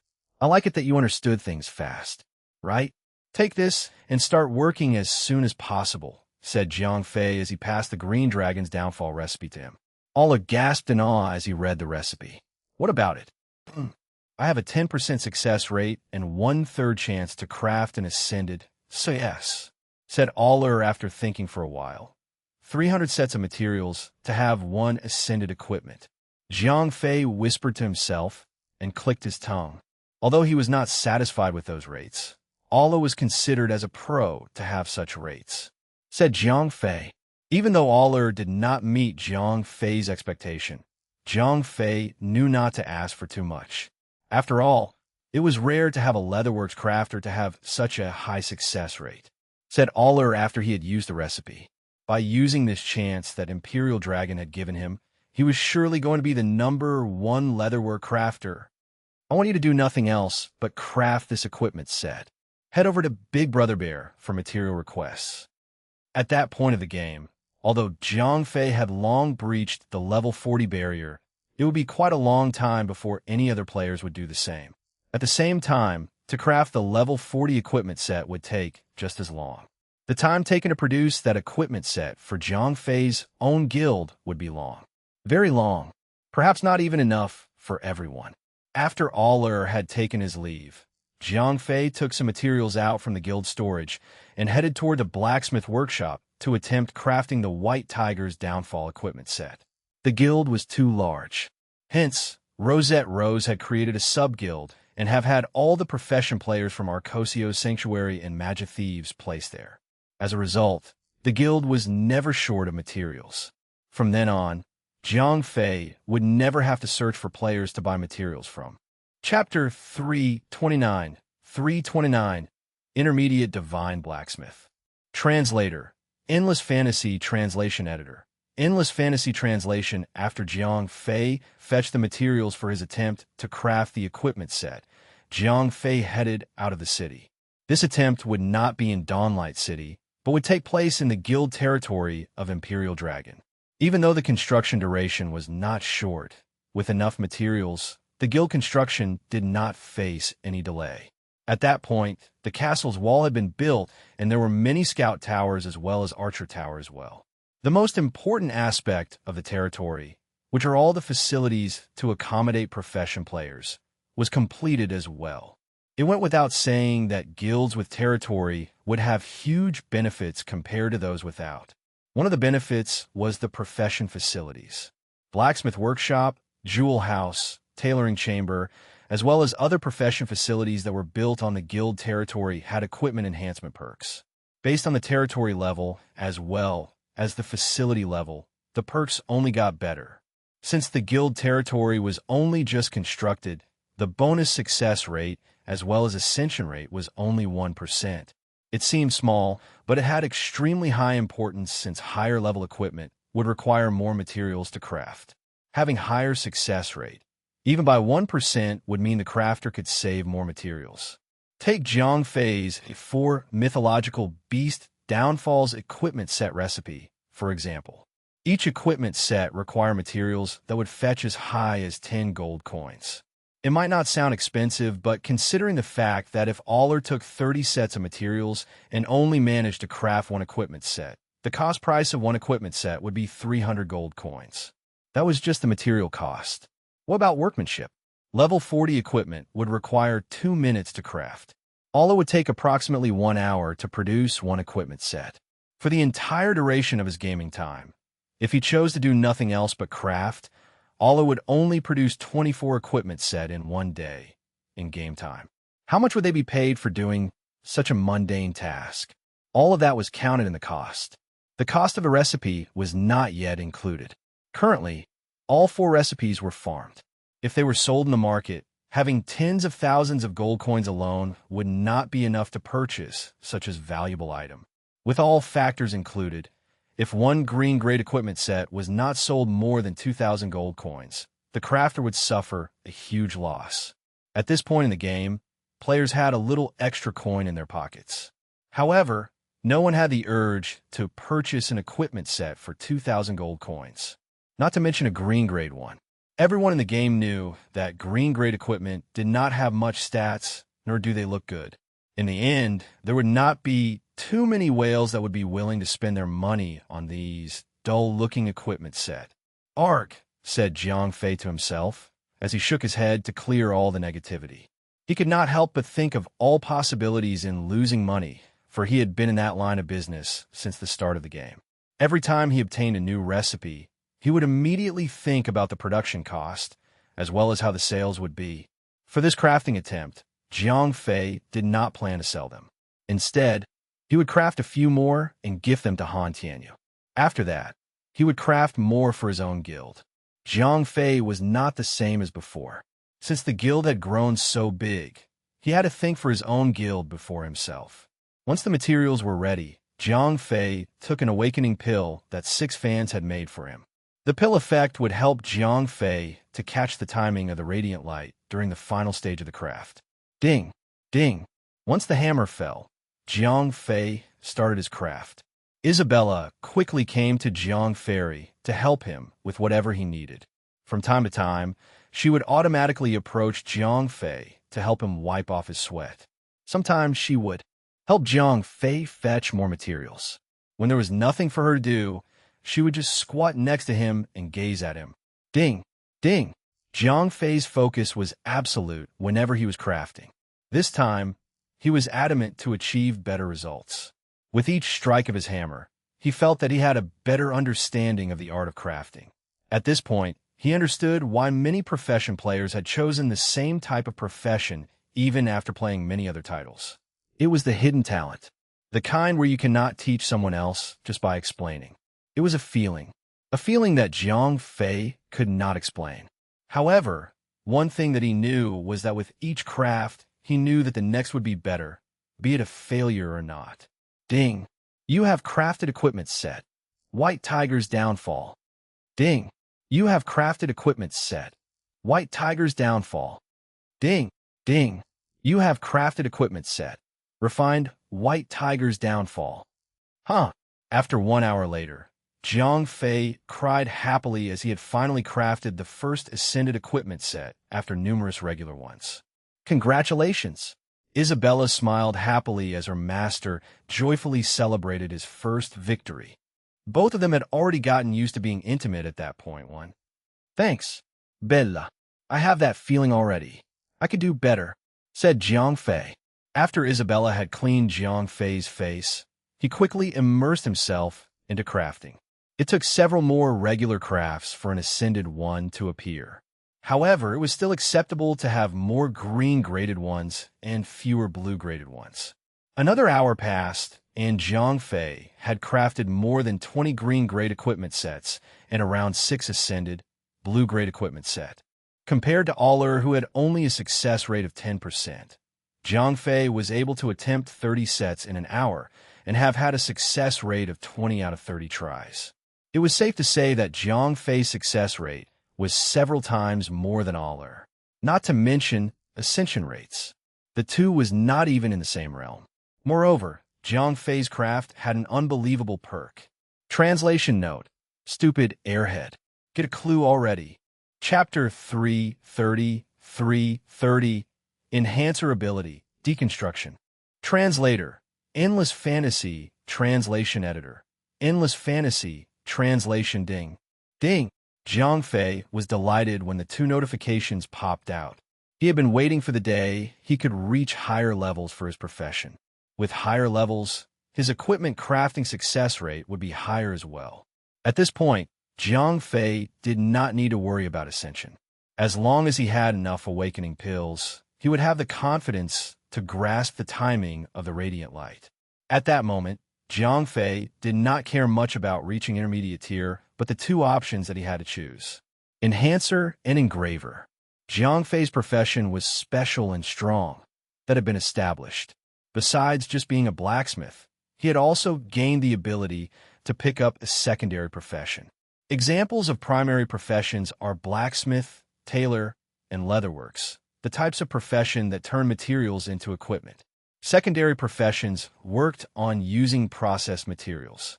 For example, Jewelmeister worked by using gemstones. For them to craft an accessory, they would require materials such as ingots that had been processed by blacksmiths. A Jewelmeister would need the gemstones to be further processed and fuse them into a metal framework. Enhancers worked the same way.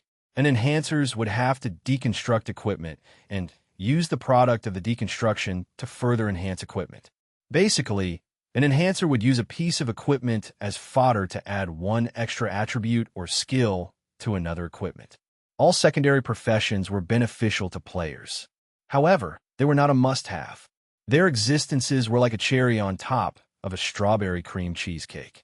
That little bit of extra service on top of an already completed masterpiece. Without them, players' lives would not be greatly affected. The downside of it was secondary professions were hard to live by. To put things in perspective, a guild that employed one secondary profession player would have spent enough money to employ 5 primary profession players.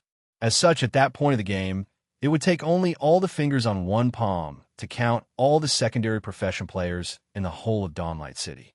Not even the biggest guild in the game would happily allocate the guild budget for one of them.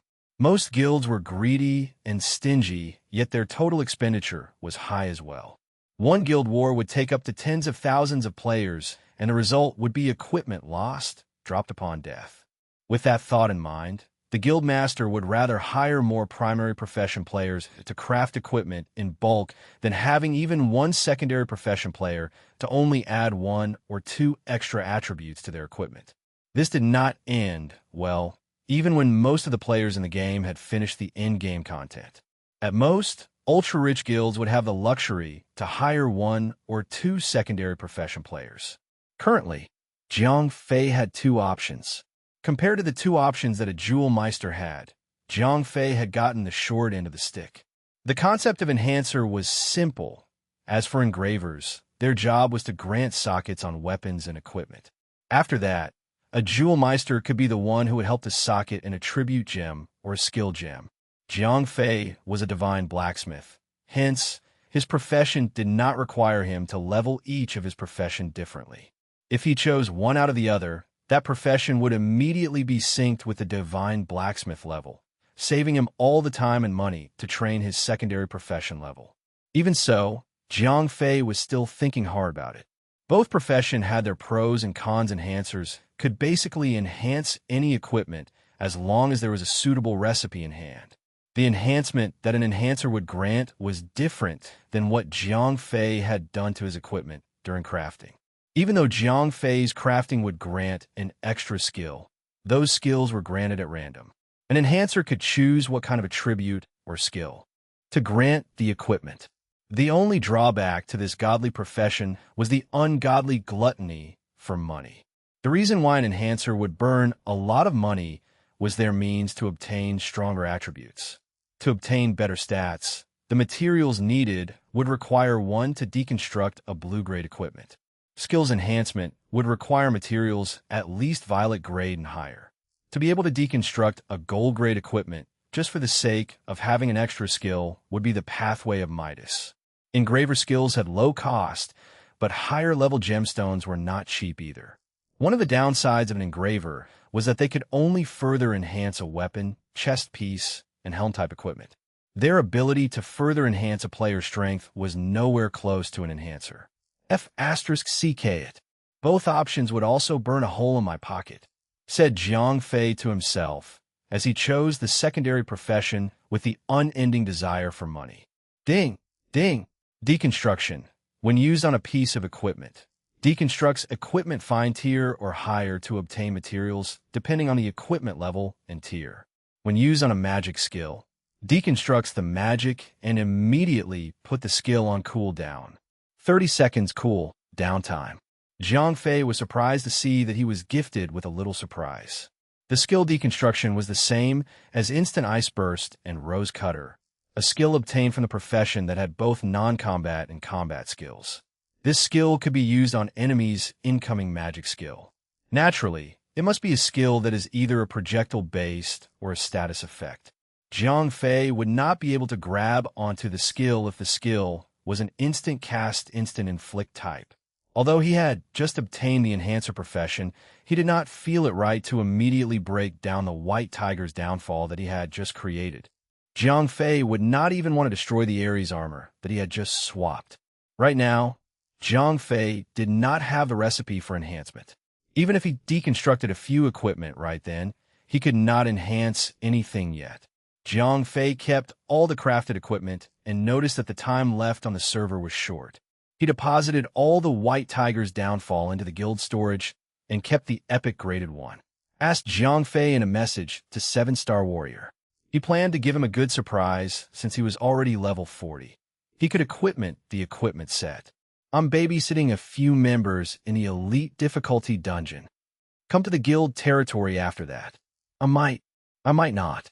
True to his words, after 20 minutes, 7-star warrior came running to Jiang Fei. Bro Fei, said seven-star warrior with excitement brimming on his face.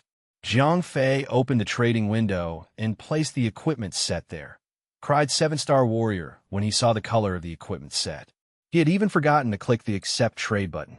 From the perspective of players besides the godly Jiang Fei, profession players were only able to have one-tier ascension during crafting. That meant the highest graded that seven-star warrior had expected to see was a blue-graded white tiger's downfall. He did not know that Jiang Fei had that kind of power to further increase the ascension tier. Currently, Jiang Fei still had not mastered the speed and timing of the radiant light. If he had better mastery, he would have made a legendary mythical beast equipment set and surprised the bejesus out of them. If you know someone who'd love this story, send them this video. Sharing is honestly the biggest help you can give a small channel like this. Now, let's get back to it. Chapter 331, Taking Advantage. Translator, Endless Fantasy Translation Editor. Endless Fantasy Translation, had enough, said Jiang Fei with a smile. Seven-star warrior rapidly nodded and accepted the trade. After putting on the white tiger's downfall, seven-star warrior had gained an immense upgrade. He was so strong that Jiang Fei could be the only person who was stronger than him. On top of the supercharged strength, seven-star warrior had also gained 7 additional skills, granting him even more battle capabilities. When standing close to Jiang Fei, the Lightbringer's armament would grant seven-star warrior with additional 3,000 health points, as well as 20% increase in attack power. "Oh my god," Jiang Fei muttered. It was possible, but naturally, it would take a long time. Jiang Fei would not have that much time to craft that many equipment sets. Not to mention the cloth armor type and the leather armor type could not be crafted by him. Given the limits the other profession players had, they would have to start counting by months, if not weeks, if Jiang Fei wanted to supply an army. Just as he was almost done thinking and enjoying seven-star warrior's happiness of obtaining such an explosive power upgrade, the clock struck 6 in the morning, and everyone was forcefully logged out of the game. After breakfast with his mother, Jiang Fei went to class, but could not really focus in class until it was time to go home. At the same alley crossroad. "Oh man, is it me?" said Jiang Fei as he cracked a smile. There was someone waiting for him. "Again. Either you come out or I'll drag you out myself," said Jiang Fei tauntingly toward a small garden pond at the side. Jiang Fei was able to detect the presence of the person. Hence, he deduced that it was not Old Hai. What came next was cries of a girl, then suddenly, a young girl with her hair tied up in a ponytail jumped over the pond with her fist thrust at Jiang Fei. Jiang Fei staggered. It was the same girl who had lost him twice. Who would have thought that she would actually dare to attack him again? After dodging the punches for a few times, Jiang Fei noticed that the girl's attack had improved. They were faster and more precise than before. Before this, she was throwing punches like common street thugs with no skills or proper training. Today, the girl seemed extra proficient in that. In fact, it seemed a little too obvious that she had been trained. Still, she was no match for the almighty Jiang Fei. Even if she had improved, Jiang Fei had improved more. The nameless fist style that the old Hai had taught him was trained until almost perfection. Relying only on pure martial art and not the power of the equipment, Jiang Fei was prepared to face off a level 1 metahuman. Fighting this little lady was simply a walk in the park. After trading 2 to 3 hits, Jiang Fei thrust his hands at supersonic speed and grabbed one of her wrists. With a quick twist, Jiang Fei spun around hard, forcing the girl to spin before catching her other wrist and locking her down. "TSK, let me go," screamed the little lady. With ease, Jiang Fei lifted the girl up and cracked an evil smile before walking toward the pond. She knew what coming. It was not the first time she was spanked on the butt. Slap! The loud sound of Jiang Fei's palm meeting the girl's behind echoed throughout the alley. Blood rushed to the girl's cheek. She thought that after picking up some martial arts skills, she could have her revenge. She had never thought that she would be defeated so easily.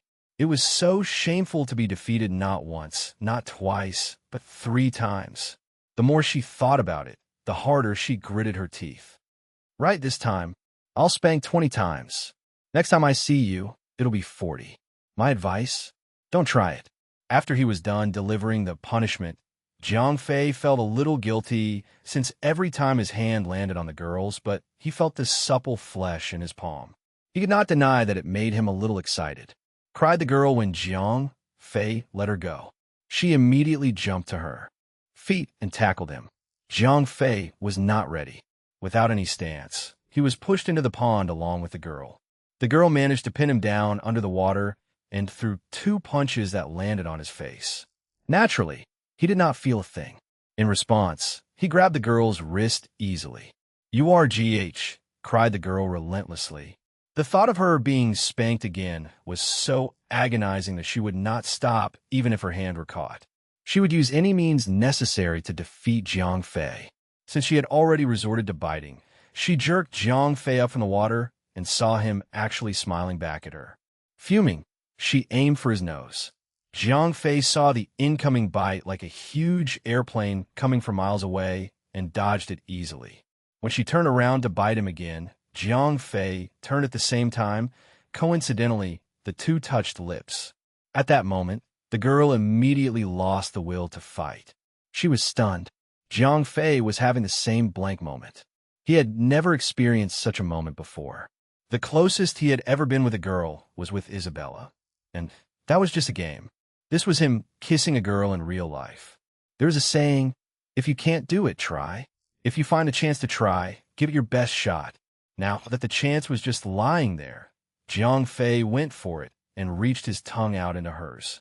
Now, because the girl had wanted to bite him, she had her mouth slightly opened when the two locked lips.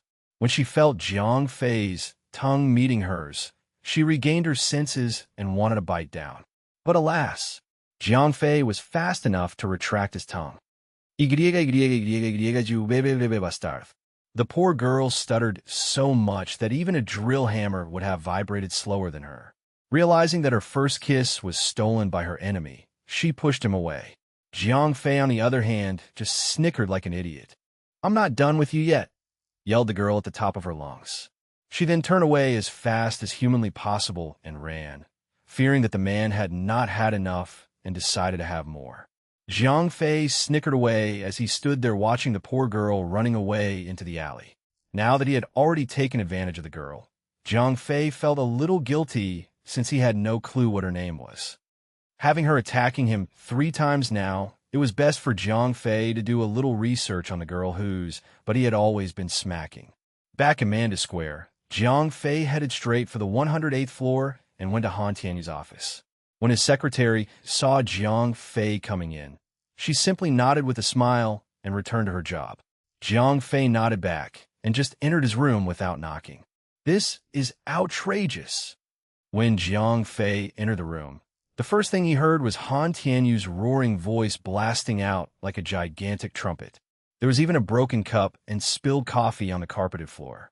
Chapter 332. 332. An opportunity to level up the ring. Translator.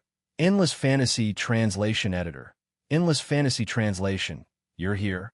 Sit over there for a while. When Han Tianyu saw Jiang Fei entering his house, his facial expression seemed slightly more relaxed. However, Han Tianyu still looked depressed. Jiang Fei nodded as he replied. He walked over to the sofa and sat down without disturbing Han Tianyu. After Han Tianyu made a few more phone calls, he finally turned toward Jiang Fei. Han Tianyu asked. He still looked very upset. Something must have really bothered him. Jiang Fei had never seen him in a state like this. Even when Han Tianyu got involved in a car accident, he did not get this angry. "Oh, I have a small favor to ask from you. It's not urgent, though." Jiang Fei asked curiously. Han Tianyu was about to speak when his phone started ringing. He waved dismissively at Jiang Fei as he picked up the phone. "Oh, yes." Jiang Fei did not know what the conversation was about. However, he could see that Han Tianyu's facial expression was obviously turning positive. When Han Tianyu turned toward Jiang Fei again, his face was beaming. Jiang Fei asked. Han Tianyu suddenly changed the topic. "That's a load of bullsh***. Jiang Fei rolled his eyes. The spy I sent to North Africa had reported back in the morning. The Japanese took advantage of the nuclear plant program that was meant to aid Northern Africa. They secretly carried out nuclear experiments in the middle of the deserts. Han Tianyu said with a look of annoyance on his face. Zhang Fei was stunned. Although he was only a normal high school student, he understood that the Japanese were not allowed to have nuclear weapons in accordance to international regulations. "Oomph." Han Tianyu snorted after he finished his sentence. Zhang Fei asked, "What's my plan?" Han Tianyu said as he glared. He then continued, "I have already assigned the 3rd Military Group to infiltrate the Tokugawa household's nuclear plant. As long as we get rid of the ninja placed by the Tokugawa household at the nuclear plant, the 3rd Military Group will be able to annihilate them thoroughly." Zhang Fei was clearly paying attention to Han Tianyu. However, that was not the most important point Han Tianyu was trying to make. That's right. This program is currently being run by our arch-nemesis, the Tokugawa household. As a safety precaution, the Tokugawa household had placed nearly all of their ninjas there. I was on the call with Old Man Hai earlier. The Alliance has agreed to my request to annihilate Tokugawa household's ninjas. Han Tianyu said. Okay, Zhang Fei said as he nodded. By the way, Old Man Hai had asked if you would be interested to join us, Han Tianyu said. Zhang Fei was perceived as a rookie in the eyes of Old Man Hai and the rest. Despite having the capabilities of a level 4 metahuman, he had very little battle power and experience.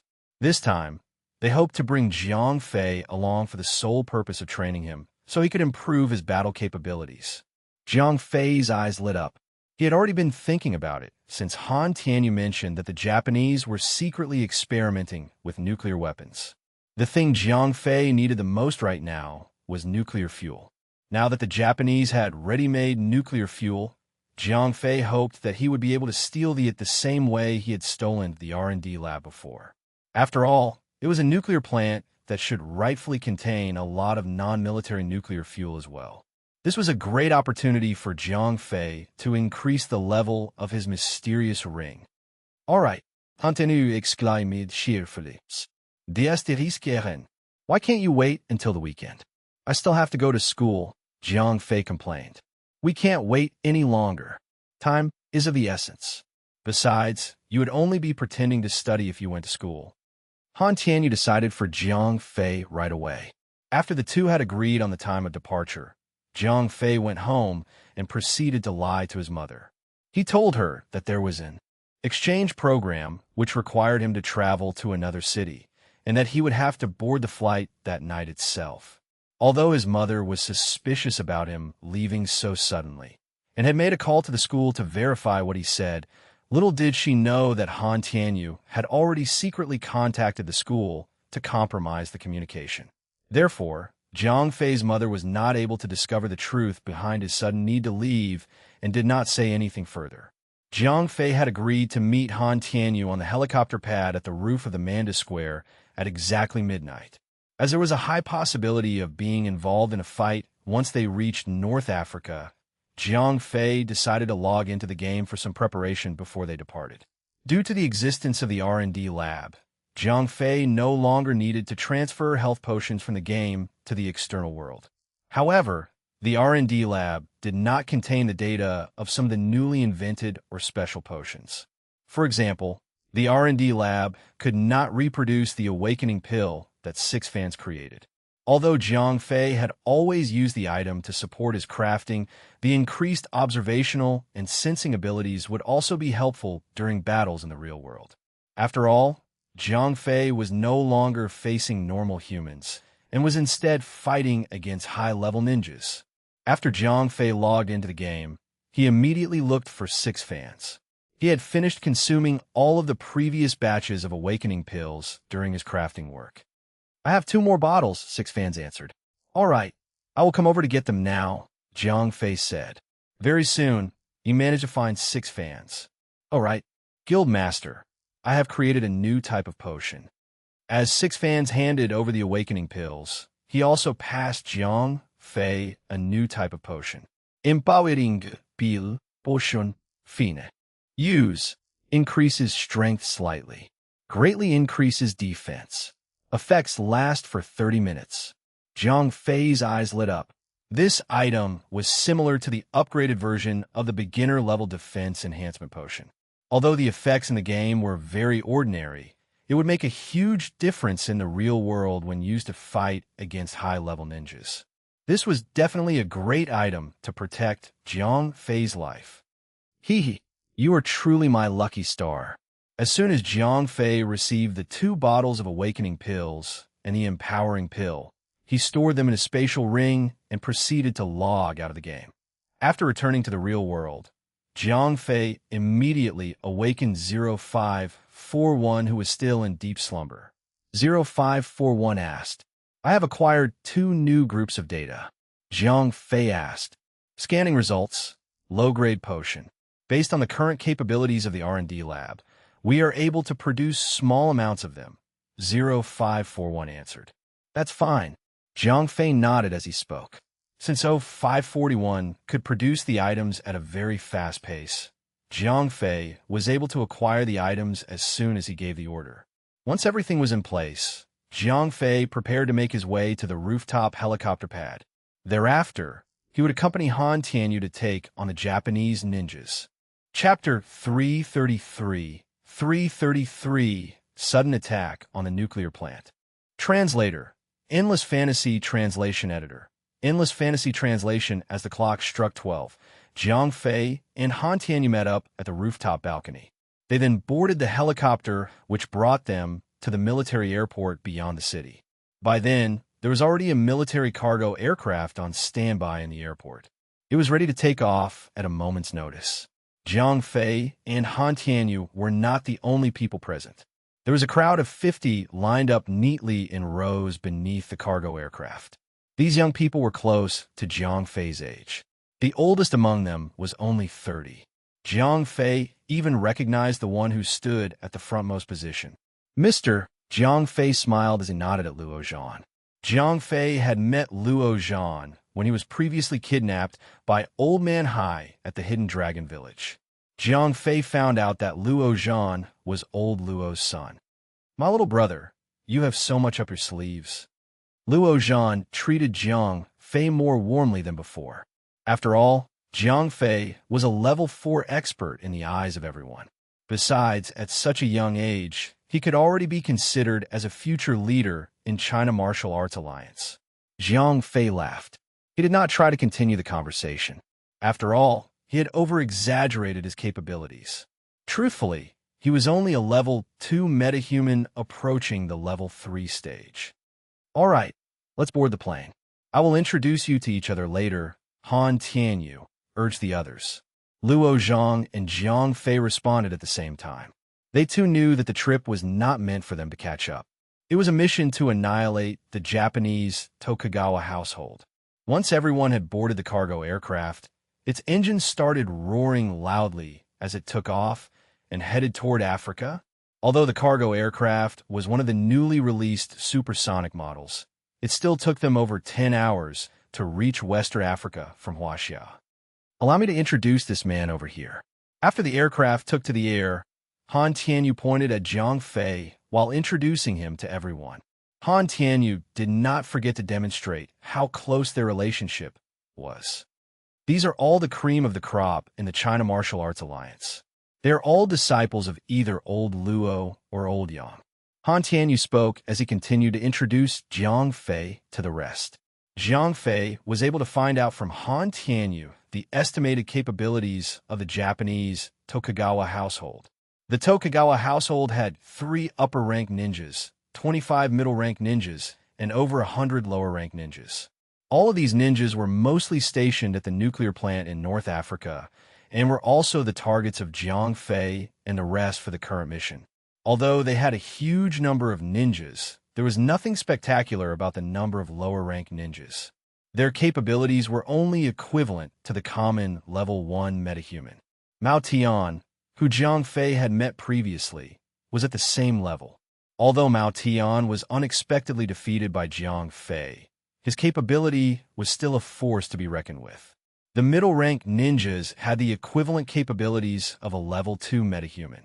These fellows were the main targets of Huaxia's young martial artists during the current mission.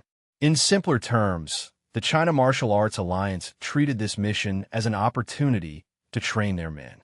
After all, the new generation of martial artists still lacked battle experience. Now that there was an opportunity, Old Man Hai and the others naturally brought their disciples out for training. As for the 3 upper-rank ninjas, Han Tianyu's spy was unable to pass on any specific information about them. All they knew was that one of the 3 ninjas was definitely at the nuclear plant. The other 2's whereabouts were still uncertain. However, as a safety precaution, the Chinese Martial Arts Alliance had allocated their manpower with the assumption that the 3 upper-rank ninjas would all be there. That is why Luo Zhan and 2 other level 3 martial artists were selected to be part of the mission, and this was notwithstanding the fact that the supposedly fresher level 4 expert, Jiang Fei, was also brought along. Therefore, they believed the mission was bound to succeed. Ah Fei, don't stray too far away from me during the battle later. I am the weakest person here. After the brief introductions, everyone remained silent to preserve their energy for the battle ahead. Right then, Han Tianyu suddenly tugged at Jiang Fei's sleeve and spoke to him in a soft voice. Although there were a few people who were younger than Han Tianyu, they all focused exclusively on their training in martial arts. Han Tianyu, on the other hand, still had to manage the affairs of the Manda group. Therefore, he was the weakest martial artist in the group and only just passed as a borderline level 2 metahuman. As such, if he were to fight against a middle-rank ninja, there was a huge chance he might not make the cut. Jiang Fei responded as a frown appeared on his face. Jiang Fei could easily handle a level 2 ninja on his own. Although he did not mind looking after Han Tianyu for a while, he was concerned that he would not be able to steal the nuclear fuel if Han Tianyu stayed close by. Although the entire journey took more than 10 hours, it did not feel as long as they had imagined. When Jiang Fei next opened his eyes after taking a nap, the aircraft had already arrived within the vicinity of Africa. We will alight from the aircraft at the 3rd Military Group's temporary airport. Everyone should make use of the limited time to eat and rest. Han Tianyu said. Noon? Jiang Fei asked confusedly. That would depend on who our opponents are, Luo Zhan said. Hee. Jiang Fei shook his head. He realized he had asked a dumb question. Very soon, the aircraft descended. Jiang Fei and the 50 other people had all landed on Africa's soil. After having some food, the group rested for a short while. Although they had flown out from Huaxia at midnight and traveled for over 10 hours, there was still some time to kill due to the difference in time zones. While resting, Han Tianyu ran through the nuclear plant's blueprint so that everyone could familiarize themselves with the structure of the nuclear plant. Han Tianyu's spy did a fantastic job at detailing the nuclear plant's external and internal structure. The spy even provided a detailed blueprint of the Japanese's secret experimental underground chamber. Get ready, everyone. Once everyone had become familiar with the structure of the nuclear plant, Han Tianyu started rallying the entire group. Jiang Fei asked, It's too bright in the day for a sneak attack. Therefore, we will directly ambush them. The 3rd Military Group will cover us, Han Tianyu said as he pointed at a few military cars around him. I will leave that to you. Once you send us into the nuclear plant, we can take care of the rest, Luo Zhan said and laughed. Han Tianyu nodded. Brother Yu, I think it's better if you stay with the 3rd Military Group outside the nuclear plant. After everyone had boarded the vehicles, Jiang Fei pulled Han Tianyu aside and spoke to him personally. Jiang Fei had thought it through and decided that he would not be able to accomplish his personal agenda if he brought Han Tianyu along. Han Tianyu decided to give up on entering the nuclear plant after considering Jiang Fei's suggestion. Han Tianyu believed that Jiang Fei was genuinely concerned for Han Tianyu's own safety. Although Jiang Fei had strong capabilities, he had far too little battle experience. He might be able to protect himself, but not Han Tianyu. A single mistake from Jiang Fei could lead to Han Tianyu's death. Tycoons generally fear death. Han Tianyu was no different in that regard. Part of the reason why he had been improving so slowly was due to his fear of death. For one who was unable to see past the fears in life or death, progressing in the martial arts would be a very difficult task. All right, seeing that Han Tianyu had listened to his advice, Jiang Fei felt more relaxed. Without the burden of looking after Han Tianyu, Jiang Fei could freely do what he wanted. Based on the current circumstances, the Tokugawa household was bound to lose their nuclear plant. Jiang Fei would make sure he nabbed all the nuclear fuel left in the nuclear plant. Chapter 334. 334. Ninja Assault. Translator. Endless Fantasy Translation Editor. Endless Fantasy Translation. Jiang Fei and the rest sat in the military vehicle, which was headed toward the Tokugawa household's nuclear plant. In the meantime, Jiang Fei retrieved a laser handgun from his backpack and started toying with it. Zhang Yangshu had gifted Jiang Fei with a rifle and a handgun. As a rifle was too big to carry, Jiang Fei did not bring it with him. Besides, Jiang Fei had already fed the rifle's nuclear bullets to 0541. Whoa, laser handgun. Han Tianyu immediately recognized the toy in Jiang Fei's hands. Yeah, Jiang Fei nodded. The Zhang family have really invested a lot. They have not even fully developed the technique and are unable to mass-produce these guns. I always thought that only the top management in the family would be given one of these guns, Han Tianyu said enviously.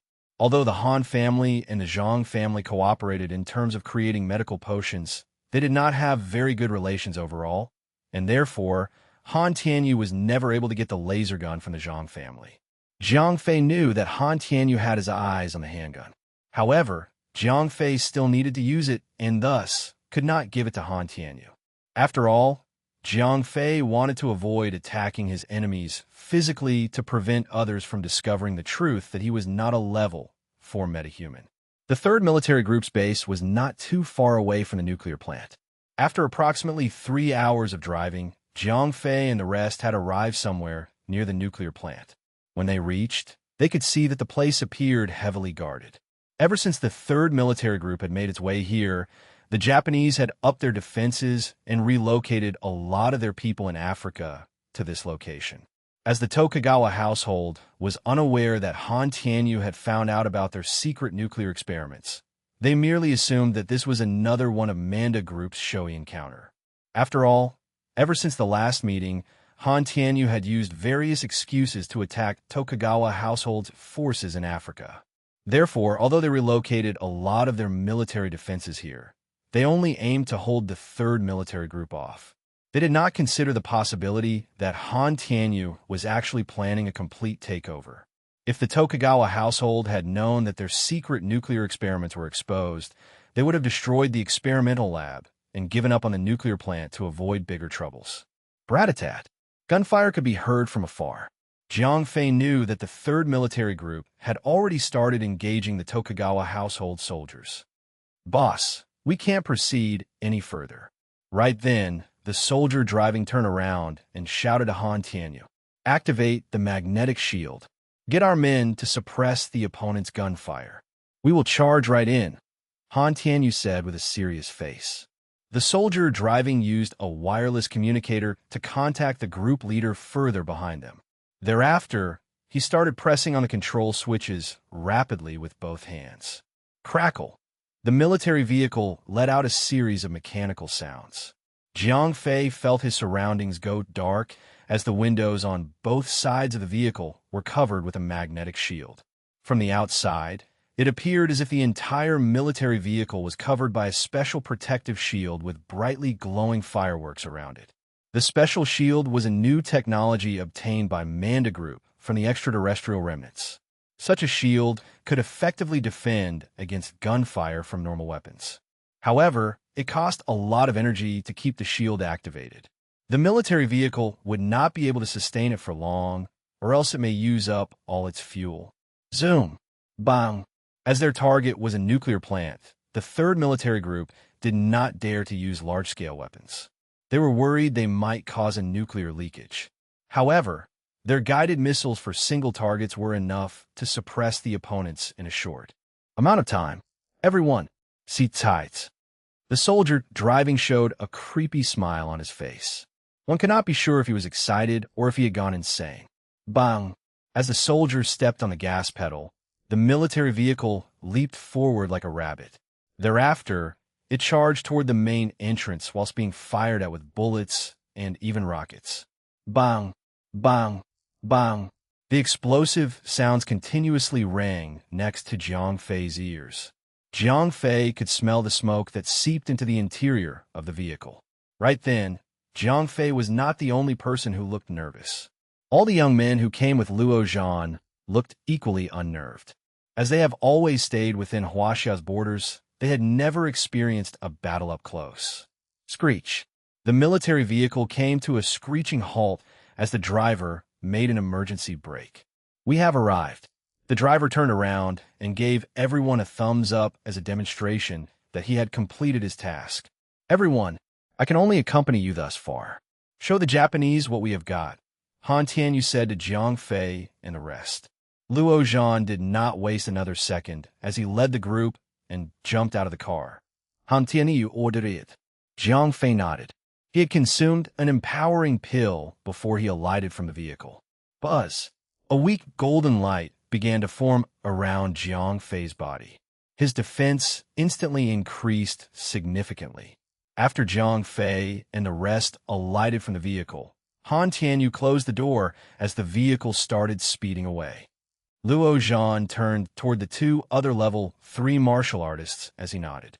Each of them already had assigned tasks. The three of them would each lead a group of men to hunt down Tokugawa household's ninjas in the nuclear plant. Yeah, the other two nodded in agreement as they started leading their respective groups into the nuclear plant. "Fei, follow my group," Luo Zhan said to Jiang Fei. Before Luo Zhan came on a mission, Old Man Hai had specifically reminded him to take care of Jiang Fei. Although Jiang Fei had much stronger capabilities than him, Jiang Fei was still too fresh. If anything were to happen to him, Old Man Hai and the others could not afford to bear the wrath of Jiang Fei's level 5 master. Although Jiang Fei's objective was to get the nuclear fuel, he did not want to roam around aimlessly. Besides, he was also wary of bumping into the upper-rank ninjas. Therefore, he was more than happy to oblige with Luo Zhan's invitation. Jiang Fei tagged along with Luo Zhan's group as they headed toward the underground nuclear experimental base, according to the map Han Tianyu had provided. Based on their analysis, the Tokugawa household's upper-rank ninja should be right there. Luo Zhan and the other martial artists had a very simple goal, which was to kill all of the ninjas. As for the nuclear setups, they would leave it to the 3rd military group to sort things out. #UN%, #UN#, #UN#, and asterisk. Just as Jiang Fei and the rest were moving forward, they suddenly heard someone shouting at them in a foreign language. It was a Japanese dressed like a ninja. The ninja seemed to be questioning who Jiang Fei and the rest were and where they had come from. He's a mere low-rank ninja. Get rid of him, Luo Hao. Luo Zhan snorted coolly as a person close to Jiang Fei's age made a move on the ninja before them. Chapter 335, Targeted. Translator, Endless Fantasy Translation Editor, Endless Fantasy Translation. Luo Hao nodded.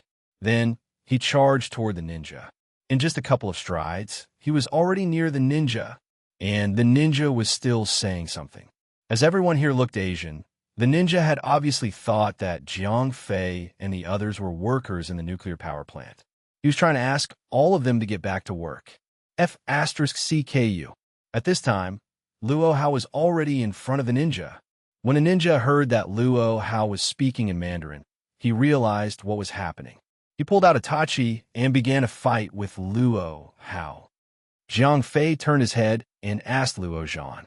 While Luo Zhan was still speaking, Luo Hao had already struck the ninja's heart with his fist. The ninja immediately fell to the ground and began spitting blood out. The difference in strength between the two of them was too great. A genin was only equivalent to a level 1 metahuman. However, these people that Luo Zhan brought here were all at least level 2 martial artists. Moreover, some of these level 2 martial artists were exceptionally strong, which included Luo Hao. When an exceptional level 2 martial artist like him was against a level 1 genin, he had a huge advantage. So, as soon as the battle began, it was already clear who was going to win. The Japanese genin did not even have a chance to hit Luo Hao back. Jiang Fei nodded to himself after he observed Luo Hao's skills. Purely in terms of martial arts skills, Jiang Fei was no match for him. After all, Luo Hao had learned martial arts since he was young while he had only learned it for 2 or 3 months. It was a no-brainer that he could not beat Luo Hao. Even so, Jiang Fei had his own advantages. With the help of his equipment, Jiang Fei's offensive and defensive attributes were way better than Luo Hao's. In a friendly duel, Jiang Fei would definitely lose to Luo Hao. However, if they fought for real, Jiang Fei would not be afraid of Luo Hao. Generally speaking, currently, Jiang Fei was just as strong as Luo Hao. Squeak! As this was Luo Hao's first time carrying out a task, he was still very inexperienced. After he defeated the ninja, he paused for a moment, not killing him immediately. As a result, the ninja took a whistling arrow out from his waist. Almost immediately, everyone heard a sharp whistling sound down the passage. "Xiao Hao, kill him," Luo Zhan immediately ordered. Although Luo Hao had made a big mistake, there was no time to teach him a lesson now. The ninja had shot a whistling arrow, which meant that reinforcement would soon arrive. Luo Hao also knew that he had made a mistake. He immediately broke the ninja's neck and returned to the squad. Luo Zhan was frowning because he could feel some energy in the atmosphere. This meant that there were other level 3 metahumans around. The other 2 teams would not come here as their respective routes were different and did not lead to this place. Thus, it was obvious that those who were coming were enemies. As he already knew that there was a Jiaonan around, Luo Zhan understood that he could not take care of the others anymore. In the upcoming battle, they could only rely on themselves. The only person that could help him was Jiang Fei, who frankly was also not that reliable. Although Jiang Fei was strong, he was just as inexperienced as the others. So, even though he had entrusted the younger ones to Jiang Fei, Luo Zhan still felt uneasy. Jiang Fei's answer did not put Luo Zhan at ease. Jiang Fei was feeling pretty scared himself. Sneaky B****, Luo Zhan shouted after he managed to determine the enemy Jiaonan's position. His legs suddenly powered up with pure qi. Like a projectile, Luo Zhan charged straight toward a corner on the left. Pitter-patter. While he charged forward, Luo Zhan moved his hand over his waist, and a whip sword appeared in his hand. As he focused all his pure qi onto the sword, the razor-thin whip sword became perfectly straight, making the tip look awfully sharp. The whip sword, which was more than 3 inches long, looked so terrifying that it sent chills down everyone's spines. Damn! Jiang Fei was shocked. This ability to extend qi was not the same as the qi body protection. It did not indicate that one was about to reach level 4. Even so, average level 3 martial artists were incapable of comprehending it. From this, it could be seen that Luo Zhan was definitely one of the best among the level 3 martial artists. Rip! Luo Zhan slashed his sword. The 1 centimeter thick steel fence in front of him tore down like paper, revealing a figure. The figure cursed in a low voice in response. It seemed like he did not dare to fight with Luo Zhan. He threw something on the ground, and there was black smoke all of a sudden. Using the black smoke as cover, he instantly disappeared. Luo Zhan's eyes narrowed. He paid attention to the fluctuations in the energy around him as he tried to determine the Jiaonan's position. In just a short moment, Luo Zhan had once again determined the Jiaonan's position. Then, he started to chase after the Jiaonan with the sword in his hand. As Luo Zhan had left the place, it meant that Jiang Fei and the others were now trapped in a fierce battle. There were not even 20 of them, but they were now surrounded by almost 50 ninjas. Most of these ninjas were weak genins, but they had a huge advantage in terms of numbers. There were also more than 10 shunits around. So, it was not that easy for these young Chinese martial artists to kill those weak genins. All of a sudden, these young martial artists around Jiang Fei were now part of a tough battle. Jiang Fei stood in the middle of the group. He had not attacked anyone yet. Jiang Fei had been observing these ninjas. He noticed that genins mostly just threw darts around or fought directly with their tachis. They rarely used ninjutsu. Only when their lives were in danger did they use escape jutsu to save themselves. It seems like these genins only know some elemental jutsu, but these chunits are more difficult to deal with. Jiang Fei thought to himself. Although Jiang Fei had not attacked anyone yet, he had already been targeted. Moreover, the one that targeted him was a level 3 Jounin. It was inevitable. Jiang Fei was standing in the middle, surrounded by a group of Chinese martial artists. In such circumstances, it was normal for the Jounin to misunderstand. The Jounin had obviously thought that he was the commander. Commanders were not necessarily great at combat, but they were amazing at observing and coming up with quick and accurate decisions on the battlefield. If they got rid of the commander, it would skew the battle in their favor. Precisely because of this, Jiang Fei had become the target of the Tokugawa family's Jounin. Puff! Green smoke emerged in front of the Jounin. Shortly after, his figure quickly faded away. It was as if he had completely vanished into thin air. At the same time, Jiang Fei started to panic. His ability to sense danger could not be explained through scientific theory. He only developed this ability through practice, where Han Tianyu had beaten him up for more than half a month. Therefore, Jiang Fei had extreme trust in his intuition. Jiang Fei warned the young martial artists that were currently fighting with the enemy chunits. At the same time, he quickly swallowed an awakening pill and slipped the bloody Wargid's force fist onto his hands. Chapter 336, Hunting a Jounin Down. Translator, Endless Fantasy Translation Editor. Endless Fantasy Translation. Jiang Fei, feeling the pressure, decided that it was time to join the battle. He used the laser gun in his hand again and again. Red beams of light were shot one after another, punching holes into the bodies of the genins that were hit. Although hit by the high-temperature and high-speed lasers, these genins did not feel any pain, nor did they bleed. However, the organs in their bodies were already burnt. By the time they realized that they had been hit, they were already dead. With his laser gun, Jiang Fei was at an advantage. He was killing a lot faster than Luo, Hao, and the others who were engaging in unarmed combat. Although these genins were extremely swift and could easily dodge bullets, it was impossible for them to move faster than the speed of light. The moment Jiang Fei pointed his gun at them, they had already met the Grim Reaper. Looking at Jiang Fei's amazing killing speed, the Jounin that was hiding in the dark knew that he could not wait any longer. If he did, all his younger brothers would die. He quietly passed through the battlefield. This Jounin was really skillful. Even though he passed by Luo Hao had no idea that the enemy was so close by. If the Jounin's target was not Jiang Fei, he could have decapitated Luo Hao instantly. Jiang Fei looked around. He suddenly had a bad feeling, as if danger was approaching. However, he was surrounded by his own people. The Japanese ninjas were all being blocked out by the Chinese martial artists. There were no enemies near him at all. Captain, an unknown life form has been discovered at 4 o'clock, 7 meters away. At this time, Jiang Fei suddenly heard 0541 in his heart. Jiang Fei was surprised. He did not bother to ask how 0541 had discovered the enemy at all.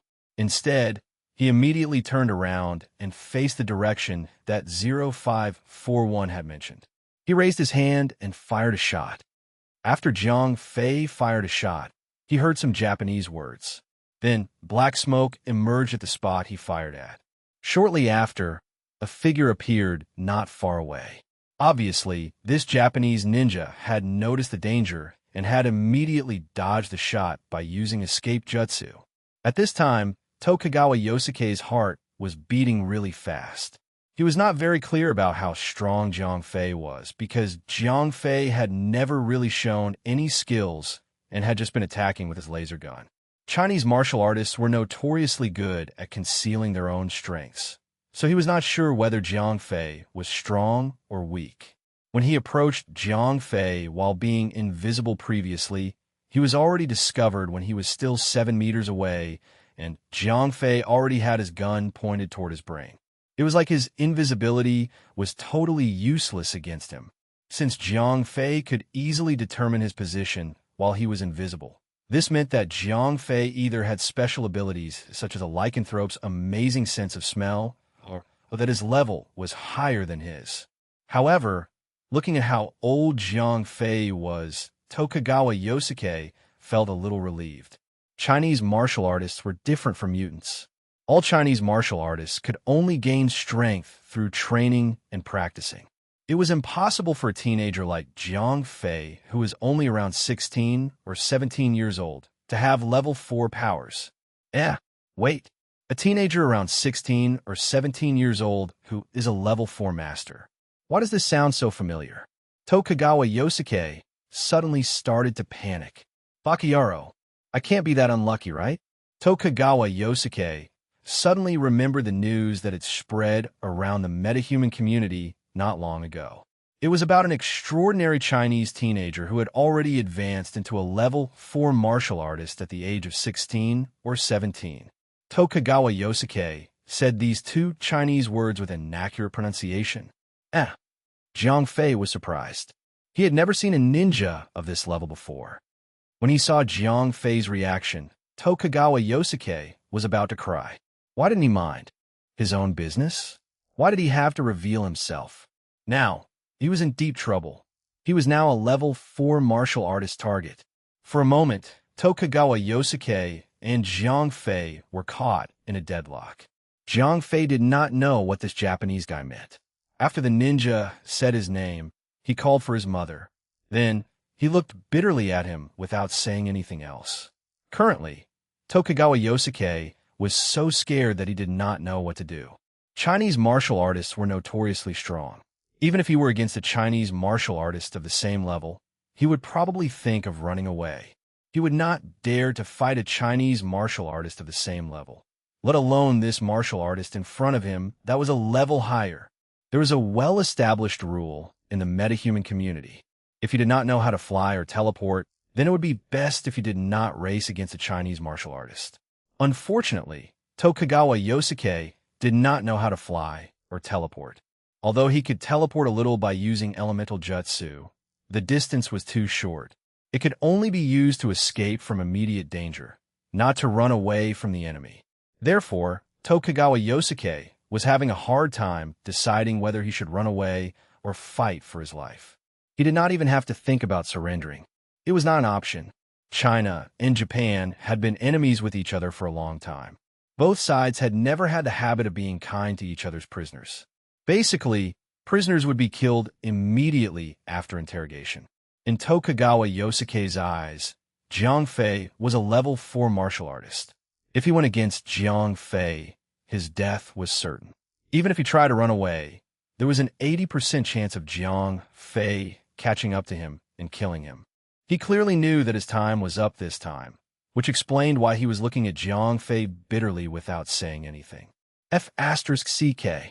Jiang Fei had no idea that Tokugawa Yosuke was a jounin. He thought this ninja was just a random chunin who wanted to launch a surprise attack on himself. So, he raised his laser gun and fired a shot toward him. Run. As soon as Jiang Fei lifted his hand, he almost scared Tokugawa Yosuke to death. Tokugawa Yosuke immediately threw a smoke bomb. While the smoke spread into the air, he took the opportunity to use escape jutsu in order to run away. When Jiang Fei saw the ninja running away, he immediately started to chase the ninja down. In Jiang Fei's eyes, Tokugawa Yosuke was only a level 2 chunin. So, he was not afraid at all. Moreover, he had been planning to leave the group so that he could have a chance to steal the nuclear fuels. Precisely because Tokugawa Yosuke had overestimated Jiang Fei's strength, he was extremely scared. He kept running and running. On the contrary, Jiang Fei had underestimated Tokugawa Yosuke's strength. So he was chasing Tokugawa Yosuke down with all his might. Speed potion. It was impossible for Jiang Fei to catch up with Tokugawa Yosuke just by relying on his own speed. So, he immediately took a bottle of speed potion out from the spatial ring. He got this speed potion from her box. He only had a few bottles, so he was reluctant to use it. Now, however, he had the R&D lab. As long as he recorded the data, he would be able to produce this potion. So, Jiang Fei immediately drank the potion and started to hunt Tokugawa Yosuke down. Seeing that Jiang Fei was getting closer and closer, Tokugawa Yosuke was about to cry. The rumor which stressed that you should not race against Chinese martial artists was really true. He was now being chased down by a level 4 Chinese martial artist. Was he really going to die today? Pew, pew, pew. It was not purely a race for Jiang Fei, who was chasing after Tokugawa Yosuke. The laser gun in his hand was merciless. Laser beams constantly brushed against Tokugawa Yosuke's body. The hot laser beams had grazed him several times. Tokugawa Yosuke's heart was almost jumping out of his chest, but he was even more afraid of turning back and fighting with Jiang Fei. So his only option was to use escape jutsu frequently in order to dodge Jiang Fei's attacks, which consumed a lot of the chakra in his body. Chapter 337. 337. Scared One to Death. Translator. Endless Fantasy Translation Editor. Endless Fantasy Translation. Jiang Fei chased after Tokugawa Yosuke, who was running away. The both of them ran further and further away. In just a short period of time, Luo Hao and the others could no longer see Jiang Fei. As Tokugawa Yosuke was running for his life, it was natural for him to run toward his secret ninja base. In this nuclear power plant, the secret ninja base was the underground nuclear test site. What the China Martial Arts Alliance had expected was true. All 3 Jounins of the Tokugawa family were actually at the nuclear power plant. One of them, who was relatively weaker, had lured Luo Zhan away. Originally, Tokugawa Yosuke was planning to take this opportunity to kill all the other Chinese martial artists. However, he did not expect that his luck would be this bad. He actually met the legendary genius martial artist, the level 4 Jiang Fei. If a level 3 ninja like him tried to fight a level 4 Chinese martial artist, it was akin to a suicide quest. So, Tokugawa Yosuke desperately ran toward the depths of the underground nuclear test site. This was because his teacher, Tokugawa Nara, was there. Although Tokugawa Nara was still a Jounin, he had reached the peak of the Jounin level. If an average level 3 ninja like Tokugawa Yosuke paired up with a ninja like Tokugawa Nara, who was at the peak of level 3, Tokugawa Yosuke would probably be able to survive this fight against this level 4 martial artist. If they still lost, there was nothing else that he possibly could do. Jiang Fei, who was behind Tokugawa Yosuke, did not know what was happening at all. He had never fought against a ninja before. Previously, Nakoda had died too quickly, so it was hard for him to tell how strong Tokugawa Yosuke was. He did not have much combat experience, but he had chased Tokugawa Yosuke all the way. Jiang Fei had absolutely no idea as to what dangers awaited him. When Jiang Fei noticed that he was already less than 10 meters away from Tokugawa Yosuke, he smiled. Jumping slash. After he used the skill, Jiang Fei felt some heat between his feet. Then, he leaped and charged straight toward Tokugawa Yosuke. Hearing the change of movements behind him, Tokugawa Yosuke turned his head around and was almost scared to death. Tokugawa Yosuke could only blame his bad luck. He did not see Jiang Fei leap up from the ground. The moment he turned back, Jiang Fei was already in the air. Jiang Fei had leaped nearly 10 meters toward him. Therefore, in Tokugawa Yosuke's eyes, Jiang Fei had used Qi to fly over to him. Jiang Fei had managed to channel his Qi and fly up in such a short time. Only Chinese martial artists that had mastered Qigong and were at the peak of level 4 were able to do this. In China, there were less than 5 people who were this powerful. Since someone like Jiang Fei was chasing him down, Tokugawa Yosuke suddenly did not feel like running anymore. Death was not that scary. Awaiting death was scarier. Baka, come on, just kill me. Kill me. When a person was extremely afraid, they would express their anger.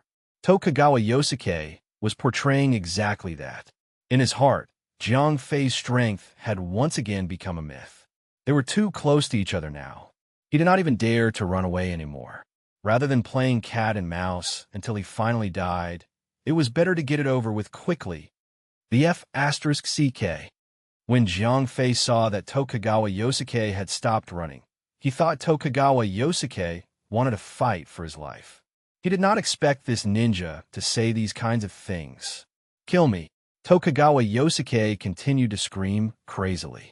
Under the tremendous pressure of awaiting death, his mentality had totally collapsed. Oh, Jiang Fei did not understand what was going on. However, since this kid was asking to die, Jiang Fei would grant his request. Jiang Fei lifted his laser gun and instantly pulled the trigger. Phew! A red light flashed, and a tiny hole appeared on Tokugawa Yosuke's forehead. Due to the laser's high heat, the wound had already been burnt, so no. Blood flowed out from it. The level 3 Jounin had died, just like that, with no clear reason whatsoever. Rather than saying that the Jounin had been killed by Jiang Fei, it was better to say that he had scared himself to death. Jiang Fei shrugged. Jiang Fei originally thought that this ninja still had some tricks up his sleeves. However, the ninja's body had already hardened and nothing else had happened. So, he could only blame everything on the Japanese's craziness. Until now, Jiang Fei still had no idea that the ninja he had just killed was actually a Jounin. At this time, a loud cry was heard coming from the front. Jiang Fei had chased Tokugawa Yosuke all the way into the depths of the underground nuclear test site. Previously, as Tokugawa Yosuke was so scared that he had become mad, his constant yells and screams had alerted Tokugawa Nara, who was guarding the area. However, when Tokugawa Nara arrived, he saw that Jiang Fei had shot his precious apprentice down. ****. Tokugawa Yosuke was Tokugawa Nara's favorite apprentice. Moreover, Tokugawa Yosuke had already advanced into the Jounin level. The entire Tokugawa family had been looking forward to this genius ninja advancing into level 4 and becoming a special Jounin, which could once again improve the Tokugawa family status. Unfortunately, the Tokugawa family's rising star had been killed by someone just like that. In actuality, Tokugawa Yosuke's death was also related to his brilliance and fame. He had been crowned with the title of a genius ever since he was a child. He learned ninjutsu 10 times faster than his peers, and he was promoted to a Jounin even before he reached the age of 30. Tokugawa Yosuke's life had been way too smooth and easy. As a result, he did not know how to cope with pressure at all. Misled by Jiang Fei's appearance several times, he ended up scaring himself for nothing and eventually drove himself crazy. When he saw that his apprentice had been killed, Tokugawa Nara's eyes blazed with fury. He hated Jiang Fei to the core. After he shouted, he sent 3 blazing shurikens flying straight toward Jiang Fei. At the same time, Tokugawa Nara suddenly sped up. In just 1 second, he was already 5 meters in front of Jiang Fei. He moved faster than the 3 shurikens that he threw. After he got nearer to Jiang Fei, Tokugawa Nara instantly disappeared from Jiang Fei's sight. Jiang Fei was shocked. He knew that he was in deep trouble. However, at this time, he was alone and helpless. He could only rely on himself. Jiang Fei heard 0541's voice once again. Force punch. After charging his power for a short while, Jiang Fei threw a punch in the direction that 0541 mentioned. At this time, Tokugawa Nara, who was about to attack Jiang Fei, was shocked. As he arrived at the scene late, he had not managed to see Jiang Fei's performance before this. Thus, he was shocked by Jiang Fei's sudden attack, just like how Tokugawa Yosuke was. They were not too far away from each other, but Jiang Fei's force punch had come extremely quickly. Tokugawa Nara only had enough time to position his tachi in front of him before Jiang Fei's punch landed. Clang! With a crisp sound, Jiang Fei's punch broke Tokugawa Nara's ancestral tachi into 2 pieces. Ding! Ding! Ding!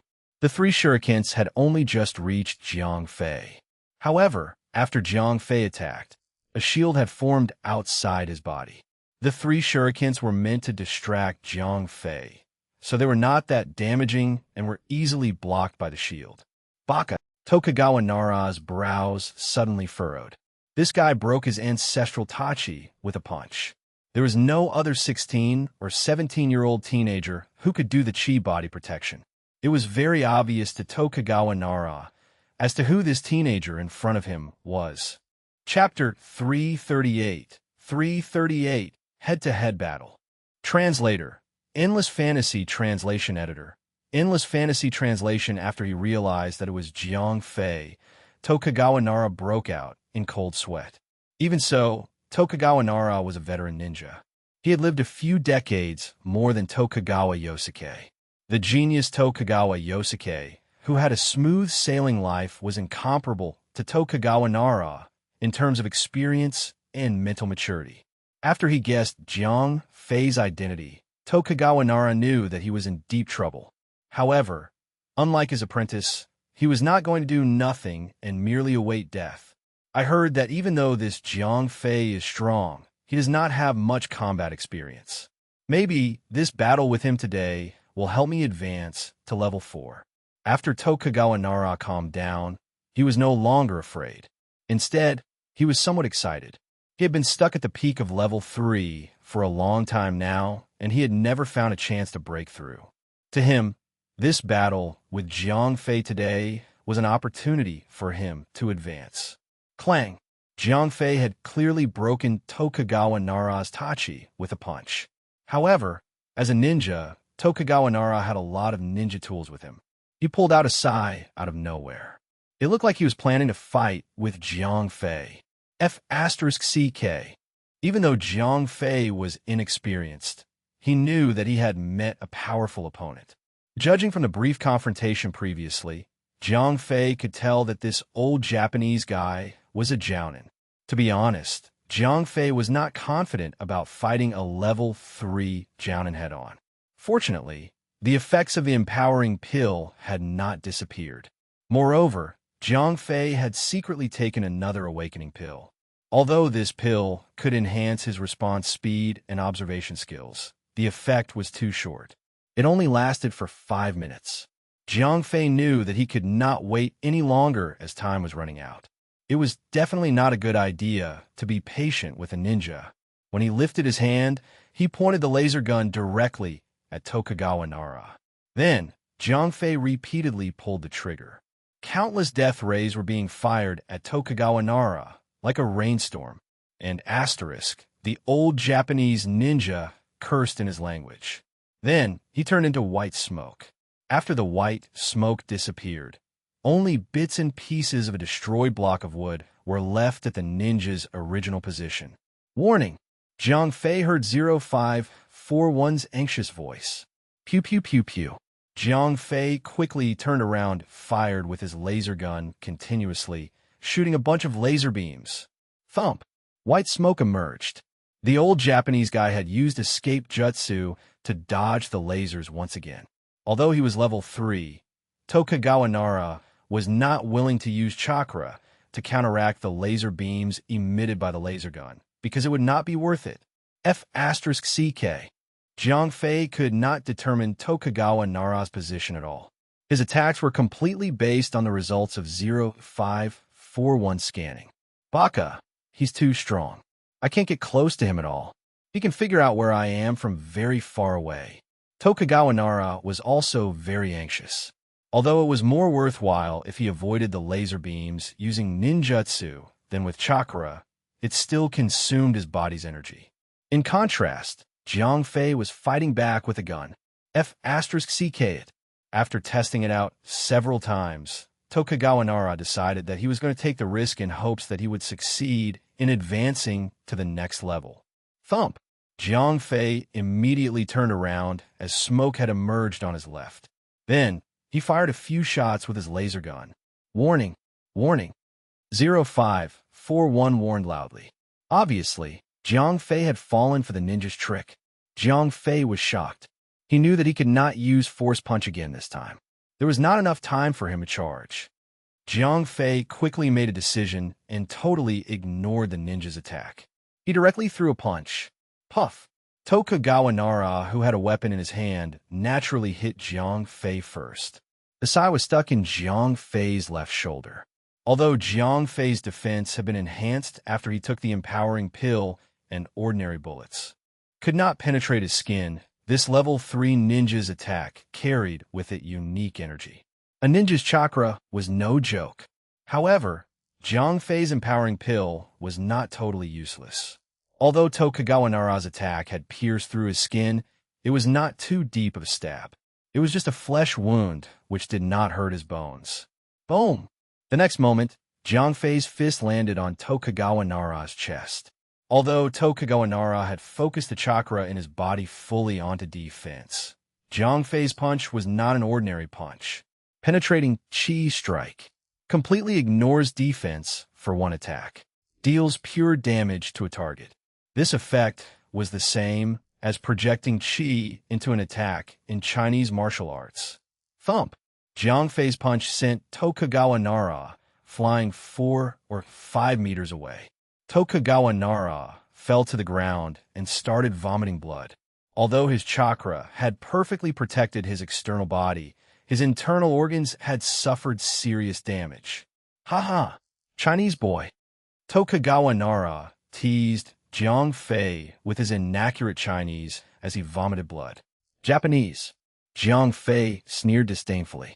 He only had a little flesh wound. It could be solved with a bottle of HP potion. On the contrary, this old Japanese guy's combat power had at least halved after he suffered a punch from Jiang Fei. Ah! Tokugawa Nara said while he proudly shook the sai in his hand around. Jiang Fei noticed that the tip of the sai was stained with his own blood. However, the blood had turned black. It was obviously poisonous. Jiang Fei looked at his wound. The wound was already swollen. Black poison blood was dripping down from the wound.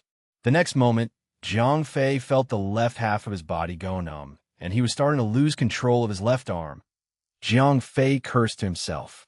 He had too little combat experience. He did not expect these Japanese ninjas to be so evil. They had actually poisoned their weapons. Ha! The most talented martial artist in China's history will die in my hands. Ha ha! Yosuke! Although he was still vomiting blood, Tokugawa Nara was laughing with joy. Currently, even though he could not stand back up, Jiang Fei would be killed by the poison within a minute. So victory was still his. Japanese. Jiang Fei sneered, then communicated with the spatial ring. 0541 had immediately produced a bottle of potion according to Jiang Fei's will. Milk, after use, removes all abnormal conditions and slowly restores your health points. This was the gift that the Ant Queen gave in order to protect herself. Although it was limited in quantity, the effects were surprisingly good. After he drank the potion, Jiang Fei immediately felt his body become lighter. The numbness on the left half of his body had instantly disappeared. A large amount of black blood was flowing out of the wound on his left shoulder. In just a short time, the black blood had turned red. It was obvious that the poison had been removed. Moreover, the small amount of chakra which was destroying Jiang Fei's body internally had also been cleared out. Then, Jiang Fei took out 2 bottles of HP potions. He drank 1 bottle and poured 1 bottle directly onto his wound. Tokugawa Nara could only watch with terror as Jiang Fei's wound healed swiftly before his eyes. In a blink of an eye, the scab fell off and Jiang Fei's shoulder was as good as new. Tokugawa Nara almost fainted. He could not accept what was happening before his eyes. He thought that he had secured his victory. He was just waiting for Jiang Fei to die from the poison. However, in a blink of an eye, Jiang Fei was perfectly back to normal. Tokugawa Nara had already lost his combat powers. What now? Chapter 339, Energy at Hand. Translator, Endless Fantasy Translation Editor.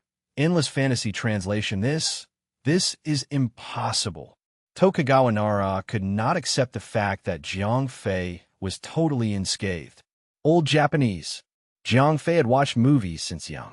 He knew that if he taunted the enemy and delayed the enemy's death, the enemy would catch him off guard and kill him instead. So, he did not waste any time talking nonsense with Tokugawa Nara. He directly lifted his laser gun and fired several shots at Tokugawa Nara. Tokugawa Nara clenched his teeth. He was trying to channel his chakra so that he could use ninjutsu to escape. However, his injuries were too serious. His chakra scattered throughout his body the moment he coughed blood out. Jiang Fei's laser beams arrived before Tokugawa Nara could correct his mistake. In the end, Jiang Fei's laser beams burnt a powerful jounin into a pile of ashes. Phew! After he was sure that Tokugawa Nara was dead, Jiang Fei heaved a sigh of relief. Although it looked like he won the battle easily, it had actually been extremely risky. He was lucky that Tokugawa Nara hit his shoulder. What if it had been his neck? Also, Tokugawa Nara had been scared by Jiang Fei's level 4 prowess. As a result, he decided to take the risk. Otherwise, he could have put his superior agility and speed to good use and slowly play around with Jiang Fei. Then, he could take advantage of Jiang Fei's flaws and slowly torture Jiang Fei to death. However, Tokugawa Nara, who did not understand Jiang Fei in detail, chose to bet it all on one attack. He wanted to rely on his unique poison to kill Jiang Fei. He was even willing to take an attack from Jiang Fei in return. Tokugawa Nara did not expect that Jiang Fei had a godly potion like ant milk with him, which could remove all abnormal conditions. This made Tokugawa Nara's carefully planned attack fall into ruin. After he killed Tokugawa Nara, Jiang Fei continued to walk deeper into the nuclear test site. As he had seen the structural map of the test site before and had asked 0541 copy it, he clearly knew how to get to the warehouse where the nuclear fuels were stored. 0541 directed Jiang Fei toward the door of a warehouse. There was no one guarding it, but it was extremely well protected. There were thick concrete walls everywhere. They were not guarding against thieves, but a nuclear disaster. Jiang Fei asked, "The password system is very basic. Captain, you just have to connect my main body externally to the central control computer here," 0541 said. Jiang Fei nodded. It was very easy to carry out the external connection that 0541 mentioned. All Jiang Fei had to do was make sure that the mysterious ring touched the interface of the electronic devices. Creak, click. The password lock did not take up too much time. It was easy like 0541 had mentioned. Soon, the heavy lead door slowly opened. Warning, warning, allowed radiation limit has been seriously exceeded. After the door opened, the alarm in the control room rang immediately. Although nuclear radiation was also very harmful toward Jiang Fei, he believed that the mysterious ring could protect him. "Captain, let's go in." 0541 sounded a little excited. Jiang Fei walked into the warehouse. It was different from an ordinary one. After entering, there was a long ramp that spiraled inward. The purpose of such a design was to reduce the risk of leakage of the weapon-grade nuclear fuels in the warehouse. The mysterious ring lit up with faint brilliance. All the radioactive energy that could harm Jiang Fei had been absorbed by the ring. So, Jiang Fei would not hurt himself even if he was in close contact with a large amount of radioactive material. As he continued to move forward, Jiang Fei soon arrived at the center of the warehouse. Jiang Fei did not know much about nuclear fuels, and he did not know how much of it was considered a huge amount. However, looking at the shocking size of this warehouse, Jiang Fei knew that the Japanese were definitely not up to any good. 0541 quickly determined the location of these nuclear fuels. Jiang Fei asked. 0541 replied. "Holy SH**T. Jiang Fei instantly broke out in a cold sweat.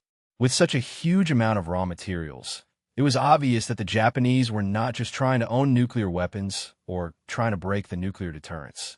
Instead, they were planning to mass-produce nuclear weapons and deter others. When he thought about the Japanese and their consistent crazy behavior, Jiang Fei shuddered. If they had nuclear weapons, would they really use it purely for deterrence? At this time, Jiang Fei was a little hesitant. If 0541 took all these nuclear materials, Jiang Fei's strength could indeed be increased. However, it would be equivalent to him helping the Japanese destroy evidence. This way, how was everyone else going to believe the conspiracy involving the Japanese? Without evidence, even the officials of the China Martial Arts Alliance would just think that the Japanese were merely trying to develop nuclear weapons in vain, instead of actually planning to use batches of these weapons as weapons of mass destruction. "Captain, don't worry. If I swallow all these nuclear fuels and the non-weapon grade radioactive energy outside of here, most of my main body can be repaired. At that time, you will be able to activate the search function, and we will be able to find the weapon R&D lab. 0541 said. Jiang Fei asked. After all, even though they had ruined the plan of the Japanese people this time, as long as the Japanese people wanted to, they could easily build another nuclear test site like this one. They could continue to research and produce these weapons. Only if what 0541 said was true, and if they were really able to fundamentally remove the threat that nuclear bombs pose, would it be a relief. Of course, because at Planet Namek, nuclear bombs have long been eliminated. Although nuclear bombs are extremely destructive, as long as there is a small fission suppressor within 1,000 miles, the nuclear bombs will not be able to explode. So, after fission suppressors were created, nuclear bombs quickly became outdated and useless, 0541 said, laughing. Jiang Fei frowned and asked. After all, the civilian R&D lab that they acquired previously had lost its entire database. It doesn't matter if the data is there or not. I have a backup copy of the data. As long as the weapon R&D lab has a production workshop, I will be able to produce it immediately, 0541 replied. All right, since 0541 had explained everything with such detail, Jiang Fei naturally had nothing else to say. Hee. Japanese, you guys can continue producing as much of these nuclear bombs as you like. It's best if you make nuclear bombs until you go broke. The moment you guys hoard enough of these bombs and become confident enough to threaten others, I'll use all my money to mass produce these fission suppressors. These nuclear bombs won't be able to explode anywhere else other than in your own homes. Jiang Fei sneered as he thought to himself. Chapter 340 Mission accomplished. Translator, Endless Fantasy Translation Editor. Endless Fantasy Translation with Jiang Fei's confirmation. The almighty ring began to hum with a weird mechanical sound and changed its small, tiny form into a cube that fitted comfortably in Jiang Fei's palm.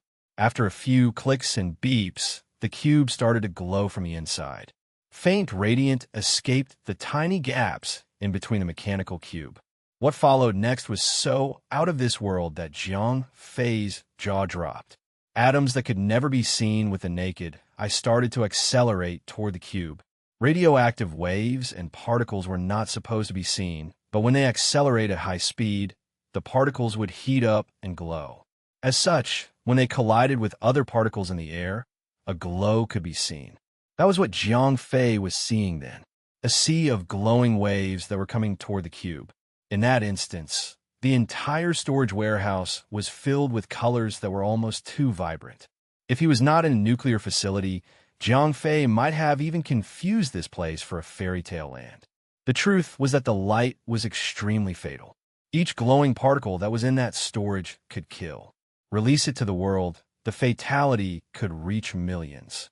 However, Jiang Fei was able to stand in the middle of light because the ring was absorbing all the radiation.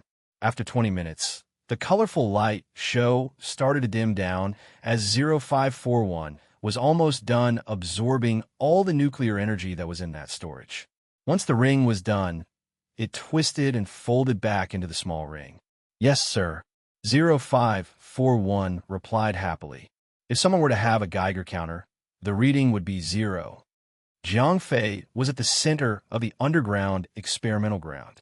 Liu Zhan and his guys would head in Jiang Fei's direction after they were done dealing with the ninjas. If they did, they would encounter Jiang Fei at the center of the underground experimental grounds. Jiang Fei should leave the place as fast as possible to prevent anyone from being trapped in this place. After leaving the storage, Jiang Fei got 0541 to lock the place down and got the surveillance rebooted. After eliminating his traces, Jiang Fei followed 0541's directions and headed toward the nuclear generator fuel storages. Even though non-weaponized nuclear fuel was abundant, their power potency was not as strong as the weaponized nuclear power. Still, power is power, and Jiang Fei used every little bit as he could find. Based on what 0541 had informed him, the energy that he had just received was enough to restore a few functions, including the search mode. After that, If Jiang Fei wanted to produce potions or equipment, he would need energy. Before he could find the main engine of Braveheart, he must find and absorb every single energy source that he could find. When Jiang Fei came out from the underground, he started seeing many dead bodies of the ninjas. It seemed that there was a fight here earlier, and based on the death rate and the condition of their bodies, it was a one-sided massacre. There were about 20 of them, and all of them were level 1 Genins. It was inevitable since their opponents were all level 2 China martial artists that were in an assault group. On the surface, Jiang Fei reached the nuclear power station and found that the security was somewhat inattentive. $$.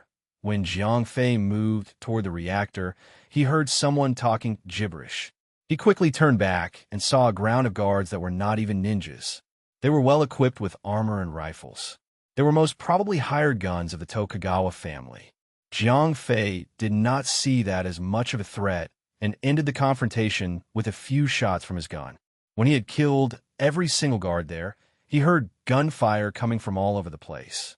He could not hear it when he was still underground, but when he had reached the surface, he could hear guns firing. It seemed that Han Tianyu's Third Army Group was in the middle of a shootout with a Japanese mercenary. As a result, the defense in the nuclear power station was very weak. In total, he had killed 4 more Japanese guards before reaching the reactor control center. Concurrently, most of the Japanese mercenaries were exchanging fires with Han Tianyu's army. The ninjas were all concentrated at the underground experimental facilities, hence there were not many guards on the surface. With ease, Jiang Fei killed a few more Japanese personnel inside the nuclear power station and gained control of the control center. There, Jiang Fei placed his palm near the control panel and touched the port with the ring. In no time at all, the entire power station was under Jiang Fei's control. The first thing Jiang Fei did was to shut down the security system and open the doors to the reactor room, as well as the storage room. When Jiang Fei entered the storage unit in the reactor room, 0541 worked so fast that in less than 10 minutes, all of the radioactive materials that were supposed to fuel the reactor were absorbed. Rinse, repeat. Jiang Fei cleared all his traces, closed the doors, restored the security systems, and left without a trace. His mission was accomplished then. After that, Jiang Fei proceeded to meet up with Luo Zhan at the underground facility. "Captain, I must now enter emergency restoration mode," said 0541.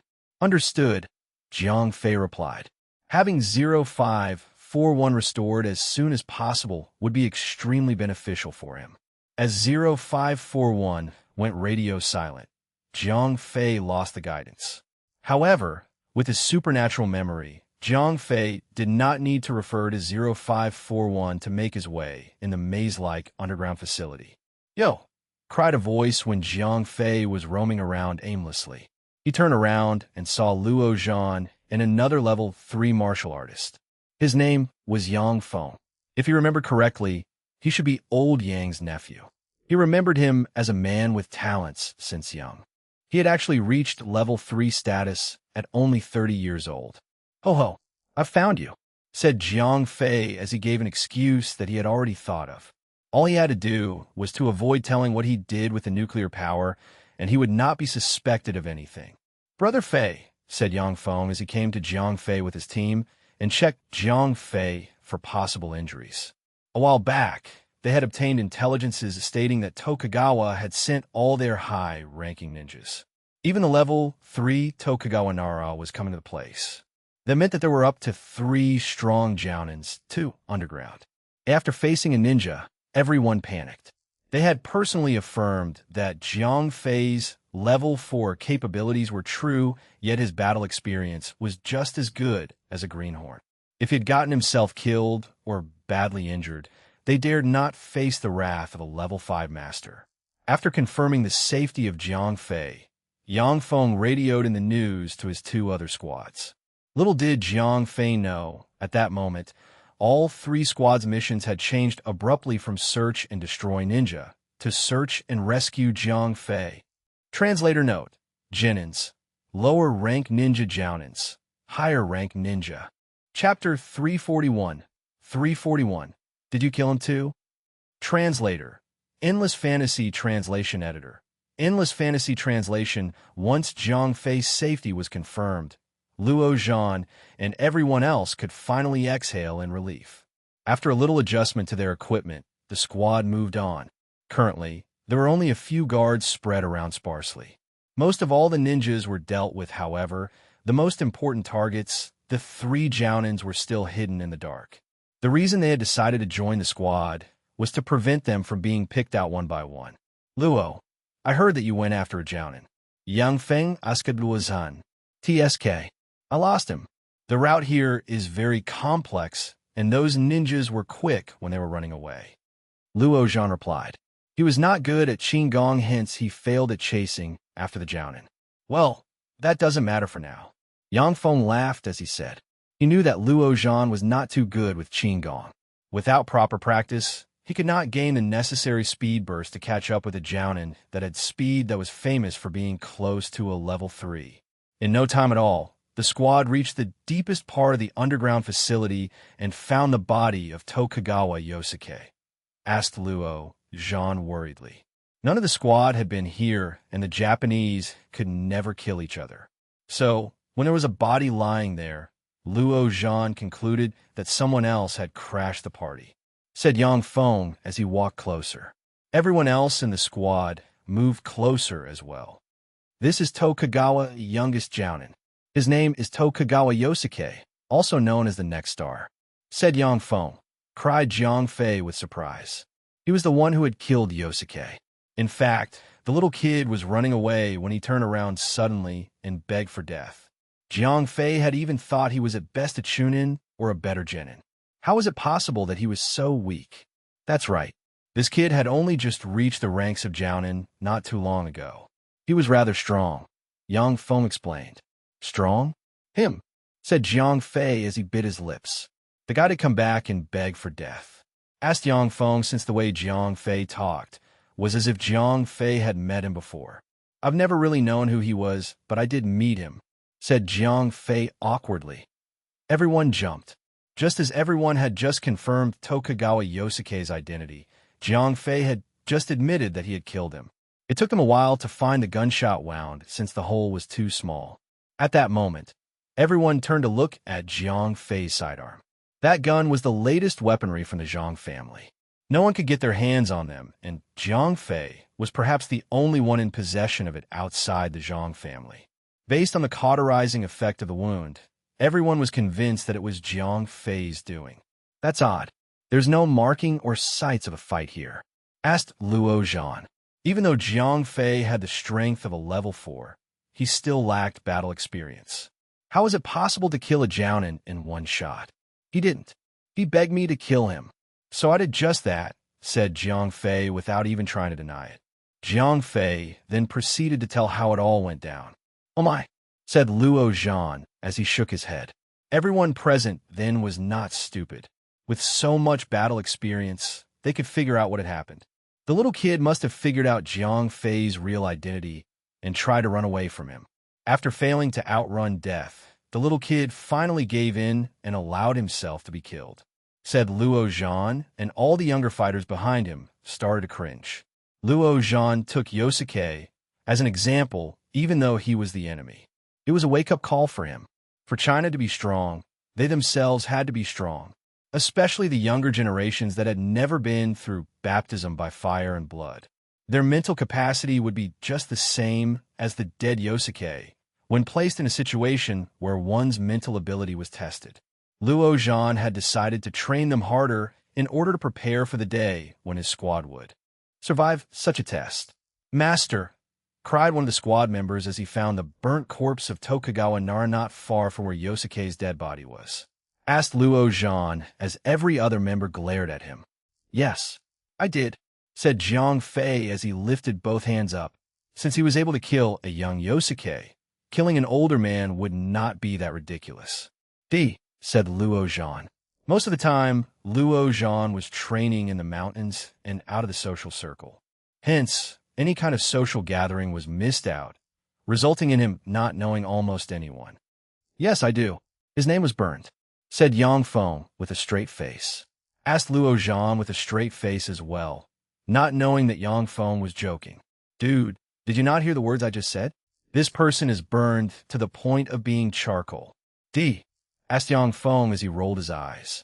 The corpse belonged to Tokugawa Nara, and he was defeated by Jiang Fei and was even burned to the point that not even his gender could be identified.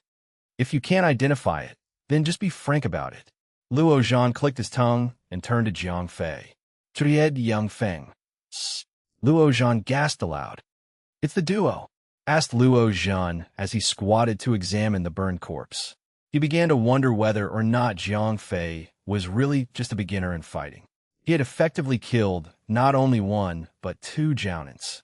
Nara was unlike Yosuke. The old man had been famous for a long time. Even though Luo Zhan was at the same power level as Nara, he did not have the confidence to fight him and get away without any fatal injuries. Jiang Fei had not only burned the man until he was basically a piece of charcoal, he had even gotten away without a single scratch on him. Chapter 342. 342. I'll drag you down with me. Translator. Endless Fantasy Translation Editor. Endless Fantasy Translation. Once everyone had accepted the fact that Jiang Fei was responsible for both Tokugawa Nara and Tokugawa Yosuke, both Yang Feng and Luo Zhan, as well as the rest of the team, had a shift of perspective. Before everything, they knew Jiang Fei was a level 4 fighter. However, his lack of battle experience made him vulnerable, and his battle prowess was only that of a level 3 martial artist. They only viewed him the same as those mutants that were lucky. Mutants were metahumans that had gained their abilities through sheer luck. There was the possibility that a 4-year-old could gain the power of a level 4 metahuman. Luo Zhan and Yang Feng had always thought that he was the same as them. Even though he was a China nationalist martial artist, he was only lucky to have a level 5 master. They thought that Jiang Fei was not as strong as they thought he was. He was only lucky to have met that level 5 master and to have been trained by him. If they had the same luck as him, to find the same kind of godly master to train them, they would have been stronger than Jiang Fei. However, everything changed when they understood that Jiang Fei had killed Tokugawa Nara and Tokugawa Yosuke without sustaining any scratch. At that point, Luo Zhan and Yang Feng had figured that Jiang Fei had always been faking it. They might believe that Jiang Fei was not good at socializing with the other metahuman, but as for him lacking in battle experience, nothing could be more fake than that. The more they believed that was the truth, the more they thought that a level 5 martial artist was just the same as gods. If their apprentice was already so strong, how strong would the master be? If that was the case, how could the apprentice be lacking in experience? It must be fake, said Yang Feng as he patted Jiang Fei's shoulder and gave him a thumbs up, said Luo Zhan as he nodded and bowed slightly. What should Jiang Fei do at this point? Everyone was already convinced that he was super strong when he had only just killed 2 Jounins. Besides just smiling like an idiot, he could not come up with any more smart ideas. After the little surprise with the 2 dead corpses, the assault squad with more than 50 members proceeded forward and had reached where the weaponized nuclear materials were kept. Yang Feng called out to one of his own apprentices. Even though they were learning martial arts, they were not cavemen. Knowledge, said the guy called Civ after his fingers danced around the buttons on the control panel. Even though he might be tech-savvy, how could he be better than an actual artificial intelligence 0541? Civ could never find that the footage of the surveillance system had been altered, said Luo Zhan. The mission was now updated to secure and guard the evidence to allow Han Tianyu and his men to handle the nuclear materials in the storage. Nani monoda. F** King Chinese. Just as things had settled down for a while, someone screamed some gibberish that sounded far worse than a duck. 1. Jiang Fei turned around and saw a ninja standing a few meters from the large door of the storage unit. "Oomph," said Luo Zhan as he moved to the front to show his fearless attitude. It seemed that the ninja was the Jounin that had gotten away from him. Just as Luo Zhan got into a fighting stance, Yang Feng pulled his arms and forcefully jerked him backward. "Calm yourself," asked Yang Feng as he pointed at a small device in the Jounin's hand. Jiang Fei heard what Yang Feng said and focused on the Jounin's hand. It was a small black box-like object with a red button on it. said the Jounin, whose voice was filled with so much hatred. Matsuda Yoshino, asked Yang Feng calmly. Jiang Fei was actually surprised that Yang Feng actually knew the identity of that Jounin. I am a ninja, said Matsuda Yoshino with an eerie smile. Even at the face of a squad of Chinese martial artists, the man's loyalty stood unwavered. He faced off with level 3 martial artist. When he could not even defeat one of the three, there was one level 4 who had killed Tokugawa Nara.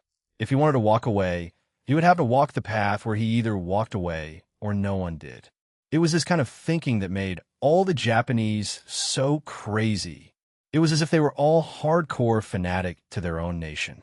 As a result, their mindset was different than the rest of the world. They behaved as if they betrayed their own belief, their whole world would crash and burn.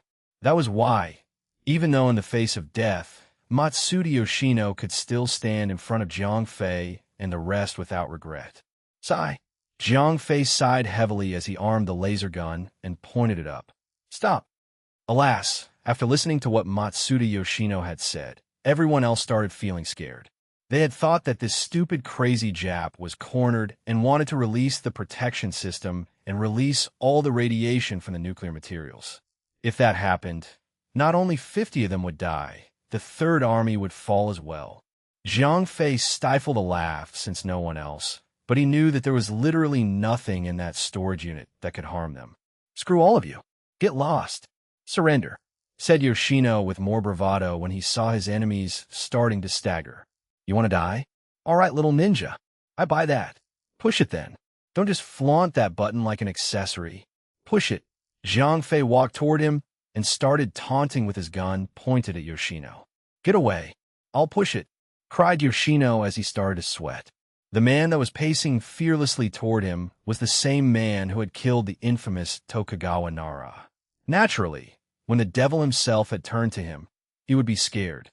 Brother Fei, cried Luo Zhan.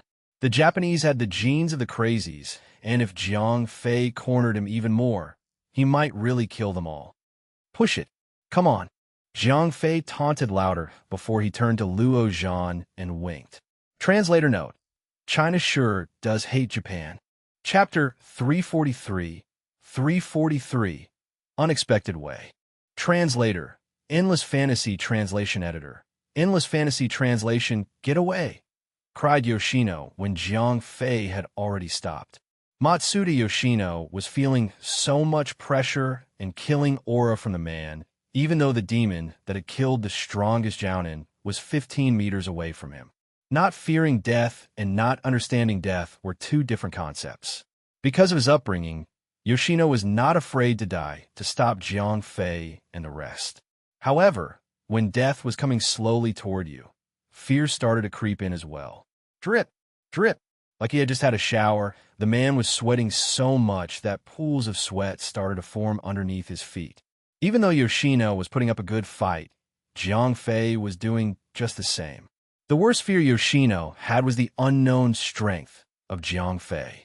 Death was nothing to Yoshino, but being at the brink of death was a different feeling. That was what he felt right then. Luo Zhan and the rest of the squad stared at Jiang Fei, not knowing what he was going to do. They were so scared that Jiang Fei might continue to push Yoshino further and force him to push the button. Relax. Oh ho ho, said Jiang Fei with a smile. What? Asked Yoshino without budging from his place. Due to his nervousness, the man was not able to move, said Jiang Fei, but paused when he noticed Yoshino had somewhat relaxed a little. When Yoshino paid attention to him instead of the trigger button, Jiang Fei instantaneously used jumping slash. In a blink of an eye, Jiang Fei leaped forward and stood in front of Yoshino. Cried Yoshino. In the next second, he moved his thumb on the button and was about to push it. Penetrating Chi Strike. Jiang Fei did not attack Yoshino. Instead, he aimed for the ground beneath him. Wham! Crack! Thump! The strike after jumping slash would be a sure critical hit. Since Jiang Fei used Penetrating Chi Strike, the attack potency increased exponentially. Crack! The cement floor that Jiang Fei had struck exploded and formed a 2-meter-wide crater.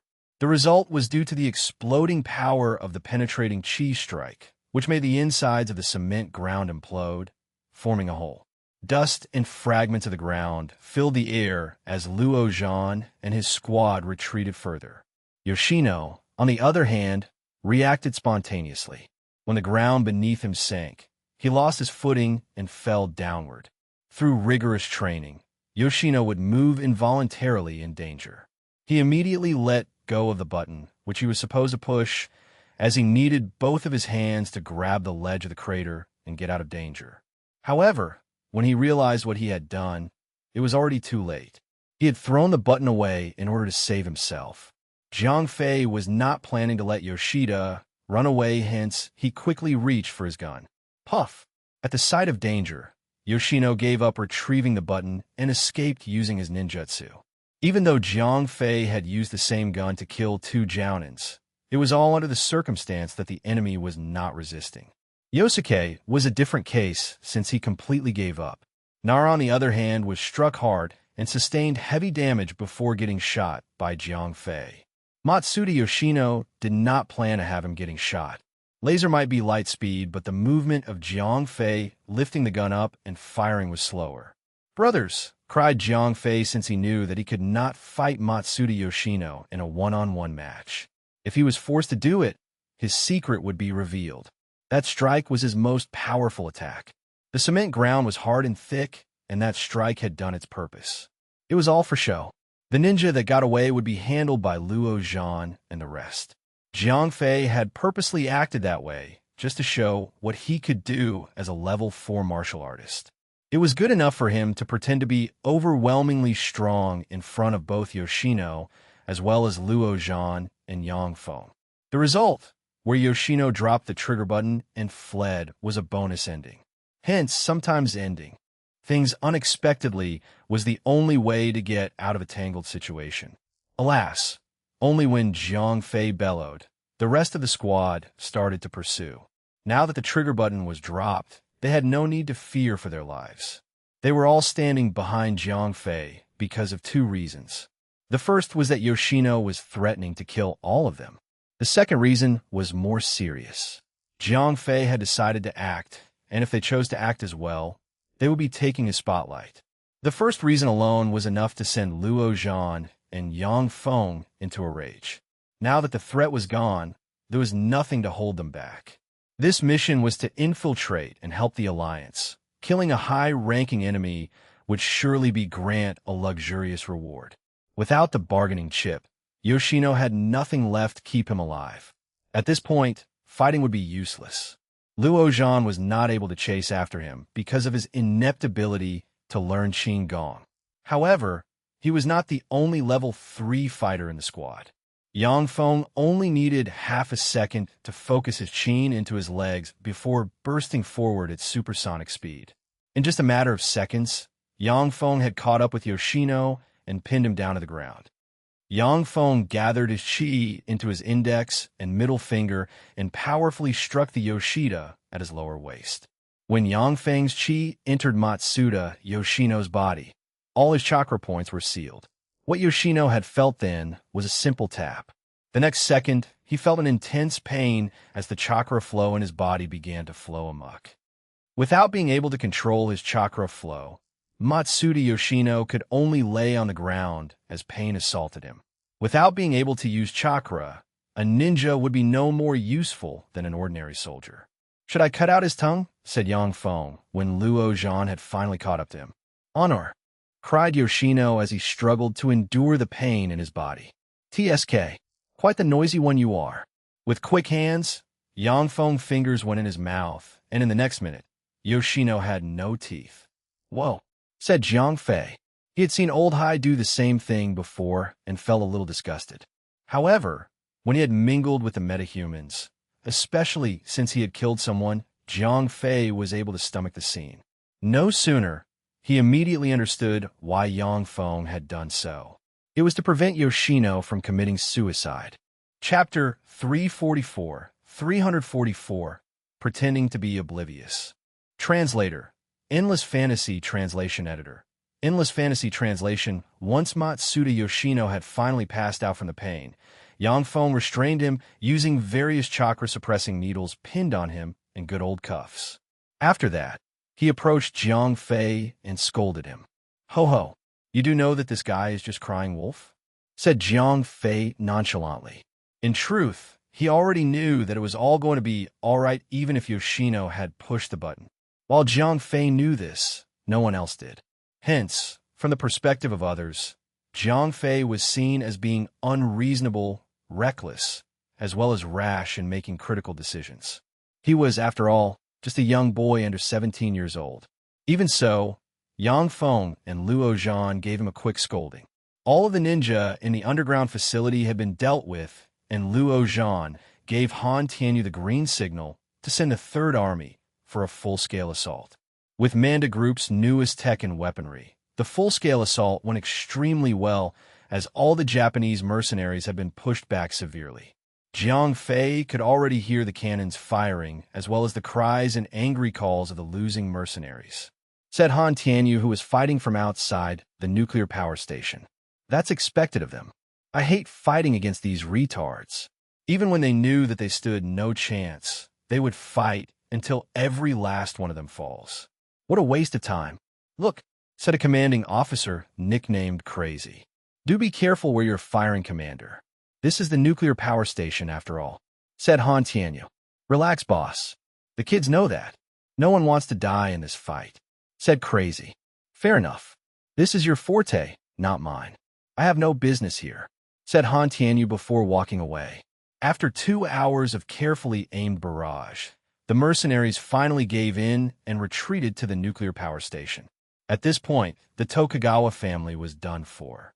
All of the high-ranking ninjas were killed, and most importantly, the secret of the nuclear weapons development had been exposed.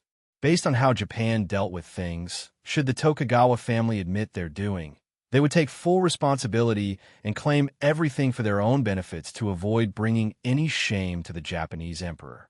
In a sense, their entire family would suffer from complete annihilation.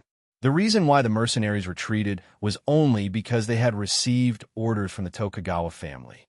As for why the Tokugawas surrendered was because they had lost contact with Tokugawa Nara as well as the other ninjas. It was obvious that China was involved in this, using powerful martial artists to foil their plans and kill the ninjas. Now that the Tokugawa's fall was certain, they would not want to continue the fight and have all the mercenaries die for naught. Once the mercenaries started to retreat, the Third Army moved in and established their base in the nuclear power station. After that, Han Tianyu, as well as his own engineers, moved into the nuclear power station. They were in charge of handling and disposing of the dangerous nuclear materials. 15 minutes into cracking the defensive system, they had taken control of the entire station. When they started to look through the station, they had found that there was no one in the station as everything had ceased to operate. The records and date on every single nuclear material, whether it was in the reactor core or the storage, was gone without a trace, said Han Tianyu as he paced quickly towards the underground facilities. "Asked Luo Zhan," said Han Tianyu as he frowned. Hastily, everyone followed Han Tianyu to the storage unit where all the nuclear fuel should be kept, said one of the engineers. "Right? Let's suit up," cried Han Tianyu. Even though he had to quickly make sure that the nuclear materials were still in the storage unit, there was no need to throw away his life. After a few minutes, everyone got dressed in protective gear and the door was opened. "Something's not right," said an engineer as he held a small device in his hand that was not making any sound. "Check again," said Han Tianyu worriedly, said Yang Feng. "Inside," said Han Tianyu as he ran into the storage unit with his own Geiger counter in his hand. He kept on running around the storage unit whilst paying attention to the needle to jump at any sign of radiation. Alas, there was nothing. Not a single tick on the Geiger counter. There was nothing in the facility that was giving off radiation. Han Tianyu roared as he threw the Geiger counter to the ground and destroyed it. "We have been here the whole time when the mercenaries had retreated." "What do you mean?" said Han Tianyu with eyes flaring with rage. "No, I meant that they have never been in here at all. Once radioactive materials have been kept in a facility, there will be contamination on the walls or ground. These kinds of radiation will never go away for a very long time. Even if there was a single reactor core stored here, even a small one, the Geiger counter would have picked up the micro-radiations. The thing is, there isn't a single reading. There are only two possibilities. 1. No radioactive materials have been stored here. Either way, they must have known that we were coming, said Luo Zhan. F***CK. Han Tianyu Ruwarid. Under normal circumstances, what Han Tianyu said could be one of the highest possible scenarios. Only the Tokugawa clan knew that China was coming to attack and had thoroughly cleansed the place before anyone had arrived. Not possible, said Yang Feng. That's true, said Han Tianyu as he calmed down immediately. That's right, said Yang Feng disgruntledly. And for all that we had fought for, Luo Zhan grumbled. Technically, not for nothing. They have discarded over 100 ninjas here, and 3 of them were Jounins, said Jiang Fei. He tried to calm things down and pretend that he too did not know what had happened to the nuclear materials. Even though he had achieved the feat flawlessly without a trace, he still had to pretend to be oblivious. Chapter 345, just right there. Translatoren lis fantasy, translation, editoren lis fantasy, translation, Han Tianyu Sayid Hevidi. Han Tianyu saw things very much differently than other muscleheads. Before he was a fighter, he was a businessman with ties to politicians. The way Han Tianyu saw things was much further than an ordinary fighter. The purpose of this attack was to find evidence of nuclear weapons development by the Japanese. If they had solid evidence, Han Tianyu and China, the nation itself could strike against Japan. With evidence in hand, not even the Americans could help them. Now that there was not a single shred of evidence, they could do nothing but let the Japanese walk away scot-free. Everything had come to an end, even though there were many things that were not solved. With a heavy heart, Han Tianyu ordered his troops to retreat and send the martial artist back to China. Brother Fei, we will head back now. Thanks to you, we have killed 2 high-ranking Jounins, as well as capture Matsuda Yoshino. We will inform the Martial Arts Alliance about your deeds. I'm sure you'll rack up a good number of contributions, said Luo Zhan as he cupped his fist and saluted Jiang Fei. Jiang Fei did the same and bowed to him, saying, I am but not worthy of your praise. To be truthful, Jiang Fei was excited about the contribution points. He had originally planned to trade those points with his miracle potion. After everyone went their own way, Jiang Fei was sent home. His mother did ask about his absence, and Jiang Fei just brushed it off, saying that the social event had just ended. When his mother tried to ask more, Jiang Fei dragged his feet across the hall and said he was tired. 0541, said Jiang Fei quietly as he summoned 0541. The 10 or more hours journey back to China was long and brutal. However, it was just in time for the ring to finish its repairing status. However, as he was in the middle of the sea with the rest of the lads, he could not be seen talking to himself. Even though he had his own room on the ship, Jiang Fei decided to only talk to 0541 when he was back at home. 0541's voice rang inside Jiang Fei's mind. Jiang Fei was unsatisfied. After all, he had stormed across the ocean to fight ninjas, but he was only rewarded with a 20% restoration progress. Sir, the energy absorption was complete and sufficient for main body restoration. Don't tell me this. What do you need? Jiang Fei rolled his eyes. Even though the ring was given a voice, it was still playing the guessing game with Jiang Fei. Currently, the priority would be a larger amount of digital information. Jiang Fei nodded. Sacrificing in-game equipment was nothing but a small demand. All right, did you said something would happen after restoration?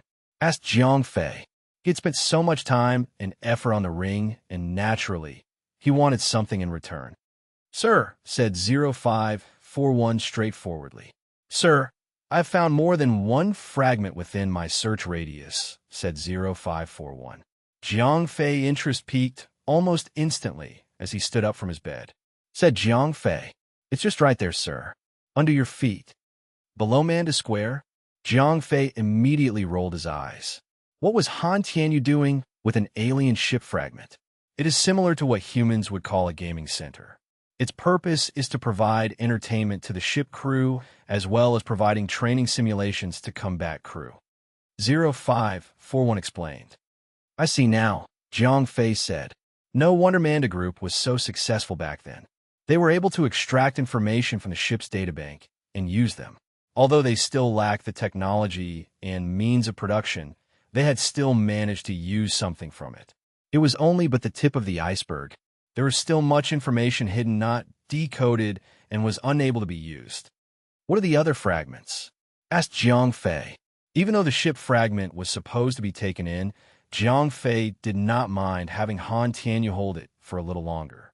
Sooner or later, he would eventually get it back, one way or another. Currently, Jiang Fei had no intention to create an army, nor did he have the capability to turn any of the information in hand into the real thing. He would still need the production segment of the ship. At the meantime, Jiang Fei would allow Manda Group to continue extracting information out of that ship fragment. In a way, Jiang Fei was helping Manda Group as well as China to grow stronger. I see that, Jiang Fei said. Unlike Han Tianyu's, the Zhang family had obtained physical items instead of information. Based on Earth's current technology, Han Tianyu had managed to recreate a simplified version of battleships and aircraft carrier. The Zhang family had it harder since they could not reverse engineer a weapon as easily as merely extracting information. To put in perspective, Han Tianyu had obtained the recipe for a cake, whilst the Zhang family had only a piece of the cake itself. To reverse engineer a finished product would not be easy as having the blueprint itself. Jiang Fei felt like congratulating the Zhang family for being able to recreate the laser gun from their research. After the Zhang family, 0541 continued to report its finding and the location of the other ship fragments. The problem was that none of them was the R&D laboratory. Concurrently, the largest ship fragment was with Han Tianyu, while the smallest fragment was merely a small toy machine, which the original captain had bought for his child, said Jiang Fei as he furrowed his eyebrows. According to 0541's diagnosis, Jiang Fei was required to find the main engine compartment, the weapons R&D laboratory, as well as other manufacturing segments.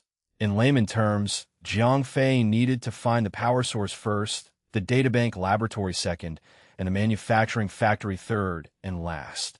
There was something about the ship's main cannons, but that did not interest Jiang Fei at the moment.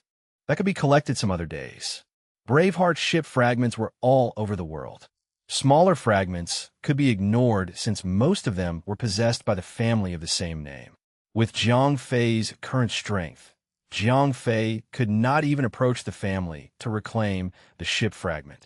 Hence, his current target should be the larger fragments that were scattered all over the Pacific Ocean. Chapter 346, The Ring's New Ability. Translator, Endless Fantasy Translation Editor. Endless Fantasy Translation after 0541 was done with the report of the ship's fragments. Jiang Fei lay down on the bed and closed his eyes. Even though he had plans to search and reclaim the ship's fragments, the Pacific Ocean was such a big place. Where should he even start? It was not something that could be done just like that. Based on what 0541 had told him, Jiang Fei's current priority was to obtain digital information and materials to restore the data flow of the main body.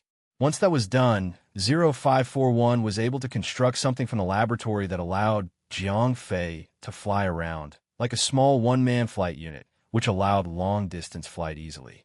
When Jiang Fei came back from the fight with the Japanese ninjas, it was daytime, and he felt a little tired. When he closed his eyes, he went into a deep slumber for some time. The mental strain was too much for him. Even though it was not the first time he had engaged in homicide activities, it was the first for him to engage in a fight with another metahuman. The fight with Tokugawa Nara was too soon for Jiang Fei's standards. For Jiang Fei, he was standing at knife point. When he was still at the nuclear power station, he did not feel much, but when he came back and thought about the fight, he felt scared. After a good sleep, Jiang Fei woke up in the late evening. He quickly headed down and had dinner with his mother before returning to his room. Without thinking too much about the past, Jiang Fei changed into his sleeping attire and logged into the game. "Bro, where did you go?" Zhao Feng's message popped up when Jiang Fei entered the game. "I went out to do some other work," replied Jiang Fei vaguely. He was only a normal human without any special skills. Jiang Fei did not want to disturb his current reality. Zhao Feng brushed it aside as if it was really none of his business. Jiang Fei asked about the guild's new recruits. No one special in particular. The guild had finished indexing all the members from the two guilds. Besides that, the territory construction is going smoothly, and, Okay then, Jiang Fei replied nonchalantly. Oh, the teleportation circle thingy? Jiang Fei asked. I think it was around yesterday. Happy Drunk and his lackeys had completed the entire quest. There's a problem, though. We can teleport to Twilight, but not the other way around. Those guys over there had not completed their quests, said Zhao Feng. Jiang Fei did not really care about it, since he had no plans to travel to Twilight City at the moment. The top two guilds in Twilight City had been flattened to the ground. If Jiang Fei wanted to launch an attack now, there was nothing to get from them. Might as well wait until there was actually something to gain. Jiang Fei opened the level ranking board and noted that he was still at the number 1 place. 7-star warrior was coming in close at the 2nd place. The last trip Jiang Fei took with him into the secret dungeon was profitable in terms of experience points. Basically, everyone who had entered the secret dungeon was now enlisted in the level ranking board. Chun Shi, who was at the 2nd place, was overthrown by 7-star warrior. In fact, besides 7-star warrior, many others had risen up the ranking board.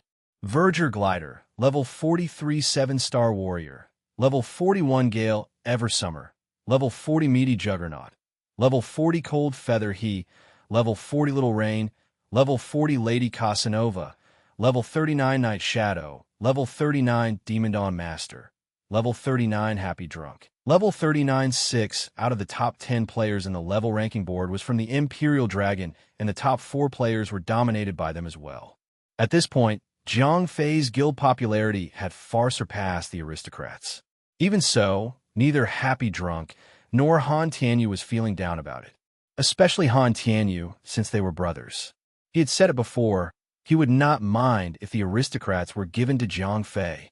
Happy Drunk might have a say in it, but it was all good since Jiang Fei had.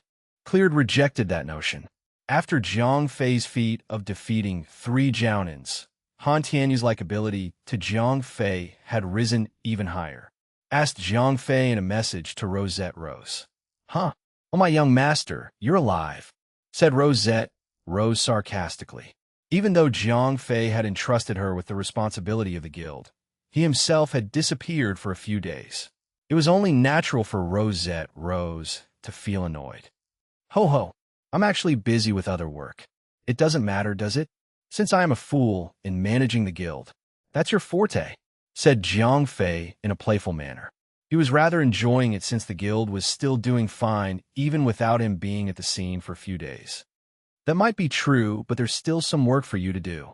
If you're too free, go around and find a level 40 dungeon. That or a good monster spawn point. Best if it's a level 40 map. Almost everyone in the guild has reached level 40. The average level now is 36, and in just 1 or 2 weeks, everyone would reach level 40.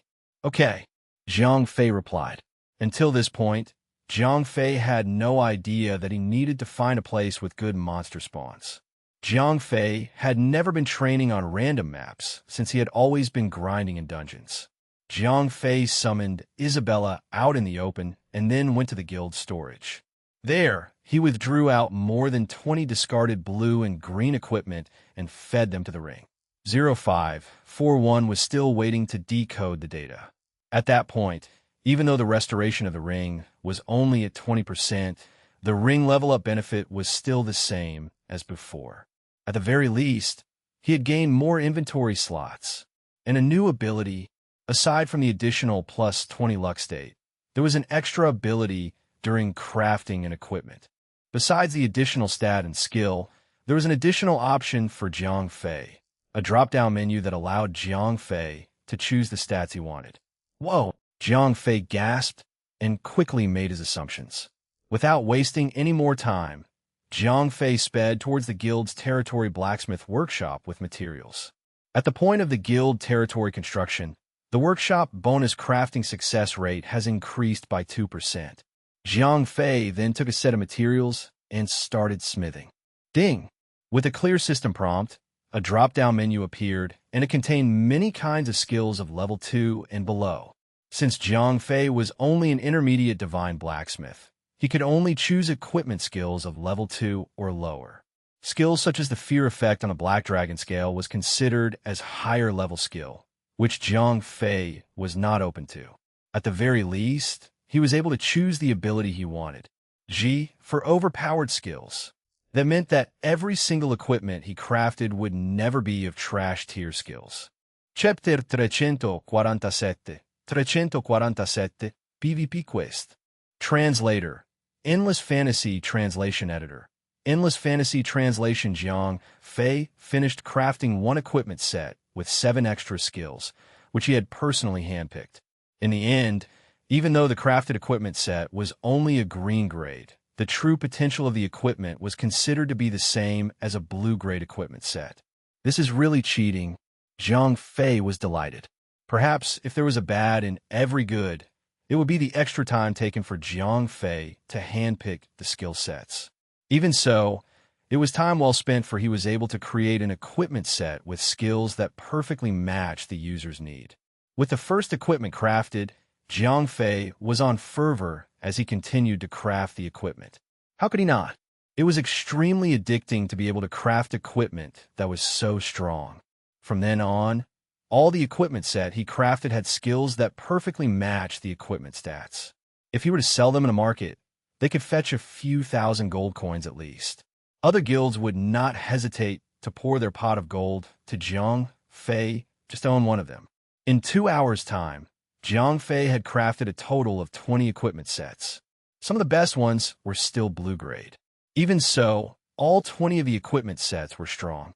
While all of them were for tanks, he had some of them fitted for the main tank with large damage reduction, and some were fitted for a secondary tank who had crowd control skills. In conclusion, all of the equipment sets were tailored specially for the players. Even though he had just obtained a new skill, Jiang Fei did not want to spend his entire day crafting. After depositing the equipment sets in the guild storage, he took Isabella off and began to search for monster spawn points. Before Rosette, Rose even asked Jiang Fei about level 40 maps. Jiang Fei had already sent Smart Tomato to search for level 40 dungeons. Even if other guilds had found them first, they were not able to easily dominate an entire dungeon just for themselves. Hence, Jiang Fei had chosen not to waste his time to find a dungeon. Instead, he would focus more on finding monster spawn points. With the advantage of his juvenile sky lighting dragon, he had the speed to fly around maps in no time at all. Even so, after flying around in Dawnlight City for more than an hour, he could not find a place that was fit for grinding. Most of the monsters here were so weak that Jiang Fei could kill them with one hit. The drops were also very, at best, crap. To be fair, the great Jiang Fei had spent too long in dungeons and secret dungeons that ordinary loots were considered crap. He could never understand the suffering of the plebeians. Asked Billy Boy in a message. You? Asked Jiang Fei, stunned. Other might be oblivious, but Jiang Fei knew that Billy Boy was not an average player. He was only playing the game for the sake of PvP. That was the reason why Jiang Fei was shocked to hear Billy Boy saying things about quests. It's a PvP quest, said Billy Boy as if he knew what Jiang Fei was thinking about him. Jiang Fei was interested since after he had obtained a new equipment set, he had never been in a fight. Well, technically it is a guild quest. A small squad is needed to infiltrate the other city. Jiang Fei was surprised. To summarize, all they needed to do was to rush to another city and make a mess. Even though the situation in Twilight City was not ideal since the top 2 guilds were removed from their places, it was still a whole city versus a small squad. Even if it was just the guild that one had targeted, it was 5 against the guild. There's no need for worry about an attack. The quest will grant every one of us a charm to hide our personal information.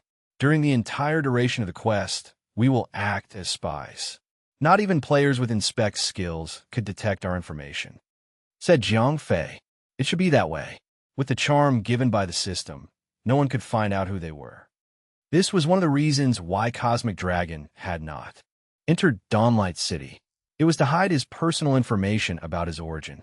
If he had, so what if he could fight Jiang Fei with his hand tied to his back? he would still have to fight the entire of Dawnlight City. Asked Jiang Fei. Since the quest was so dangerous, the reward given must be on par with the difficulty and risk. No one would risk themselves for some mediocre quest. Well, that settles it. Jiang Fei was sold. It was about time for him to do something that a guild master would do for his guild. Happy Drunk was already afraid that Jiang Fei would solely dominate Dawnlight City and cut the supplies for Jiang Fei's territory construction without Han Tianyu's knowledge. Currently, he was depending on materials that his own members gathered through quests and purchases from pub players. On the other hand, the reward was a 1-level increase in the guild's level. Now that was the big fish that Jiang Fei wanted. Nothing had to be said much about level besides the higher the level, the better the benefits. The 5 players? Jiang Fei asked. With you, I just need to find 3 more. Since this is considered a stealth mission, I need someone who can run or escape when trouble comes. Healers are not necessary, since we will be fighting a swarm of players. Well, I can't run, nor I can escape. The reason you're in the team is to fight. Billy Boy had finally revealed the main reason why he wanted Jiang Fei to be part of the stealth team.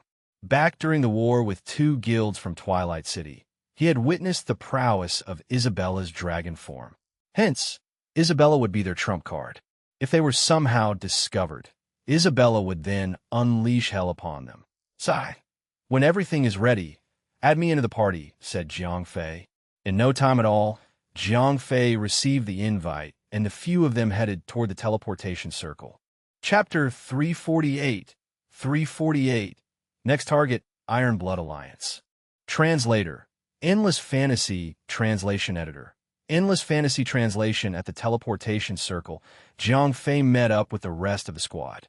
Archdemon Fighter, Burning-Eyed Shauna Spells Word, Primal Pepper Assassin, Hazy Memory Gunslinger, Billy Boy. After examining all of the members' stats and equipment, Jiang Fei quietly nodded, satisfied. Looked like the merger of the 2 guilds into Imperial Dragon had produced a strong guild with powerful assets. Besides Hazy Memory, the rest of the members had rare classes. Even though rare classes were not as hard to find and obtain compared to hidden class, the class advancement quests for rare classes were hard to complete. Even though Hazy Memory was a normal player with normal class, he must have a certain level of skill to be able to enter this party that Billy Boy had picked himself. Now that the team has gathered, all 5 of them stepped into the magic circle. With a bright flash of light, Jiang Fei and his party were in Twilight City, said Shauna as he started to act like one of those tourists who had never seen the world. The structural design of each building was not the same as Dawnlight City. Even so, all of them functioned the same way. When they arrived, no one paid heed to any one of them. The teleportation circle that they had just stepped out of functioned like a teleportation point when a player used a return scroll. With the protection charm given to them by the system, there were no special tags on their name. Hence, they immediately blended in. To be fair, there were a few pairs of eyes that were staring at them. The reason was because of Jiang Fei's flashy equipment. No matter where he went, Jiang Fei's golden armor was bound to attract attention. That and the beautiful girl who was near Jiang Fei. If the rest of the team had reached level 40, Jiang Fei would surely have postponed the quest to craft all of them the mythical beast equipment set. On one hand, they would be attracting unwanted attention. On the other, they would be insanely stronger than before. Even so, those players who were staring at Jiang Fei quickly averted their gaze. They were only interested in his armor and nothing else. Asked Jiang Fei, "We need to go outside the city to find an NPC. He is the spy of Dawnlight City, and he will tell us the next step," said Billy Boy. With Billy Boy leading the party, all 6 of them proceeded to the main gates. The party walked out of the city instead of using their mounts. Jiang Fei could not afford to summon his dragon mount, since the only dragon mount user in the game was him. Due to the dragon mount, Jiang Fei was not able to use other mount. The party was forced to walk instead of using their mounts in order to blend in. The first step of the quest was easy since Billy Boy had the coordinates of the NPC. "All is well, my friends of Dawnlight City," said an NPC with the name tag Spy from Dawnlight City. "What the hell? That name is too direct," said Primal Pepper. "Haha, This NPC is just a quest NPC. He would not drop anything, said Billy Boy. Seemed like he had done his homework thoroughly. TSK. The developers of the game must have been lazy, said Primal Pepper. Bah, it's just a quest. Jiang Fei laughed. We are sent here by the governors of Dawnlight City, said Billy Boy to the NPC while Primal Pepper had his fit. Thank goodness, said the NPC as he was only doing what he was programmed to do. How was Twilight City getting stronger when Jiang Fei just destroyed their strongest guilds? What threat would they pose? Asked Billy Boy. This NPC was not programmed like Isabella, hence there was no need to waste much time chatting with him, said the spy from Dawnlight City. Ding. Quest. Destroy the enemy's base. Quest target. Destroy any guild territory's storage unit in Twilight City. Reward. Guild level plus one-time limit. For hours. Players of Twilight City will be informed about your quest in 1 hour. With the notification, everyone's quest window popped up and was updated. OF*CK. There's a time limit. Shauna bellowed angrily. 4 hours is fine. The real countdown is 1 hour. If we are exposed, the guild we target as well as the entire city will be after us. Asked Primal Pepper as if he was giving up. Said Billy Boy. As Primal Pepper had so angrily said, once the 1 hour timer was over, everyone in Twilight City would be alerted to Jiang Fei's party presence. By then, Isabella's dragon form would be a waste. There were more than 1 million players in Twilight City, and they were fighting in their own base. They could respawn without any difficulties. Isabella's dragon form would not be effective. Even if her dragon form could last for hours, she would be running out of breath before any players gave up fighting. Jiang Fei and the rest of the party would die in a heartbeat. Once Jiang Fei is killed, Isabella would forcefully be unsummoned. In short, they would have to complete the mission before anyone knew they were even there. Since Twilight City was left with only one guild with a territory, Billy Boy had no choice but to target Iron Blood Alliance. Even though they had no problem with each other, for the quest's sake, Billy Boy had to choose them as their target of destruction. Billy Boy quickly informed everyone in the party the details about the guild. He had really done his homework thoroughly and had even informed the team about the approximate location of the guild's territory. The party arrived at the guild's base in 20 minutes and saw the Iron Blood Alliance's territory.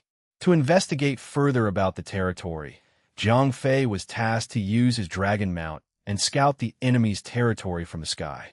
It was extremely efficient since no one would expect anyone to be in the sky.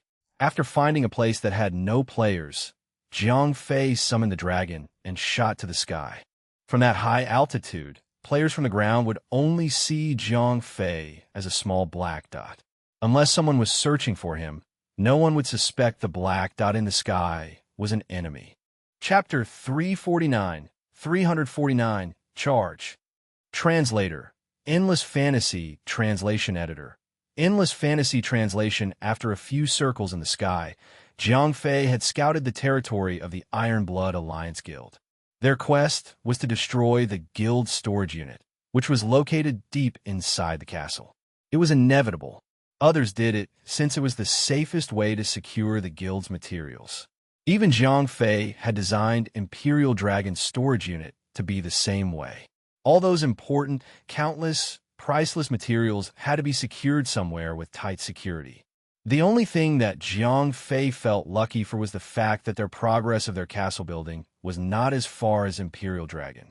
Although Imperial Dragon started off slower than Iron Blood Alliance, the aristocrats had sent their help, thus allowing Jiang Fei to move faster and further in terms of territory construction.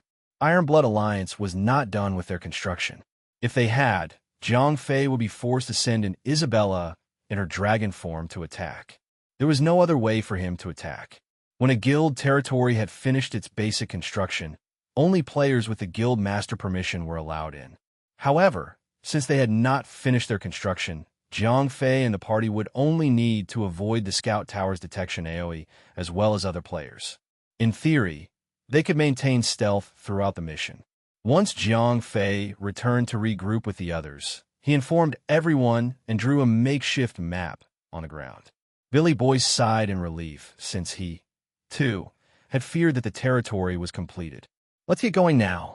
Guild Master, fly to the sky and provide insights. Hazy, take the lead and find a path for us. Billy Boy gave the command, and everyone nodded in agreement. They would have to move fast since the 1-hour timer was left with only 30 minutes. If they could not finish their mission within the 1-hour time frame, all of Twilight City would be alerted to their presence, and it would take them only 5 minutes for nearby players to defend the storage unit, 10 minutes for all members of the guild to reach their base, and 30 minutes for all Twilight City players to join the defensive right. Time was the luxury that Jiang Fei and the party did not have. Puff! With a puff of smoke, Hazy Memory turned invisible and moved quickly toward the enemy base. At that moment, Jiang Fei applauded Billy Boy's judgment to bring an assassin to this mission. Jiang Fei summoned the Sky-Lighting Dragon and soared into the sky with Isabella behind his back. As such, Jiang Fei informed Hazy Memory about his general location, while Hazy Memory would scout and find a suitable path for the rest of the party to infiltrate undetected. Being stealthy in the game and in reality were two different things. In the real world, even if you were caught by a guard, a quick chase and kill would eliminate that person, thus removing your presence again. In the game, however, once you kill a player, they would respawn immediately. Easily, they could open the guild chat channel and inform everyone about the attack. That was why Billy Boy had sent in the stealthy Hazy Memory to find a path with no players for them to infiltrate. One wrong move, and the mission would be compromised. Destroying the storage unit would require 4 special bombs that were also given by the system. Each player could only hold one of them, and those who had the bomb could not be invisible. That was one of the other reasons why Billy Boy had brought in an assassin, since the rest of the team could not be invisible. If the quest was not limited with time, Billy Boy would not need to waste so much effort. Jiang Fei alone could finish the job, with Isabella attacking the territory with her forbidden spell. In the worst-case scenario, a team of invisible thieves could sneak in and attack. However, the risk was high, as well as the reward for completion. Billy Boy had chosen the safe way instead. With Jiang Fei being the eye in the sky, the party was able to move easily whilst avoiding the detection from players and towers. Even so, there was a problem. Even if those enemies were not on guard, they were coming in and out of the guild territory to restock or to craft equipment. To avoid any player detection, Hazy Memory would scout the area. When someone was coming, he would inform Billy Boy and the rest to hide in a corner. Only when the coast was clear, they would move on closer to the storage unit. Little by little, the party was able to make progress. However, the time taken was just too long. Even Billy Boy started to feel nervous. Jiang Fei was high in the sky. He did not feel much danger as compared to Billy Boy and the party who were behind enemy lines. There were many times that they had gotten overly close to the enemies. It was because of Jiang Fei and Hazy Memory's instruction that they were able to quickly move around buildings and hide from being sighted. If their plans failed and they were detected, if they chose to fight, they would be killed. If that happened, the only way for Billy Boy and the party to leave Twilight City was through Beginner's Village. That was experienced by the over 200,000 players from the top 2 guilds of Twilight City. Having to fight in someone's turf was an extreme disadvantage. The first disadvantage was not being able to re-equip. Once the gates were closed, there was no way for one to use the teleportation circle to return to one's own city. It was either run or be killed. Currently, Twilight City's teleportation circle was not even functioning. Hence, the only bad end for the party was to be killed until their level dropped so low to the point where the system would automatically send you back to Beginner's Village. That was the sort of danger that except Jiang Fei, the rest of the party felt. He could fly. Hence, if there was a fight that he knew that he could not win, he could easily fly away to safety. If the teleportation circle was working, he could easily fly to it and head back to Dawnlight City. As time passed by, Billy Boy started to panic as everyone was about to be alerted of their presence. If they were found out, their quest would be abandoned and their mission would change from destruction to survival. Asked Billy Boy. At that point, he was very nervous as there was only 5 minutes left. Said Jiang Fei from the sky. This is the center of the Ironblood Alliance. There were so many NPCs around, as well as players coming in and out. We need more time to get closer to the storage unit. Billy Boy said, asked burning-eyed Shauna. Give me a sec. We can run. If we use our skill, 1 minute would be enough to reach the storage unit. Asked Hazy Memory. After that, the guild master will swoop down and take all the materials. Said Billy Boy with a straight face. Chapter 350, 350, Push Forward. Translator, Endless Fantasy Translation Editor. Endless Fantasy Translation. Even though Billy Boy's suggestion was reckless, it was the only way left for them to finish the mission. They were already at the center of the enemy's base. Going back now would be too late, said Shauna. Primal Pepper chimed in as well. Hazy Memory kept quiet. He was an assassin with the ability to hide in the shadows. Besides Zhang Fei, he was the next person who could escape. Ready, cried Billy Boy as the entire party got out of hiding, into the streets, and straight towards the storage unit with Zhang Fei's guidance. Are you blind? One by one, Billy Boy stumbled into players of Iron Blood alliances and quickly ran away from them. At first, no one suspected anything since they were in the center of the guild's territory. There were at least tens of thousands of members, and surely no one would know every single one of the members. It was only common to not recognize a player. Something's wrong. Someone yelled. Stop right there. Soon, someone managed to find out something was wrong. In a large guild, having an emblem was like having a uniform. Only guild members would be given the emblem that would appear on their armors. Without that emblem, it was easy to distinguish non-members. Make haste, said Billy Boy without stopping. Said Shauna to himself as he activated haste, a skill that would increase movement speed. In that instant, during the skill active duration, the party was able to outrun the chasing mob. What did you say? Said Iron Bloodheart, the guild master of Iron Blood Alliance. He was stunned since Iron Blood Alliance was currently the strongest guild after the 2 guilds that had been decimated. No one should dare to pick a fight with him. Who are they? We have no idea, said one of the members. Iron Bloodheart asked. No. Iron Bloodheart frowned. What could the infiltrators want if they did not attack? Ding! The spies of Dawnlight City had infiltrated Twilight City. At that moment, the truth was revealed by the system. The entire city of Twilight immediately came alive. Normal players began to discuss amongst themselves about what was happening as they made their way slowly toward the Iron Blood Alliance's territory. Get everyone to the storage and guard the place, cried Iron Bloodheart as he used his guild master privilege to broadcast the message to every single member. Shush! Shush! Shush! Beams of white pillar made of light appear in the city because members of Iron Blood Alliance had used their teleportation scroll to return to their base.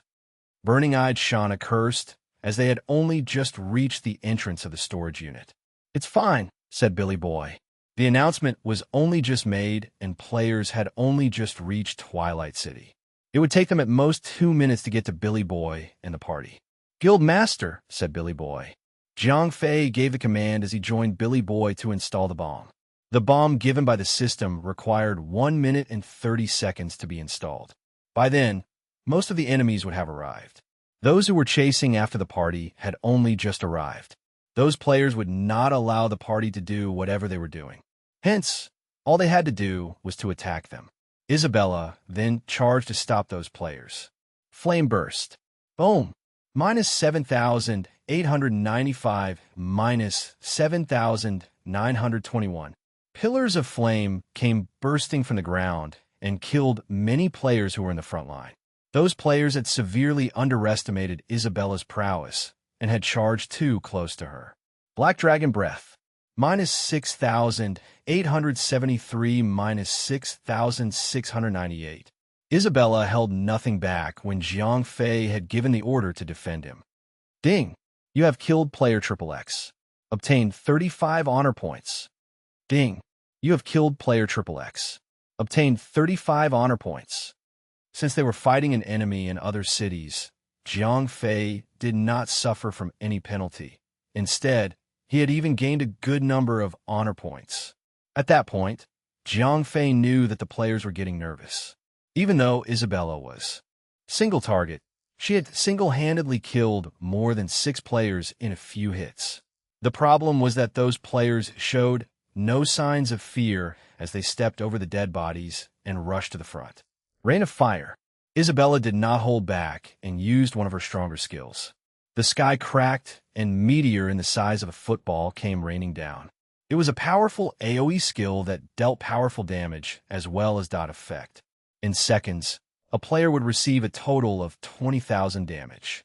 Even though they had healers among their members, it would not be enough to out-heal the damage dealt. At best, they had over 50 players and only 3 healers. It was impossible to heal everyone at the same time. "Time is of essence here," said Jiang Fei. Even though Isabella was strong, she was just a girl in the face of a sea of players. At most, she had the advantage of having a greater attack range. However, if a swarm of players rushed in like a tsunami, she would not be able to handle it. 80,000 health points were not enough. Ding!